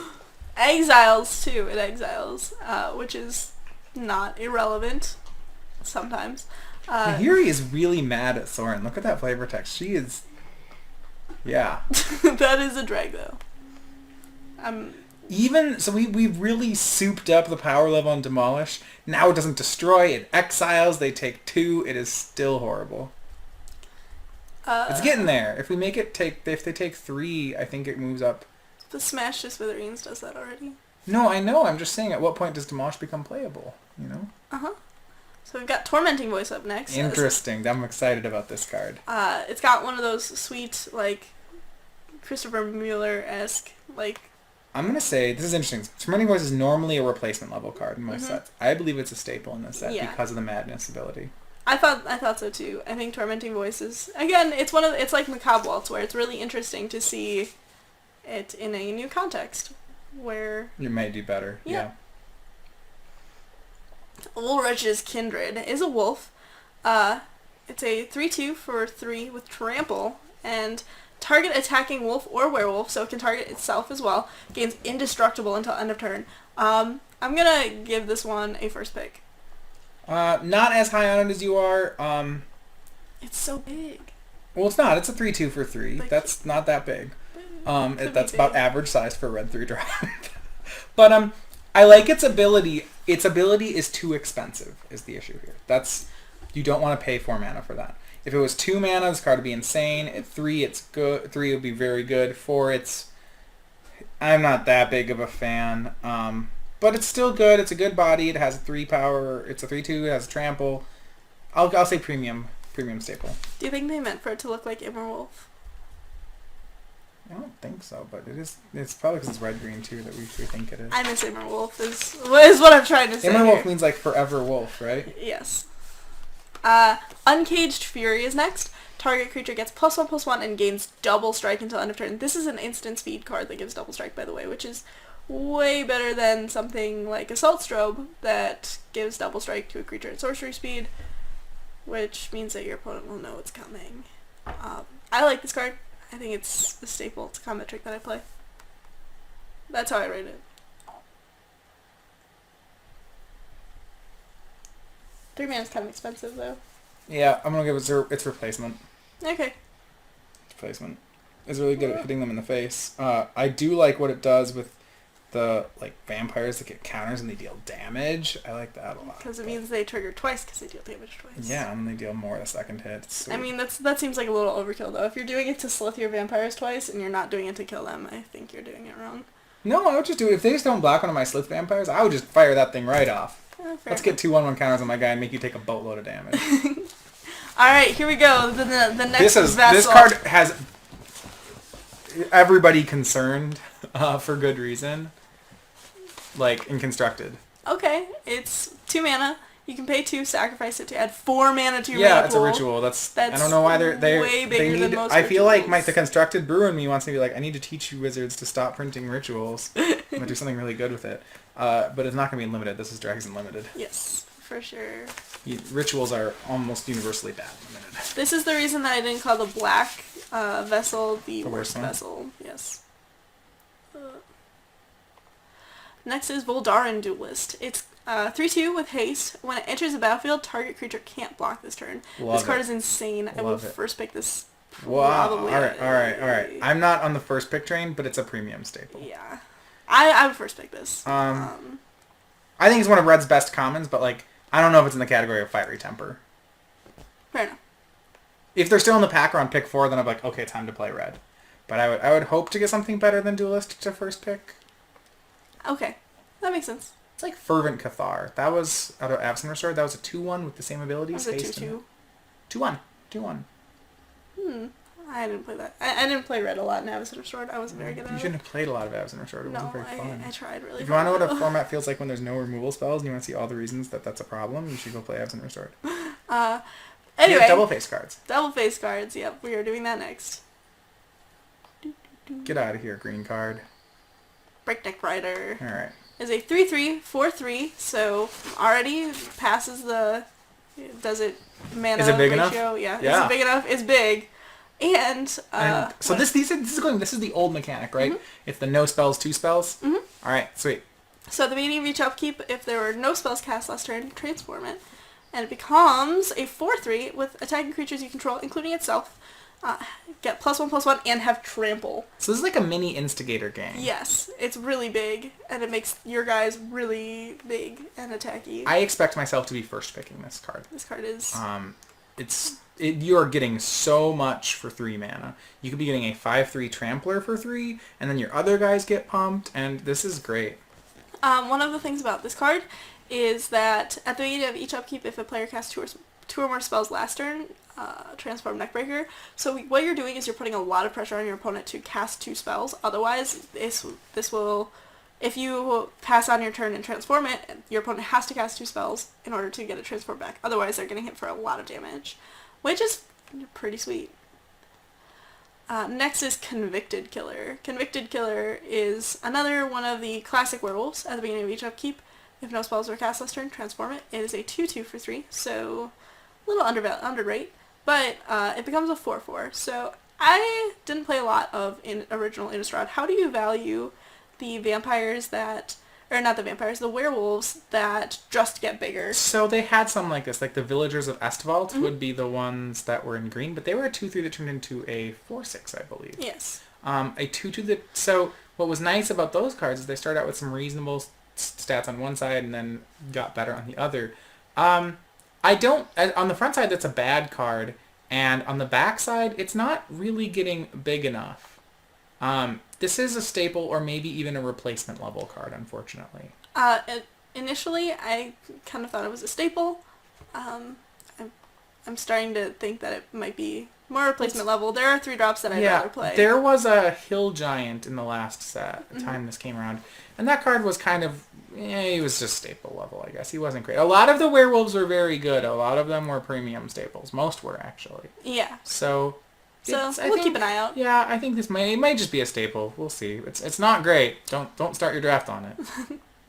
So Gatstaff Arsonists is a 5/4 for 5. So on the front side, it hits... That's a reasonable magic card. Not great, but reasonable. Additionally, as a 5-drop, it's more likely to transform on your opponent's turn because later in the might game... be out of cards. Yeah, you or your opponent might run out of cards. So worth keeping in mind. Reminds me of there's Kralin Horde Wontons. Which was Village Outcast delicious. Was a 4/4 for 5 that transformed into a 7/7. Mm-hmm. This is a 5/4 that turns into... a 6/5 with Menace, though. So I think... This card just seems better than the Wontons. Yes.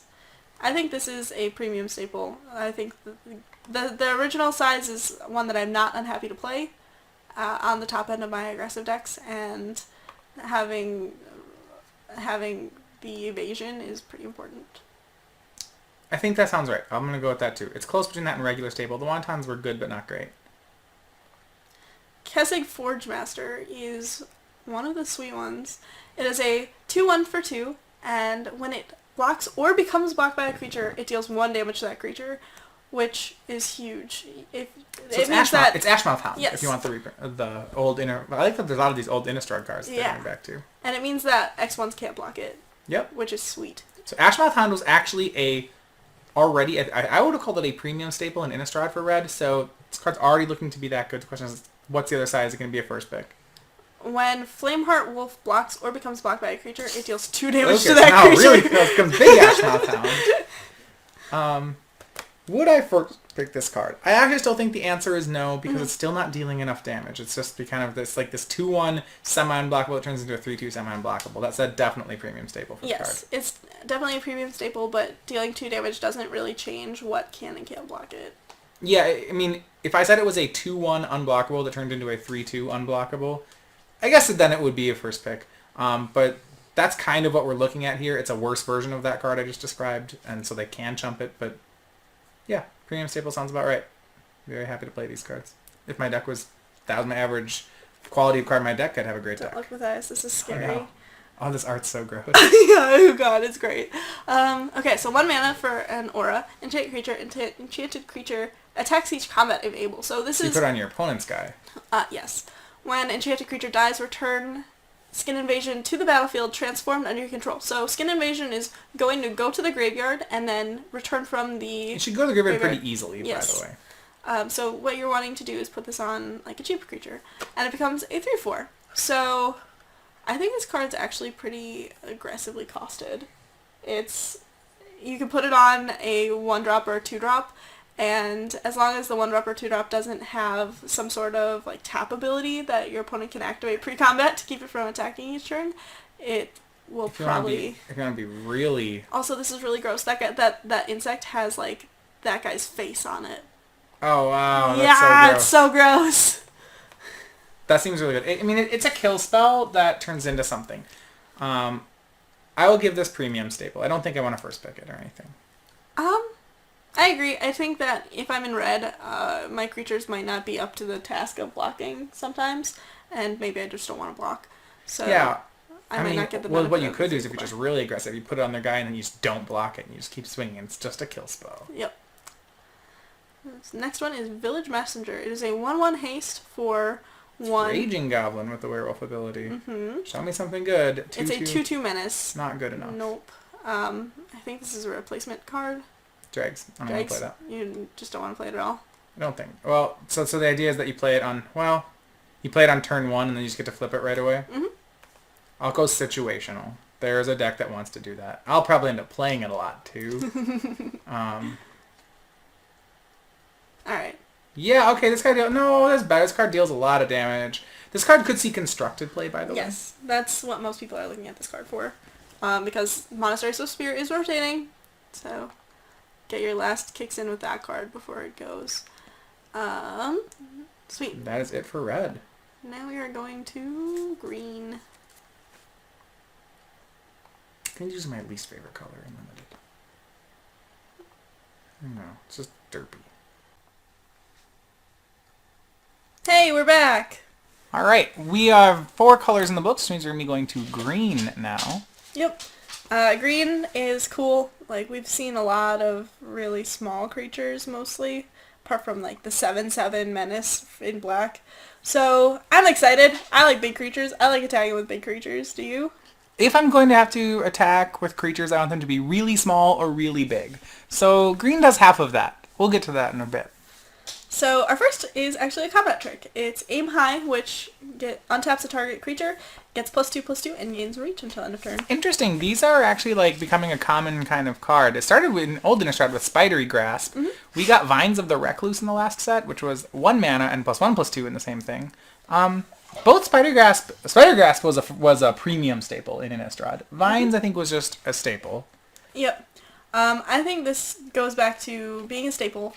Some of the creatures, it's kind of like, this is how they're deciding to give green kill spells now, where you can surprise block something, and the reach allows you to block anything, including flyers. Yeah, I agree. I think this is a staple. You'll play it, it's not, it's cuttable, but it's pretty good. Yep, I don't want more than 1, generally. 2 mana for 2/2 is expensive. Normally you want to pay 1 for that, so. Alright, now we've got Briar Bridge Patrol. When is a 3/3 for 4. When it deals damage to 1 or more creatures, investigate. And at the beginning of each end step, if you sacrifice 3 or more clues this turn, you may put a creature card from your hand onto the battlefield. What a weird card. This card is sweet. It's a 3/3 for 3, mostly, and then you will get to investigate at least once off of it. I'm not sure how relevant the that second half is. But even if you triggered it, which is a big if, I don't really know that matters. Like, yeah, by the time your hand's probably empty by that point. Well, no, because you just sacrificed 3 clues. No, okay, so we did just draw 3 cards. So I'm gonna go say first pick for this card. Yes. Actually, I probably would have done that for even without the text at the bottom. Yeah, I mean, you're mostly paying for the first stuff, but you're right. On a turn there, you do manage to sacrifice 3 creatures, that you get to play one of them 3 clues, and you very well drew a creature, and that you just have it for free. Like, that's cool. Yeah, that's really cool. Also, this card is just really cool. You know what's going to happen? You're going to sacrifice for 3 clues, and then they're going to kill your Briar Bridge Patrol. And then you're not going to... Yeah, I know. That's fine. You still won. At the end of each end step. So green's got a lot of... It doesn't have to be your turn. Right, but they're just going to kill him anyway. It's her. They're going to kill her anyway. It's definitely a lady. Yeah. I know. I've gotten the genders of all the cards where I'm calling, it's not just, I'm not doing the mono masculine. Sometimes I say her, and then you're like, Matthias, it's a guy. I'm like, I just can't win. So Byway Courier, 3/2 for 3, which is the going rate for 3 drops a common, generally. When it dies, investigate. So it's like drawing a card, sort of. I will give this premium staple. Really? Yeah. A 3/2 for 3 that when it dies lets me draw a card seems really good. I was going to put it at staple, but it's definitely a card that... Imagine you just had a deck full of these things, and like I just kept that'd be trading them so many off, and then I drew a cards, card yeah. and traded them off and drew a card. Like, That's I pretty just good. don't see myself cutting this very often. You're right. I wouldn't cut it.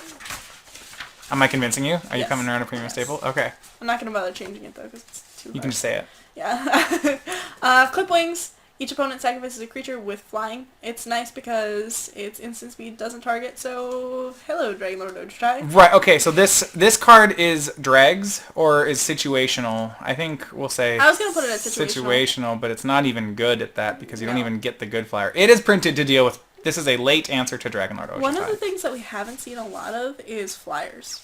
Have you noticed? Yeah, well, a lot of the times, the fact that, actually, this is just bad. I'm even going to go back. I'm going to say, like, dregs. Okay. Because a lot of the flyers I am seeing are 1/1 spirit tokens. Like, Yeah, that's... So, if you're... even if they have the all flyers deck, I'm not even sure it's going to be that good against them. Alright. So Confront the Unknown. Investigate. Then target creature you control gets +1/+1 until end of turn for each clue you control. So Green's mechanic here is having lots of clues and not using them, which...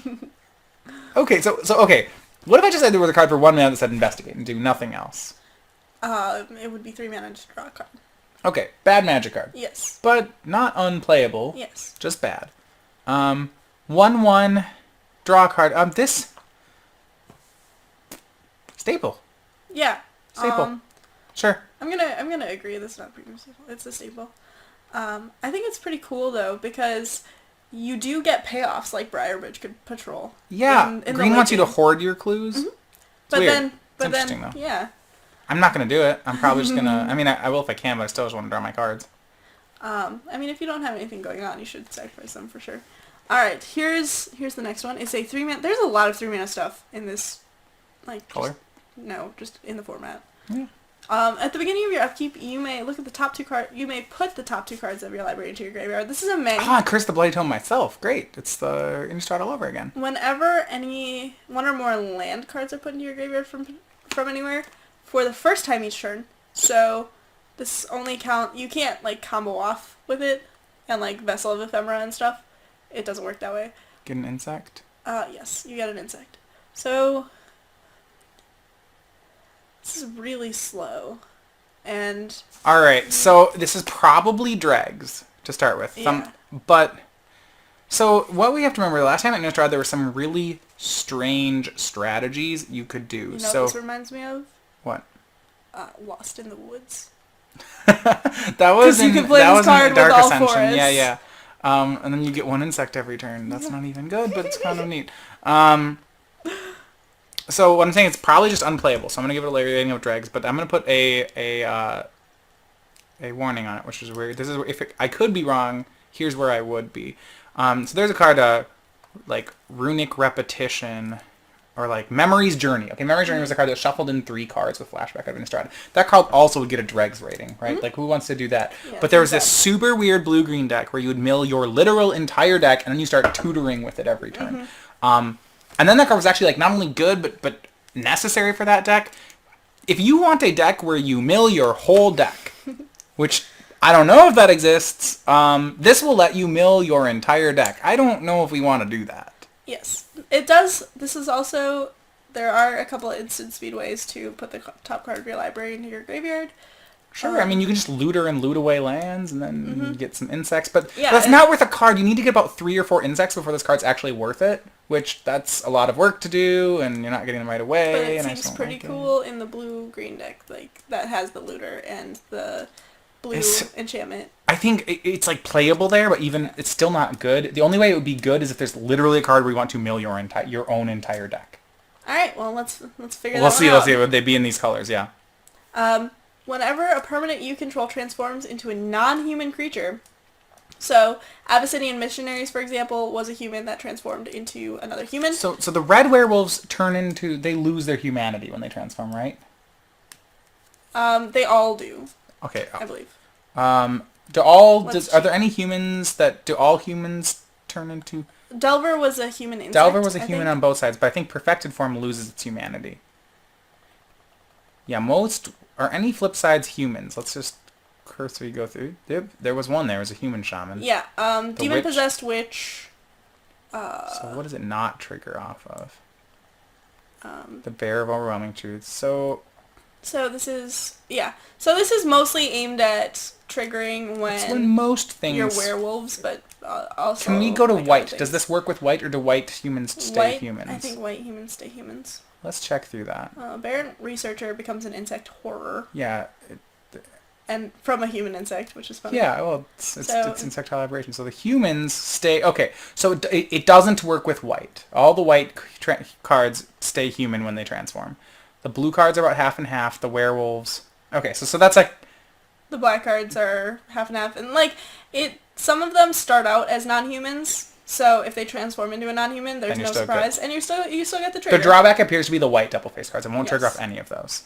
Yes. So, all right. So, want to put it in context. Worth noting. Yeah, over on that side, we're going through the double-face cards in the spoiler, in case you're wondering. So, Cult of the Waxing Moon, then. So, whenever one of my guys transforms, as long as it's not white or one of these other weird cards, I get a wolf. And usually, if you're playing green, your transform cards will transform into non-humans. Yes, I think it looks like all the green ones do. So... I'm going to go ahead and first pick this card. Okay, I'm a little less bullish than you are. This is a 5/4 for 5, which I'm gonna... green frequently has a lot of things you can tap out for at 5. So, my question would be, say you had this... let's look at what the other... you know how you always have, last night you'd have, a Territorial Bailoff and a Tajuru Path Warden and a Canopy Gorger, and there's all these green fat, and you kind of have to be well, which piece of green fat do I want to play? Yes. This, to me, just looks like another nondescript piece of green fat. Maybe it's a little, it's a Tajuru Beastmaster. Is he good? It'd be Path Warden, yeah. Or no, Beastmaster or Path Warden. Yeah, they're both good. I think it's just, random green fat. Maybe it's a little bit better than the other ones, but I think it's kind of, I don't think it's significantly better than the other green fat you'll have, so I'll call it a staple. All right. That makes sense, and I look forward to, again... if you make 2 more extra wolves off it, it's better than the other green fat. You're right. Yeah. It kind of depends on your curve, I guess. If you have a bunch of werewolves into this guy, and then you pass the turn and you flip it, it's really good. All right. Oh, man. You already... This card's great. I love auras. It's a 3... It gives +3/+3 for 4, but that's too much mana for that, by the way. You don't only pay 3 for that. As long as enchanted creature is a human and has trample. What do you think of that? That's huge. If you give that guy trample, it seems great. That guy's big. It's probably not very good. I'm putting in a replacement. I'm going to do better. I'm going to say it's situational, I think. Okay. Text that. Is it good in an all-humans deck? No, probably not. Okay, replacement. I don't think your humans are big enough. enough. You're right. Replacement. I don't think your humans are big enough, usually. It's giving trample to the creatures. What I would want to do is take my 5/4 and then... Hey, was that 5/4 guy that triggers the cult? The humans? Wait, hold on. Okay, now it's first pickable. I want to put that on the cult, and I want to just make it this big trampler. Do you think you have to first pick it? No, but what if I want 3? I probably do. Fair enough. Alright. Fork in the road. Search your library for up to 2 basic land cards. This is 2 mana, by the way. And reveal them. Put one in your hand and the other into your graveyard. So this is for the insect No, thing. I get it. Oh, it is for the insect thing. Yeah. I was thinking it was... See, here, I was thinking it was for delirium. No, but... it just for the insect thing. Land Grant, which is what this card is typically not a very good Magic card. I'm going to put it at situational, though, because I'm playing it with the insect thing. Situational says it's good. It actually is good in a deck. I don't know if it's ever good. I'm going to say it's a replacement card. Alright, well, I've got a new pet deck, and it's Crawling Sensation, so... Sure. What'd you say it was? Replacement. Yeah. Alright. Also, it allows you to splash. That's the first mana fixing. It is mana fixing. Literally the first mana fixing.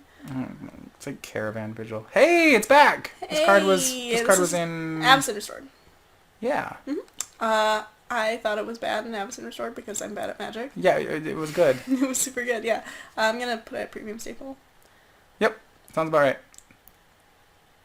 I think it's still premium. Yeah, this card's good. I mean, the biggest flyers that we've seen is like 133 so far.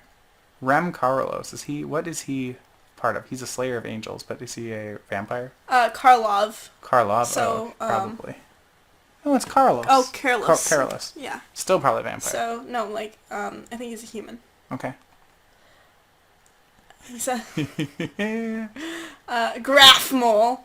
Whenever you sacrifice a clue, you gain 3 life. It's a 2/4 for 3. Stats we've on the creature that we last Colossodon Yearling. No, I was thinking more of the red blue guy. Oh, Herald of Kozilek? Yeah. Well, I gave you a green one. Yeah, you're right. It's not bad. I give this one a premium staple. I think in the green decks it's gonna be good. I wonder if you're supposed to first pick it. It's at least a premium staple. Remember, like, oh boy, can I even give that? No, premium staple's right. Premium staple's right. The thing is this might just be this might be a first pick. I'm at, like, first of all, it's doing everything. It's working really well with itself. It's this great costed wall. And then imagine a deck where you have this big wall, and then you just start cracking clues and just gaining life. Like, how obnoxious is that? Have you ever played Pauper with Vanguard Marauder in your... Right. God. And you just like, oh, I'm going to draw some more cards. Oh, look, I'm at 26. like, it's really strong. This card's great. I think it may be first pick. Yeah, I like Life Gain enough that I'll take a risk on this card and say this is a first pick. That is aggressive. Power first pick is like Nissa's Judgment territory. No. I mean, we're not giving that... I don't think we're giving that rating enough, by the way. It's definitely... I haven't seen enough good removal, and that's usually what I like to use Yeah. my first picks on. I mean, it probably should have, for perfected form, I think power first pick might be right for it. Okay. So here we have Groundskeeper. It's a 1/1 for 1, and you can pay 1 or pay 2 to return target basic land card from your graveyard to your hand. Oh, now I see what we're doing. Okay. So it's like Squee again. 2. It turns your lands into Squeeze. Well, we had that land grant card yes. too. Yeah. And that insect deck you're building. Yeah. Right? We just keep looting it away and bringing it back. I mean, this is cool. I like all the cogs this is doing. I think I'm gonna call it situational because it's only good in my crawling. It's really hard to call it anything else, but I actually bet it's situational. But here's the claim I'll make. In the deck it's good in, I believe this is a premium card. Yeah. I think its upside's really high. You'll see it late a lot of the time, but you will not be any incentivized to take it unless you are in the probably crawling sensation. Card might just be good. Maybe. Yeah, that's sweet. a really aggressive cost for that effect. Also, I think it's a reprint. I want to say, maybe it's not. Anyway, so we've got Howlpack Resurgent. This is another tribal flash enchantment. It's got flash, so instead of having madness, it just has flash, which is hilarious because why not? I guess. Each creature holds a wolf and a werewolf has 1/1 and trample. Or a werewolf. So wolves and werewolves get bigger in trample. And it's worth noting that the werewolf, the front face of werewolves is... what happened to my... Okay. The front face of werewolves is also a werewolf. Yep. They're werewolves on both sides. Well, they still have the disease, you know? Yeah, so this counts towards your unflipped werewolves as well as your flipped ones. I'm going to call this a replacement level card nonetheless. It is a Anthem effect, but 3 mana is not great for that. And it's not going to hit all your cards even, so I'm calling it replacement level. I agree. I don't need to pump... I don't need to spend a card doing this. This seems sweet and constructed, though. That's what they're wanting to do with it. That's what I want to do with this card. I don't know if there's enough werewolves, but yeah. Okay. Well, let's see what... I think we have to see what the rares are what if we're about looking modern? constructed. What were Mayor of Aberbrooking? The Vile in your werewolves? Yeah. Oh my god, Vile werewolves. Oh, that's a good flavor Because you don't cast spells either. No. Oh, wow. Oh, Yeah. we can just keep flipping them all every turn. The problem is that your opponents won't ever flip your werewolves for you in Modern because people just play, you know. Yeah, people are smarter than that. No, their curves are just too streamlined. Like, in Limited, sometimes your opponent's like, oh, I have no plays, and, like, your guys flip. Like, that's just not going to happen in Modern. They do stuff every turn because there's only 4 turns. So... Modern, everybody. Yeah, I like that, but it could be better. I like this card. I think it's a premium staple. 3/3 trample for 4. That's good. Mm-hmm. When it enters the battlefield, another target human you control gets bigger. I think you... Premium staple. Looks great. Yeah. Looks great. Good body with upside. Kessig Darswine. This guy's big. It's a 6/6 for 6 that could have trample. We don't know. So remember I said there's just generic green fat, and eventually you have to rank it. This is just stapled. I will play this. I will also not play it. I don't know. It's... Yeah, I think... Well, it depends how... I mean, if it was just a 6/6 trample for 6 all the time, it would be the best of the fats so far. So there isn't... I think it's better than the Wolf Maker, for example, if it always had trample. Yes, in a vacuum.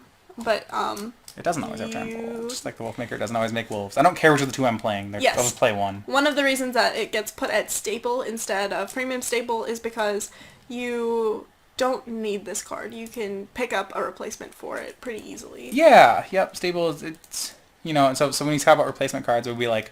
That means if I didn't have a Kessig Direswine, I guess I'll run this replacement fatty instead. It's worse, but whatever. Yep. Lone Dryad. It's a 1-mana 1/2. You can tap it and tap an untapped creature you control to add 1 mana of any color to your mana pool. So it's a Springleaf Drum. Yeah. Except for it has Summoning Sickness. But it's a creature, which is cool. It's also a Dryad Horror, which is like... Scary. Yeah, this art is great. Oh my goodness. I don't like playing 1/2s for 1. And tapping a second creature to ramp my mana is very expensive when I'm tapping 2 of my creatures to make a mana. I'm going to put this at replacement level. I agree, but I think it has some interesting constructed implications. Like, I was thinking I could put it in my Elves standard deck. If you guys watch my Gathering Magic series, I did Elves last week, and I think that Elves could manage it because you have so many just random dorky things that you don't mind playing this, and then next turn playing another 1-drop, and then playing another 1-drop. So, it's a Springleaf Drum. Alright, Might Beyond Reason. Put 2 +1/+1 counters on target creature at instant speed. Expensive Earthen Arms. Yeah, it is. And if you have Delirium, It gets 5 counters? No, it gets 3. It doesn't say instead. Oh, instead? Oh, it does say instead. Mm-hmm. This is garbage. You think it strikes? Yeah, I don't want to play this. Alright. I think it's replacement. I don't want to play it, but if I don't have any like removal in my deck, then I'll play these combat tricks. It's like Earthen Arms. You know, like I don't even call Earthen Arms replacement. Like that card was just kind of garbagey. Yes, but and I think this is no better. Instant speed. And it's twice the cost. Oh my goodness. You're not wrong. Okay. Moldgraph Scavenger. I'm probably being too... Actually, yeah, I don't know. It's still probably drag. This card is sweet. This card is totally going into my Crawling Sensation deck. Is the Crawling Sensation deck where you're just picking out the worst cards in the color? No. I don't want to play this. I don't want to play this at all. I don't want to play an 0/4 for 2. It's not even a good enough wall. I think it's efficient enough. It becomes a 3/4. I think in green you're going to have a really easy time getting Delirium. But I don't even get that much when I get Delirium. I just get a 3/4. I'm not even... I'm happy. Well, not happy. I'm not happy either. I am mildly satisfied playing this in my deck. It doesn't have Defender initially, so you can like put an aura on it and just start attacking too. I'll call it staple. Sure, that's fine. I guess it's probably too nice, but I'll say it's. I think that people will play this card frequently. Moonlit Hunt. Choose target creature you don't control. Each creature you control, that's a wolf. It's my cousin. What? Hey, my cousin was named Moonlight. Yeah. I Good. understand. That's what I did. That's good. Just the way you said it made it sound like a last name. It's like, okay, sure. I think this is a situation. Creature you don't control. Each creature you control is wolf or werewolves. So all our wolves and werewolves punch this guy, right? Mm-hmm. It could be like a Reality Hemorrhage, or it could be like a Doomblade. But you have to have wolves and werewolves. And I guess in green that's going to be pretty easy. Is that pretty easy? I'm going to call this a... I think it's situational because if you have multiple wolves and werewolves when you see it... That's certainly true that like there is a situational quality to the card. That said, I think its average power level is high enough. Mm-hmm. Is it just... I think it's probably just a first pick. I think it's just a Doomblade. I'm going to first pick. I think this thing's great. Yeah, you're probably right that there's... As long as all my... I mean, like, how many green cards have we seen that are not wolves or werewolves? That fungus guy was. Right. Alright, Obsessive Maybe it's Skinner. first pick's probably too nice. It's probably just a premium. Okay, so this is a 1/1 for 1. Or 2, rather. When it enters the battlefield, put a 1/1 counter on target creature. So it can put it on itself, or it can put it on one of its friends. So going back to Epson Stored, there was a guy who did that. I forgot his name, but it's a 1/1. So it's a grizzly bear. Yep. There's Satyr Grove Dancer. Oh yeah. Yeah. The one you're thinking of. There's been a couple, and yeah, that wasn't the one from AVR, but there was another yes. And at the beginning of each opponent's upkeep, if there are 4 more card types among cards in your graveyard, put a 1/1 counter on target creature. So, I'd say that this is a premium staple. It's like it's got enough upside. Right. That sounds about right. It's got enough upside. All right, we've got the next one, Pack Guardian. It is a wolf spirit, so important to note, it is a wolf creature type. It has flash, and when Pack Guardian enters the battlefield, you may discard a land card. If you do, put a 2/2 green wolf creature token onto the battlefield. I like this card. I give it a first pick. I'll also give this a first pick. I'm wondering if it's like Goes really well in Crawl. it may just be let's see. I might give it a power first pick. That meaning like this is just I'm happy to first. I'm really excited to open this card. I think I'm gonna. Yeah, this is great. It's a flash 4/3. It's possibly a flash 6/5. Like that's pretty big. on turn 4, a 6/5 with so flash big. is power first pick. Like okay. What that means is when I power first. The difference is that first pick is a card I'm very happy to start the draft on. Power first pick. The difference is like when you open this, you're just like heck yeah, and you like and it's better than a significant amount of the rares. Mm-hmm. All right, that's fair. Next one, we have another wolf. So this is a 2/2 for 2, which is great. And by that I mean like, hey, par for the course. Par for the course. You passed the test. You passed the test of not being embarrassing. and then for a bunch of mana, you get bigger. For 6 mana, it gets +4/+4, which haven't we had this card recently? Yes. Oh yeah, the Oran Reef Invoker. Yeah, but it's cheaper. And for it's like about as good as Oran Reef Invoker, right? Yeah. Which is Oran Reef Invoker I thought was staple. Yep. This is staple. It doesn't get trample like the Invoker, which is sad, but it's 2 less, which is nice. Mm-hmm. And it's a wolf, which is relevant. Ooh, I do like that. No, it's probably still just a staple. Yeah, I think it's just a staple, but I think it's about as good as the Invoker. Alright, next we've got Rabid Bite. This is another fight card. The target creature you control deals damage equal to its power to target creature you don't control. So, one thing worth noting is this isn't actually a fight card, because that creature doesn't deal damage to its power back. I think this card is a premium staple, because it's as close to removal, hard removal as you're going to get in green. I'll call it a first pick. I think this is probably Green's top common. Like, is there a certain number where you'd stop playing these?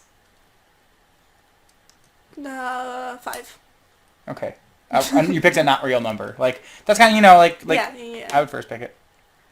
You just kill a guy. There's some conditions, which sucks, but... Alright, destroy target artifact or enchantment and investigate at sorcery speed. Well, I can kill your clue and get my own clue, see? But I sacrifice in response and then you wouldn't get a clue. Well, I wouldn't do it if you had 2 mana open. Goodness. I think this is situational. Could call it situational. If there's enough clues in... I wonder if I can say this is a staple. This really blows out my crawling sensation deck. Oh, it blows up the crawling sensation. It draws a card. It's situational. I don't think we can main deck it. In 2-headed giant, we can main deck it, I think.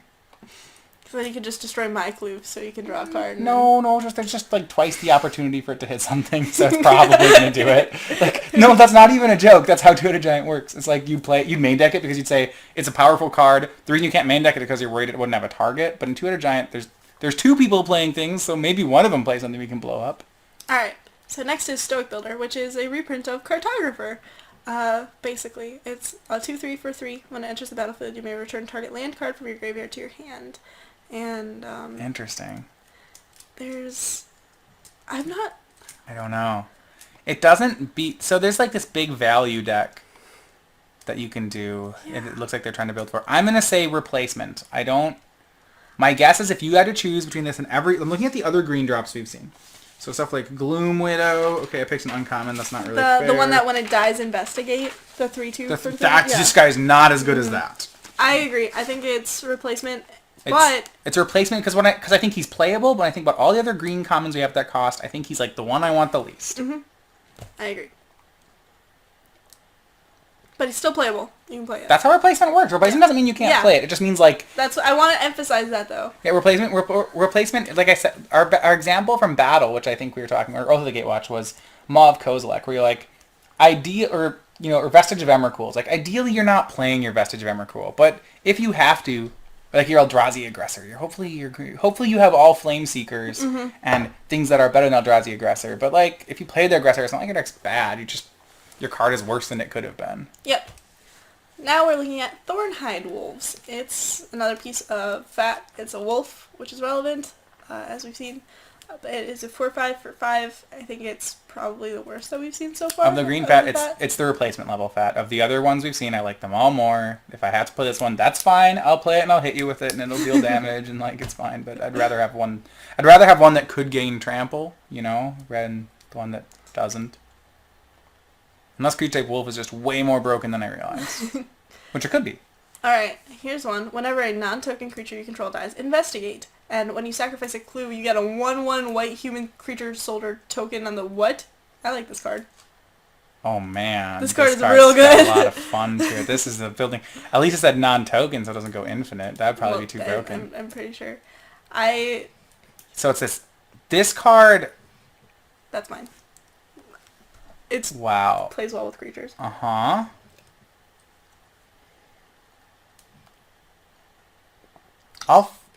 I will follow you. Let's see. I'll follow you there. I'll say power first pick. This card could see constructed play. Yeah. It's super sweet. This is costed. I mean, Compost saw play. And Compost hit both players too. Yeah. So this is great. I like this card a lot. Now maybe power first pick is too much, but I don't know. I think this card's probably just better than most rares. If my opponent plays this on turn 3, I'm really scared. Yeah, my removal spell deck stops working. Yeah. All my creatures when they die draw me a card and make a 1/1. That's not. Yeah. Okay. It's a power first pick. All right. Vessel of Nascency. This is the last of the Vessel cycle. It costs 1 green mana, and you can pay 1 and a green to sacrifice it. Reveal the top 4 cards of your library. You may put an artifact, creature, enchantment, land, or planeswalker. Can't miss. Basically, yes. From among them into your hand. Put the rest in your graveyard. I think this is fine. I think it is actually. This is weird. Interesting. The one thing I noticed about green is that I do not believe green. Does green have delirium? It has like almost none, right? Yeah, almost none. I don't really want to play it then. I think it's replacement level. I think it's like a Seek the Wilds. This guy? Yep, there's one of him in every color, but I think... this thing? Did the thing get trampled? Okay. Oh, okay. No, there is delirium in green. And it puts lands into your graveyard, maybe? Alright, Staple. You're right. Delirium's just in every color, isn't it? Yep. It's not... green, it's competing with, the werewolf theme, though. And so, Gosh, that card. Now I just keep thinking about the one that makes... what's his name? The thing that makes 1/1s and clues, and I just want to play it. That card seems great. Ulvenwald Mysteries. Yeah, that card's really good. Yeah. Ulvenwald. Ulvenwald Mysteries is actually the title of the series that I've been working on for a while. It's... The Ulvenwald Mysteries. Yeah, it's about people who live in a Bavarian forest who solve mysteries in the Ulvenwald. But the rest in your graveyard, yeah, I think it's fine. Okay. Target human gains double strike until end of turn on a 2/2. Can pump itself. I think this is a premium staple. In fact, I don't even know if it's premium. It might just be regular staple. I'm gonna be mean and call it a regular staple. Grumpy Matthias. Grumpy Matthias doesn't want to. Doesn't want to have double strike. Well, it's like a lot of mana in a second color for something that I'm not sure is going to matter that much. I think we're just blacking out the text for the most part and calling it a 2/2. It's a little better, but meh. Okay, how about this one? It's a 2/5 for 5. This card's so dirty. It can block an additional 7 creatures because it watches 8 things at once. Oh, because it's a spider. Yeah. It can block 7 things. 8. 8 things, 1 with each arm. Yep. Following the steps of the 100-handed one. I think this is a staple. Yeah, it's a giant spider. Okay, actually, the fact that it can block a bunch of... No, that second ability is all flavor, which I love, but it doesn't matter. I guess what it means is that if you're in a race and you're swinging with the team and leading back this guy, on one turn you can screw up the race by being like, I chump block everything. Yep. And that's where it'll be annoying. It's not like you're going to go kill a bunch of flyers with it. You know, that's I mean, you're killing 2 flyers at the most. Because it only has 2 power. Right, unless he's big. Yeah. If he had vigilance, then it'd be sweet. I remember that card. Vigilant spiders are gross. Alright, Weirding Wood. When it enters the battlefield, investigate, and enchanted land has tap, add 2 mana of any one color to your mana pool. So instead of accelerating you multiple, it just accelerates you 1. But it does fix mana. A lot, yeah. And it draws you a card. It ramps you... it ramps you 1, not 2. Okay, I was thinking it ramped you 2. Yep, I like this better than the one from... It's like Verdant something or another. Verdant Haven? It's the same thing with that gains 2 life? 2 life, yeah. This is better. I mean, a card is probably better than 2 life. Especially because if you have 4 mana, you can just do it all in 1 turn. I'm going to call this situational, though. I don't know if I need to accelerate that much or fix that much in this format. Mana fixing, by and large and limited, has gotten worse. Or these, like, multicolor decks, because the reason you used to always have to... I'm going to go off on a tangent here, okay? Okay. In the past, in Magic formats, what you have to understand is that the power level between the good cards in the set and the bad cards of the set was pretty distinct. Like, if you've been doing any of the flashback drafts right now on Magic Online, you've been maybe drafting Ravnica, and you've noticed that Last Gasp is a really stupid good removal spell for 2 mana. It just kills everything, basically, and costs 2. Galvanic Arc is really stupid. Fate's Fetters is really stupid. Even some of the creatures, like Golgari Ratworm, really good. But then you start to go to the other end of the pack, and you're like, okay, but then you have things like Sellsword Brute. Sellsword, well, let's talk about the playables before I get to the really crappy ones. Like Sellsword Brute, a 2/2 for 2 that shocks you when he dies. I'm like, yeah, I guess I have to play him.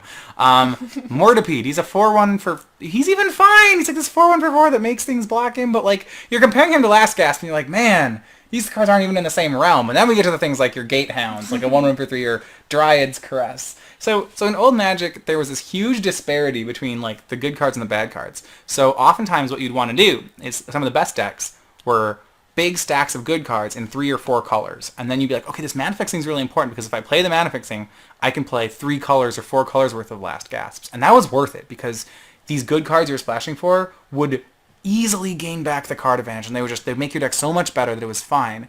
Now, what Wizards has gotten a lot better at is really normalizing things. So if you notice, like, Last Gasp now is a 4... Like, if they were to make that card, it'd be like a 3-mana sorcery. You know, 2 and a black, target creature gets -3/-3. And you know what? Like, how about this? We just got Tar Snare instead of Last Gasp. How about Flatten? I like Flatten. Right, but no, look at the comparison between Last Gasp and Tar Snare. Like, just not even... One's just another mana more and doesn't even do as much. Okay, so the high end has really been pulled down. And the low end has really been pushed up. You know, Demolish is now... We talked about how the new Demolish in the set exiles something and deals 2 damage. And so as that equalizes... The payoff for going into multiplaying like these giant 3 and 4 color decks is getting less. And I don't think that I think that even pros are really slow to adapt this because pros were like, yeah, mana fixing's good, play all the best cards is good. We've been grown up and been trained that way. I'd like to say that 4 color decks are, splashing for all the good cards is a really viable thing to do. But I think actually, and this is why I see a lot of pros, or myself included, really like aggro right now, is I don't generally draft more than 2 color decks anymore. So instead of trying to like find the good cards and play the good cards and splash for the good cards, I think one of the best strategies right now is to just like read the signals, play a solid 2-color deck. Because you're going to get enough playables, you're going to get enough powerful cards. There's a lot more powerful cards. So as that's happened, cards like this look way worse. What's the 3rd card I'm splashing for? It used to, in old sets, what I would tell you is I'm playing like green-black splashing for Tidings, because I took, or like, I don't know, like makeup, or like I'll use the Ravnica example, maybe I'm green-blue with this Ribbons of Night, okay? That sounds great, right?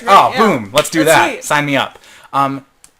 If there were Ribbons of Night style cards right now that they were printing, yeah, okay, but they don't really do that, so rather than playing this, I oftentimes find myself in a situation of I could play Weirding Wood, or I could just like play another beater for 2 and a green, and like I'm choosing the creature every time right now, and I think this card is, I'm going to say replacement. I just don't see these mana fixers as good right now.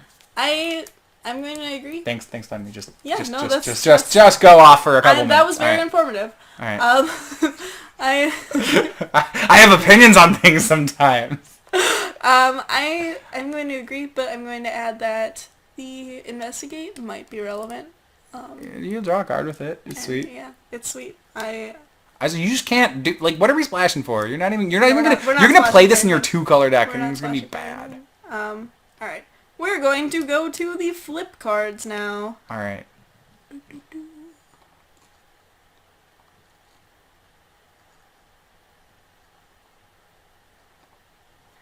Autumnal Gloom.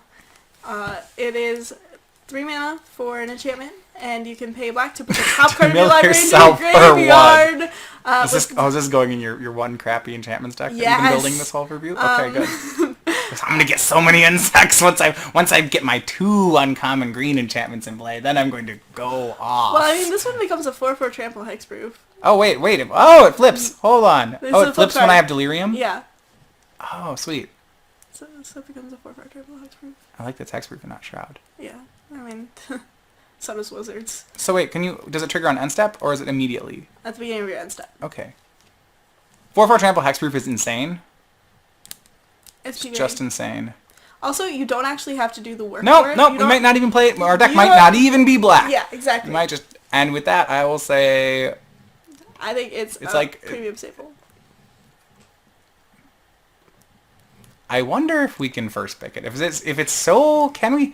I don't know. Like, it's so big. I'm going to go downgrade to premium staple because the card, if you can't flip it, is literally just nothing. But it's good in there. 4/4 trample hexproof, like, don't mess with that. That's big. Remember that enchantment that I said in red? It gives 3/0 in first strike? Mm-hmm. Like, put that on him. Okay? Now I have this 7/4 first strike trample hexproof. Like, what are you doing? How are you killing this? Like... Alright, so this card is really cool, too. You can pay 2 mana to get a 2/2, and pay 3 to look at the top 3 cards of your library. You can reveal a creature card from them and put it into your hand. Put the rest on the bottom of your library in any order. Wait, so I just get to, like, draw cards off this guy every turn? Yes.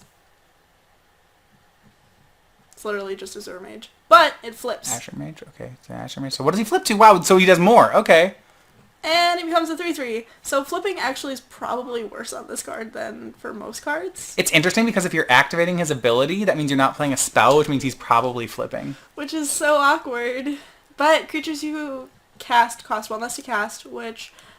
I'm not sure if that's relevant. Oh, wait, it is relevant, because you can use that to cast 2 creature spells in a turn and flip them back and draw more cards! I'm going to rate this, and I know we've been doing because I'm going to rate this a power first pick. And this is the 3rd power first pick I've said for green, so I know that's a lot. Mm-hmm. I agree. I like drawing cards a lot. This card is nuts. Also, he looks like Hamilton, so there's that too. Yeah, well, he is dressed in revolutionary gear.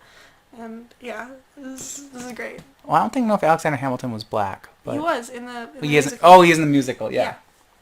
That's true. I thought right, okay. Like, unless I don't know my history very well, I don't. First of all, this guy has the best word in the set, in that Hermit of the Natternolls. From the Natternolls. Whenever an opponent casts a spell during your turn, draw a card. So this is like, if your opponent casts a Vampire with Madness during your turn, you get to draw a card. Hey, man, we haven't had stuff like this for a while. This is like the old Eyes of the Wise and like Punisher stuff. All right, well, if they play stuff during my turn, that text doesn't matter that much. Which is interesting though, because like it keeps it. If your opponent casts a spell during your turn, it keeps it from flipping. So, okay, that's actually interesting. So first I was going to say is the text doesn't really matter because it's one of those things where your opponent gets to choose when and how it works. Mm-hmm. So like if you're drawing cards only because your opponent wants you to. So, and that's still true. So I don't think you're going to draw extra cards off this. That's not what's going to happen. But what this does mean is that you have complete control over when this guy transforms. Mm-hmm. Because, you can just say, I'm going to pass my turn. Either you let me transform my guy or I draw a card. You can pick. And they will pick. And so you may, but you can probably... So let's see what it transforms into. Whenever... a 3/5. It becomes bigger. When they cast a spell, draw 2 cards. So at the beginning of each upkeep, if a player casts 2 more spells, that turn transform it. So they're just... So I wish it had something more Punisher on the backside. I agree. They're probably just going to keep not playing spells during your turn, so it's kind of like a Grand Abolisher style card. I mean, so you'll frequently... Oh, but this works well with other werewolves. Because I can just keep transforming the other ones, too. Yeah. So, what this is doing is not necessarily the Oh, backside... do you like the 2-part flavor text? Did you see it? Yes, but he'll have you for lunch. I knew that was gonna happen. He hates company. I'm like, oh, they're gonna make a have you for dinner or whatever. So this one, it wants to be with other werewolves because the 3/5 whenever an opponent casts a spell during your turn, draw 2 cards, is not enough to incentivize your opponent to want to keep casting spells during your turn. But if you have, for example, the one that when it flips gives your attacking creatures +1/+1 trample, and your opponent's really incentivized to keep that one from flipping, then you will want. He plays well in a heavy werewolf deck because he gives you... Yeah, I know. He gives you complete... I'm reiterating. Okay. He gives you complete control over the transforming process. Mm-hmm. So, I like it. I think it's a premium staple. A premium staple. I don't think it's a first pick, but... But you're excited to have this in your werewolf deck. Yeah, I mean, I'll expect him to be gone by pick 4. He's pretty good. Next one, Hinterland Logger. I love this art. I love Karl Klipinski's art in general. This is great art, yeah. I like the flavor of this card, too. Yes. 2-1 for 1, 2-1 for 2. Meh. But it becomes a 4/2 with trample. I think it's a staple. Just staple. Not impressed. Your 2-drop that trades with my 2... You have a 2-1 for 2, which is not a particularly good Magic card. On the other side, it's like pretty good, but it still trades with my 2-drop. It's not like... If it became a 4/3, it would be really strong. Yes. This is fine, but not great. 4/2 is exactly double its stats. Yeah. Alright, this one's interesting. Lamholt Pacifist is a 3/3 for 2, so something's up. Whenever it can't attack unless you control a creature with power 4 or greater. So it probably won't be attacking until How is that a pacifist? I don't really understand. Because she doesn't like attacking. But why does having another creature around to make her change her mind? Because she gets really aggressive. Like it's again that like herd mentality thing where having other people around really changes who you are. Because this is like a tense time. That's going really deep for card flavor. Now we're talking about like societal pressure. Well, your answer was peer pressure? Yes. They're not okay. They're not going to say that she can't attack. That's really... Well, they shouldn't call her a pacifist then. She doesn't want to attack, but they should just give her a different name. That's not what... Pacifists aren't like, I sometimes attack. That's not what pacifism is, Morgan. Okay, let's admire the pink background for a second. I do like that. Okay. And then she has the werewolf transform clause. At the beginning, so she just into becomes 4/4. a 4/4. So she loses her pacifist tendencies. I think this one's probably just a premium staple. Go back to my side for a sec. It's a 3/3 that can't attack unless you control a creature with power 4 or greater, which shouldn't be that hard in a green deck. We've seen a lot of big guys. Premium staple. Yeah, it might even be better, but premium staple I think is right. This card's pretty good. Cool. And Solitary Hunter. Green by far has the best werewolves right now. I think green actually seems...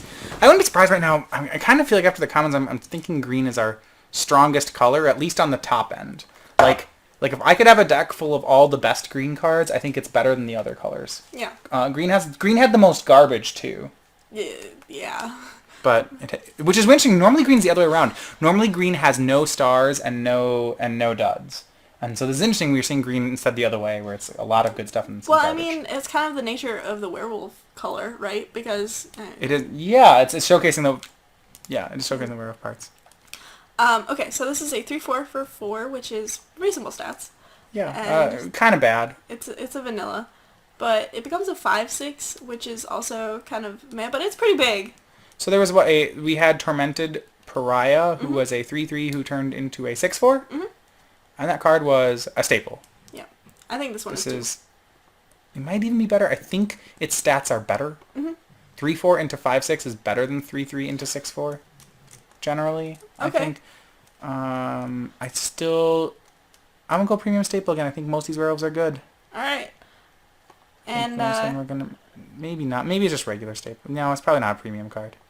For those of you who are wondering why I'm like deferring to Matthias a lot, is because I didn't learn card evaluation during Innistrad, so I did not know how to evaluate. What you want is the werewolf. Is you want your werewolves who, on the flip side, like.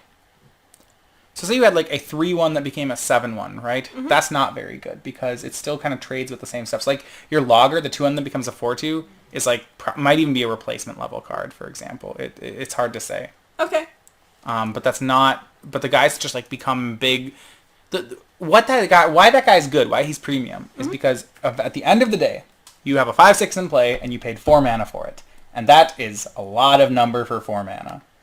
The other one you got a 4/2 for 2. That's efficient, but you didn't get to do it on curve. So if you didn't do it on curve, the payoff's not really there. Okay, that makes sense. All right, now into the last stuff. This is the equipments, the artifacts, the lands, the other things. Hooray! And the No, there's not multicolored cards. Multicolored cards in Innistrad, at common and uncommon, were actually replaced by the cycle of cards that affected tribal cards in ally colors. So like the wolf that gives other wolves indestructible, and the human that gives other humans double strike, and the cycle of enchantments with activated abilities in enemy colors. So you can tell that they're kind of pushing the 2-color dichotomy a lot more in this by printing cards that aren't heavy on the color commitments. Khans is rotating out. Seems like a fine time to do it. Yep. So our first card is Epitaph Golem. It's a 3/5 for 5, which is fine stats. I'd play it. That has 2, put target card from your graveyard on the bottom of your library, which is interesting, I think. What's interesting in a set this seems to play counter to what the set wants you to do, right? It also doesn't mess with your opponent's delirium, which is right. So I think this card is situational. Now, there is something I do see which we can do with it, which what I really want to do with this card is I want to mill my whole library. And once I mill my whole library, this card's insane. Because then every turn I pick a card I pick my draw out of my graveyard each turn. I can't mill because if I was about to mill, I just activate this golem. And I think that's really strong. And we talked about how that green card could mill, that enchantment could mill your whole deck. So I like it there. I don't think that enchantment actually does. It's a May. Okay. So, but I'd want it to, right? Yeah. I could see myself just trying to mill my whole deck and then getting this guy really good. But outside of that, I mean, the numbers are bad, and I don't even know what we're wanting to do with that ability for the most part. I'm gonna agree. I think that this card, I'm fine playing this card, which is what situational means. I'm fine playing this card if I need another creature, another 5-drop. Probably just more of like a dregs card. Its numbers are so bad. I don't know. 3/5 for 5. It's fine, I guess. Yeah. So, but again, that sounds really fun. Try to build that deck. Yeah. I have no idea if it exists. Alright, so here we've got Explosive Apparatus, which is, again, it seems like it has more Izzet flavor, but that's just me. So it's like a Moonglove extract? Yes. I think it's fine. I think it's a staple card. It is a artifact that puts itself in the graveyard. That is what it is. Oh my goodness. You're right. That's why we're going to play it. It is overcosted for what it does. So I will call this situational, I think. You think? No, it may just be a staple. We'll go to staple. It's actually just a staple. I think it's enough decks want Delirium that I think every deck probably wants some amount of Delirium. I don't think its upside is high enough for it to be situational. Yeah, I mean, its upside is pretty low, huh? Mm-hmm. But I think that on the front end of being a removal spell and a Delirium Enabler, those are the two things going for it. You're fine. You're fine playing this card. A Haunted Cloak. This is the first equipment. So here's where we decide whether the equipment are any good. And this it becomes Bull Ceradon. It has Vigilance, Trample, got the and reference? Haste. Yes. Too old set? Yep. Okay, sweet. Yeah. I've been watching the LSV draft videos from the They're Shards in Alara? block. Yeah. Okay. From Shards block. Oh, like just old content. Yeah. All right. Yeah, Bull Ceradon's first pick. That card's great. So it has Vigilance, Trample, and Haste. And I think this card is replacement level. I don't generally like equipments that just give my creature keywords. It's the same cost as Strider Harness, and Strider Harness is generally not very good. It's 1/1 in haste, so you're replacing 1/1 with Vigilance and Trample. Depending on the kind of creature you have, that's normally worse, actually. If you have a deck, so where it's replacement level, I think you could use it in decks full of green things. Mm-hmm. That's where you'd want it, but...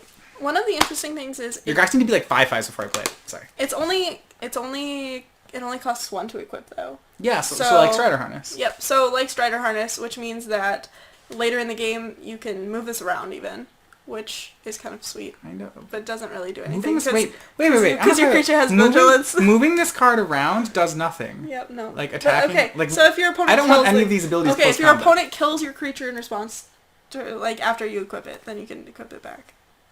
I don't know why they would all these abilities are bad on my opponent's turn. Actually, wait. all these abilities do nothing on my opponent's turn, right? Yes. They're just This for card is attacking. dregs. This card sucks. Okay. No, I don't even... Don't play this. I mean, yeah. Your guy has to be a 5/5 before it's even good. It's, yeah, okay. Okay, Magnifying Glass. 3 mana, gross art. Tap to add 1 to your mana pool, or pay 4 to investigate. So, this is, like, is investigate good? Like, you're paying 6 mana to draw a card.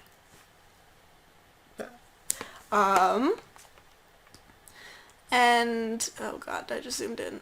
Ugh, gross. Okay. Why'd you do it? I didn't know. I don't use It's a this magnifying glass. Oh my goodness. I'm going to call it replacement. I don't think the effect is strong enough, although... I think people want it to be a crystal ball effect, but that is a lot of mana for that. Now, it's 6 mana to scry 1, basically. Except for you get to keep the card, whatever it is. our game's going to go long enough where we can do this. I don't think so. They haven't... Okay, the old school Magic player in me, back when, like, walls were good and spells were good, we'll pay for card advantage at just about any cost. And that, you know, the person who's like, yeah, let's first pick Vitu-Ghazi the City Tree, right? Back in the world where you could do that, you'd look at this and you'd be like, oh, sign me up for some slow card advantage. I haven't felt that way in a few years. Well,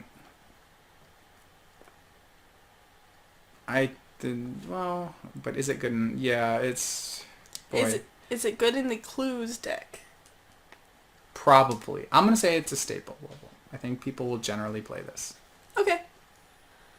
I'm not looking to play this in any of my decks. Like, with Seer's Lantern, it was relevant because it produced colorless mana. In this case, it's not. I get what you're saying. Alright, Murder's Axe. Equipped creature gets +2/+2. Oh, that equip cost, though, huh? The equip cost is not cheap. I don't think it's good enough to... I don't think the effect is good enough. I wish it was 3/2 or something a little bit bigger. I guess... I'm gonna call it replacement. I don't... This one's hard to evaluate. I don't think it's bad. I don't want to say it's dregs. Like, this card is not actively bad. I'm gonna call it situational. Okay. So, I don't think this is good. So there's this card called Demon Mail Hauberk was in Innistrad, and that was a crewman that gave +3/+2, and its equip cost was sacrifice a creature. And there were two kind of decks that could play it. The first one was the black-white sacrifice deck. So you actively just wanted to kill your things. It was good for you to be able to sacrifice maybe one or two guys because it would trigger so many things. So you play it in that deck. And the other deck you could play it in was just like, you could kind of value play the card where, you know, you have some crappy guys, some good guys, and you just like throw it on one guy and be like, all right, suit up my flyer, and just like hope it worked. So the question is, can you play this card unfair and then fair? So unfair is, if I have a Madness deck where discarding is actively good, then yeah, this card's probably good in that deck. Playing it fair. I don't think 2/2 is the same as 3/2, and discarding cards is scarier than sacking creatures almost, because you're just going to run... I mean... I don't know if you can play this card fair, so I think it's just situational. Hauberk was a staple, actually. You just generally played it, but I think you need to be a deck that has enough madness. If you're not a deck with madness, I don't think we can just play it. So if you're crazy enough, you can murder somebody? That's the flavor, huh? Yeah. Alright, so Runaway Carriage. 5/6 for 4. Oh no, what is this doing? Another horse card. There's so many horse cards in this deck. Trample. It's got trample, so that's cool. And when it attacks or blocks, sacrifice it in the end of combat. And you know what it does? Puts an artifact and a creature in my graveyard? Mm-hmm. I like it. I'm going to say it's a staple. I'd play this. Heck out of this card. Oh, wow.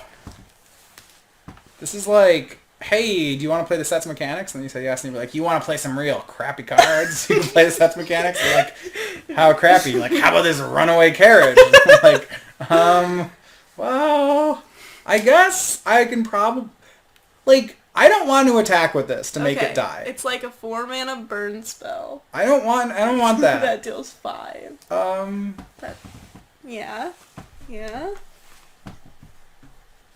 If I had like a Tooth Collector in my deck, heck yes, I'm playing a Runaway Carriage. Do we have to do this just to get Delirium? Do I have to play these cards? You don't just have to play these cards. These things are hard to evaluate. Do I want this Runaway Carriage? I guess, okay, so either I can have a 5-point burn spell, but it's my opponent gets all the problem is my opponent gets all the decisions where this card is concerned.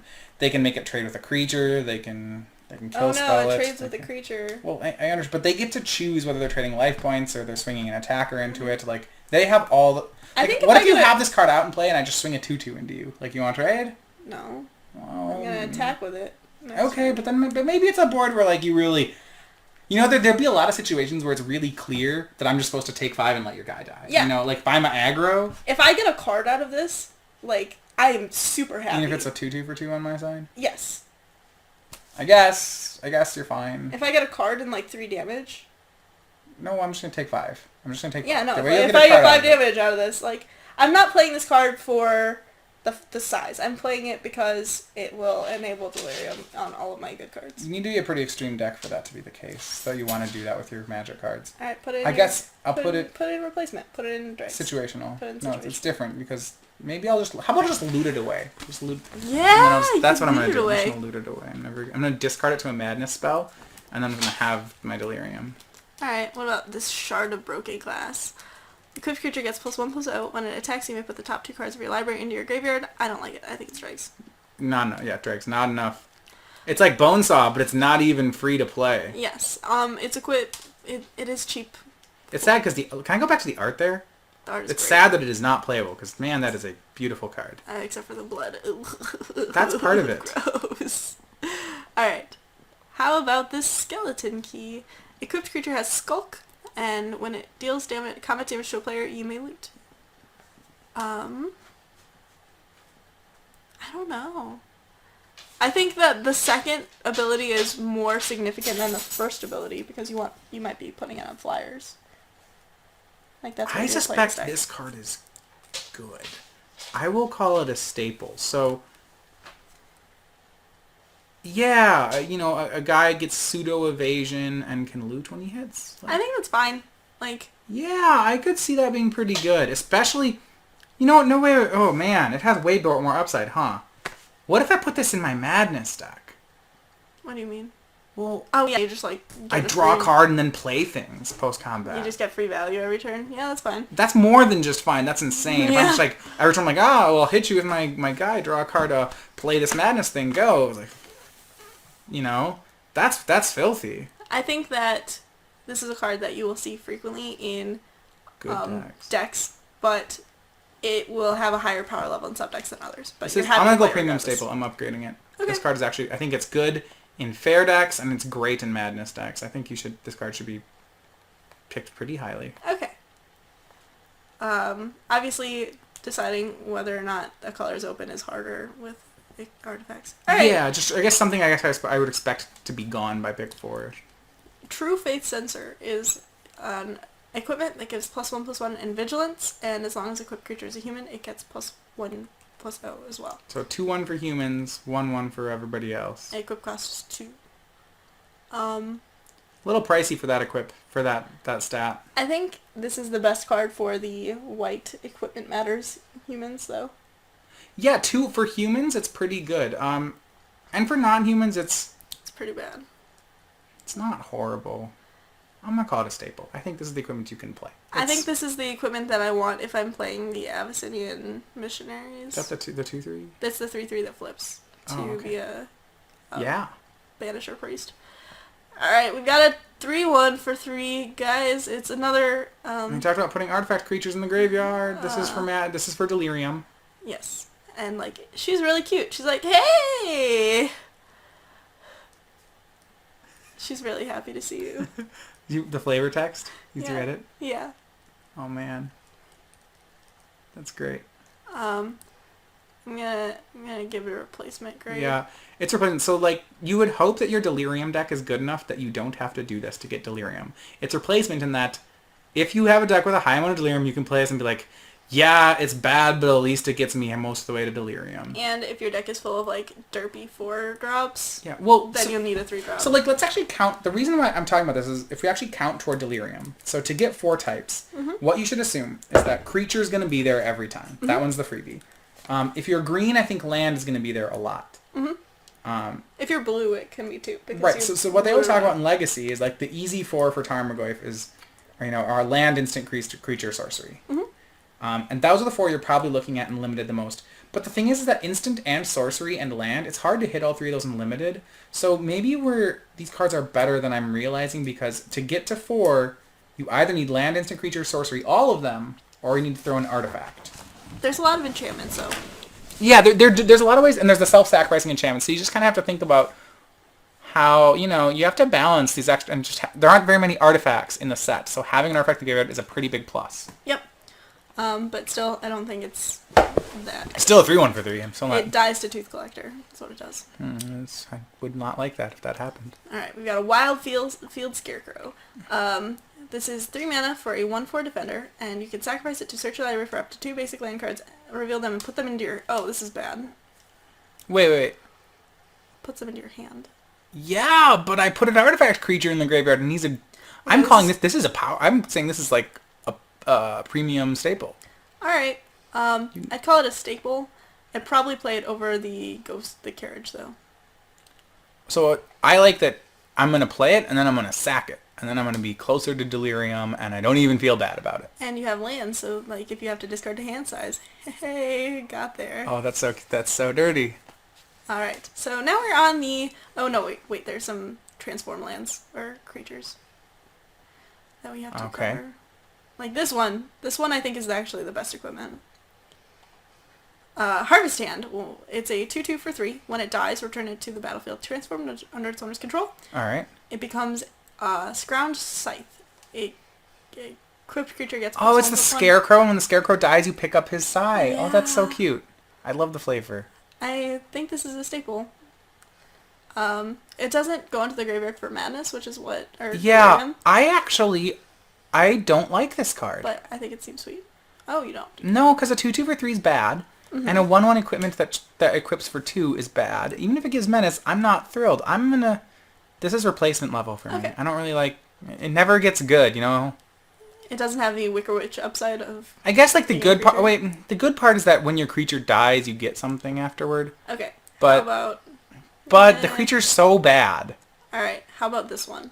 Alright. Neglected Heirloom is sweet.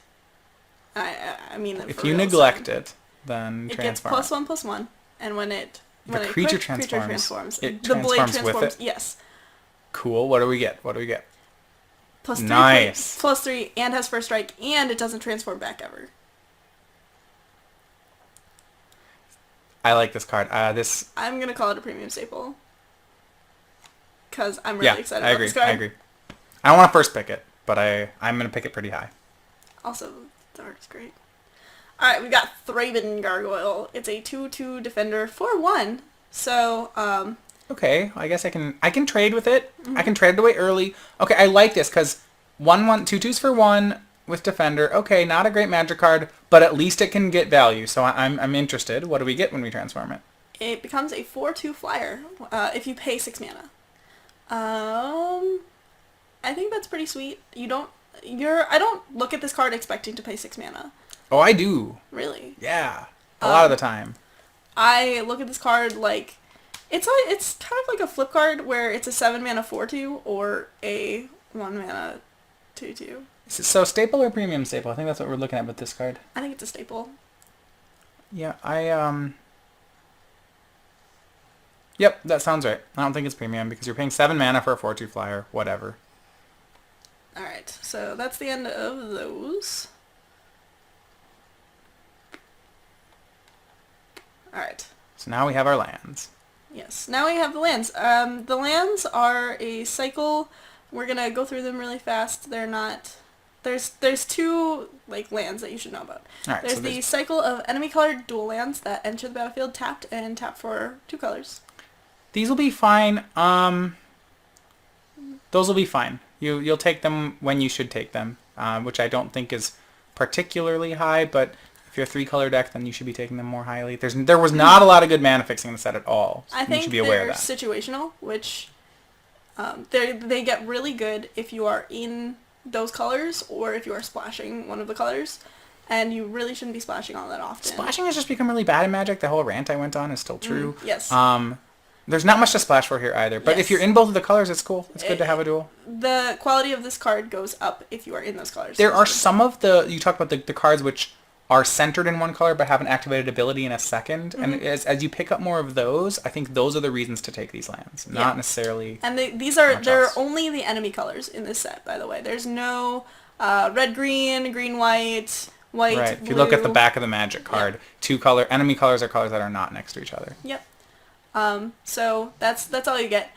Their other piece of mana fixing is Warped Landscape, which is a land that can tap for colorless, or you pay 2 and sacrifice it to search your library for a basic land card and put it onto the battlefield tapped. So Evolving Wilds is normally pretty good. Mm-hmm. This, I would say, this is a staple. I don't think it's premium, but it's going to be played a lot. It puts a land into the graveyard too, so don't underestimate that. Yeah, that's good. Yeah. You can also get it back with some of the cards that return lands to your Aren't most hand. of them basic lands? Yeah, but the Cartographer variant isn't. Okay, yeah, that's great. So, there are a couple that you can do with that. Sounds great. So, that's pretty good. It's card advantage, basically. So, yeah. That was the commons and uncommons. Matthias, what card are you most excited to play now, having seen all of it? The green enchantment that we put Power First Pick on. That one I am thrilled. That card is just very powerful. As a reminder, that's Ulvenwald Mysteries. Ulvenwald Mysteries is this guy right here that makes tokens and draws cards and just does crazy stuff. If we go back to white cards, I think honorable mention goes to, and I wish I knew all the names offhand. You already know where I'm going with it, though. Yeah, I do. Let me just go back. Go straight to it. Here, let's open up this other one that actually has a white window open. And this one is because I really like attacking in Limited and Auraing. No, that one? Yes, Nahiri's Machinations. Machinations. Yep, Machinations. I don't know why I was thinking machinery. I don't know. Anyway, I just can't speak. I understand that this card is not universally playable, but I actually think that you should be able to pick up this card fairly late. I don't think everybody wants it, and I think the upside on this card is very high. But you really have to be able to build around it. And you can't, but if you play the 2-mana 3/1 into this, that is very powerful in a red-white strategy. I agree that this card is very powerful in the right deck, but I don't think that you'll get the right deck often enough to be able to play it, which is why I didn't like it. No, you'll get it, but you'll get it if you want it, but it's a really aggressive style of play. All right. How about you? What are you looking forward to playing? I am looking forward to playing Ulvenwald Mysteries. I'm also looking forward to playing Crawling Sensations because... Oh, of course. We talked about that deck. Yeah, that's going to be sweet. I love basic lands in my graveyard. Before we go, we are going to be putting this up Thursday night. So tomorrow is the start of pre-releases, and I wanted to say a few words about preparing for pre-releases and playing in pre-releases in general. Pre-releases, if you are from a place like we are, which is Minneapolis, where you have a lot of options for your pre-releases, is something that you can really shape to what you're looking for. So if you're looking for a fun experience, there are stores like the one that I used to work at, which did 4 rounds, no matter what. Swiss gave prizes based on your record.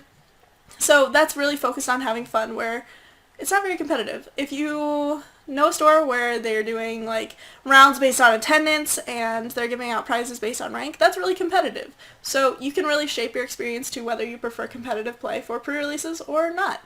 And one of my biggest pieces of advice for deck building at pre-releases, if you don't know all the cards, first of all, read all of your cards. It's really easy to miss stuff and try and cast sorceries in instance, especially in this set, and you might overlook something like, for example, Ulvenwald Mysteries. You could miss that whenever a creature, non-token creature you control dies, you get a 1/1. That's really good.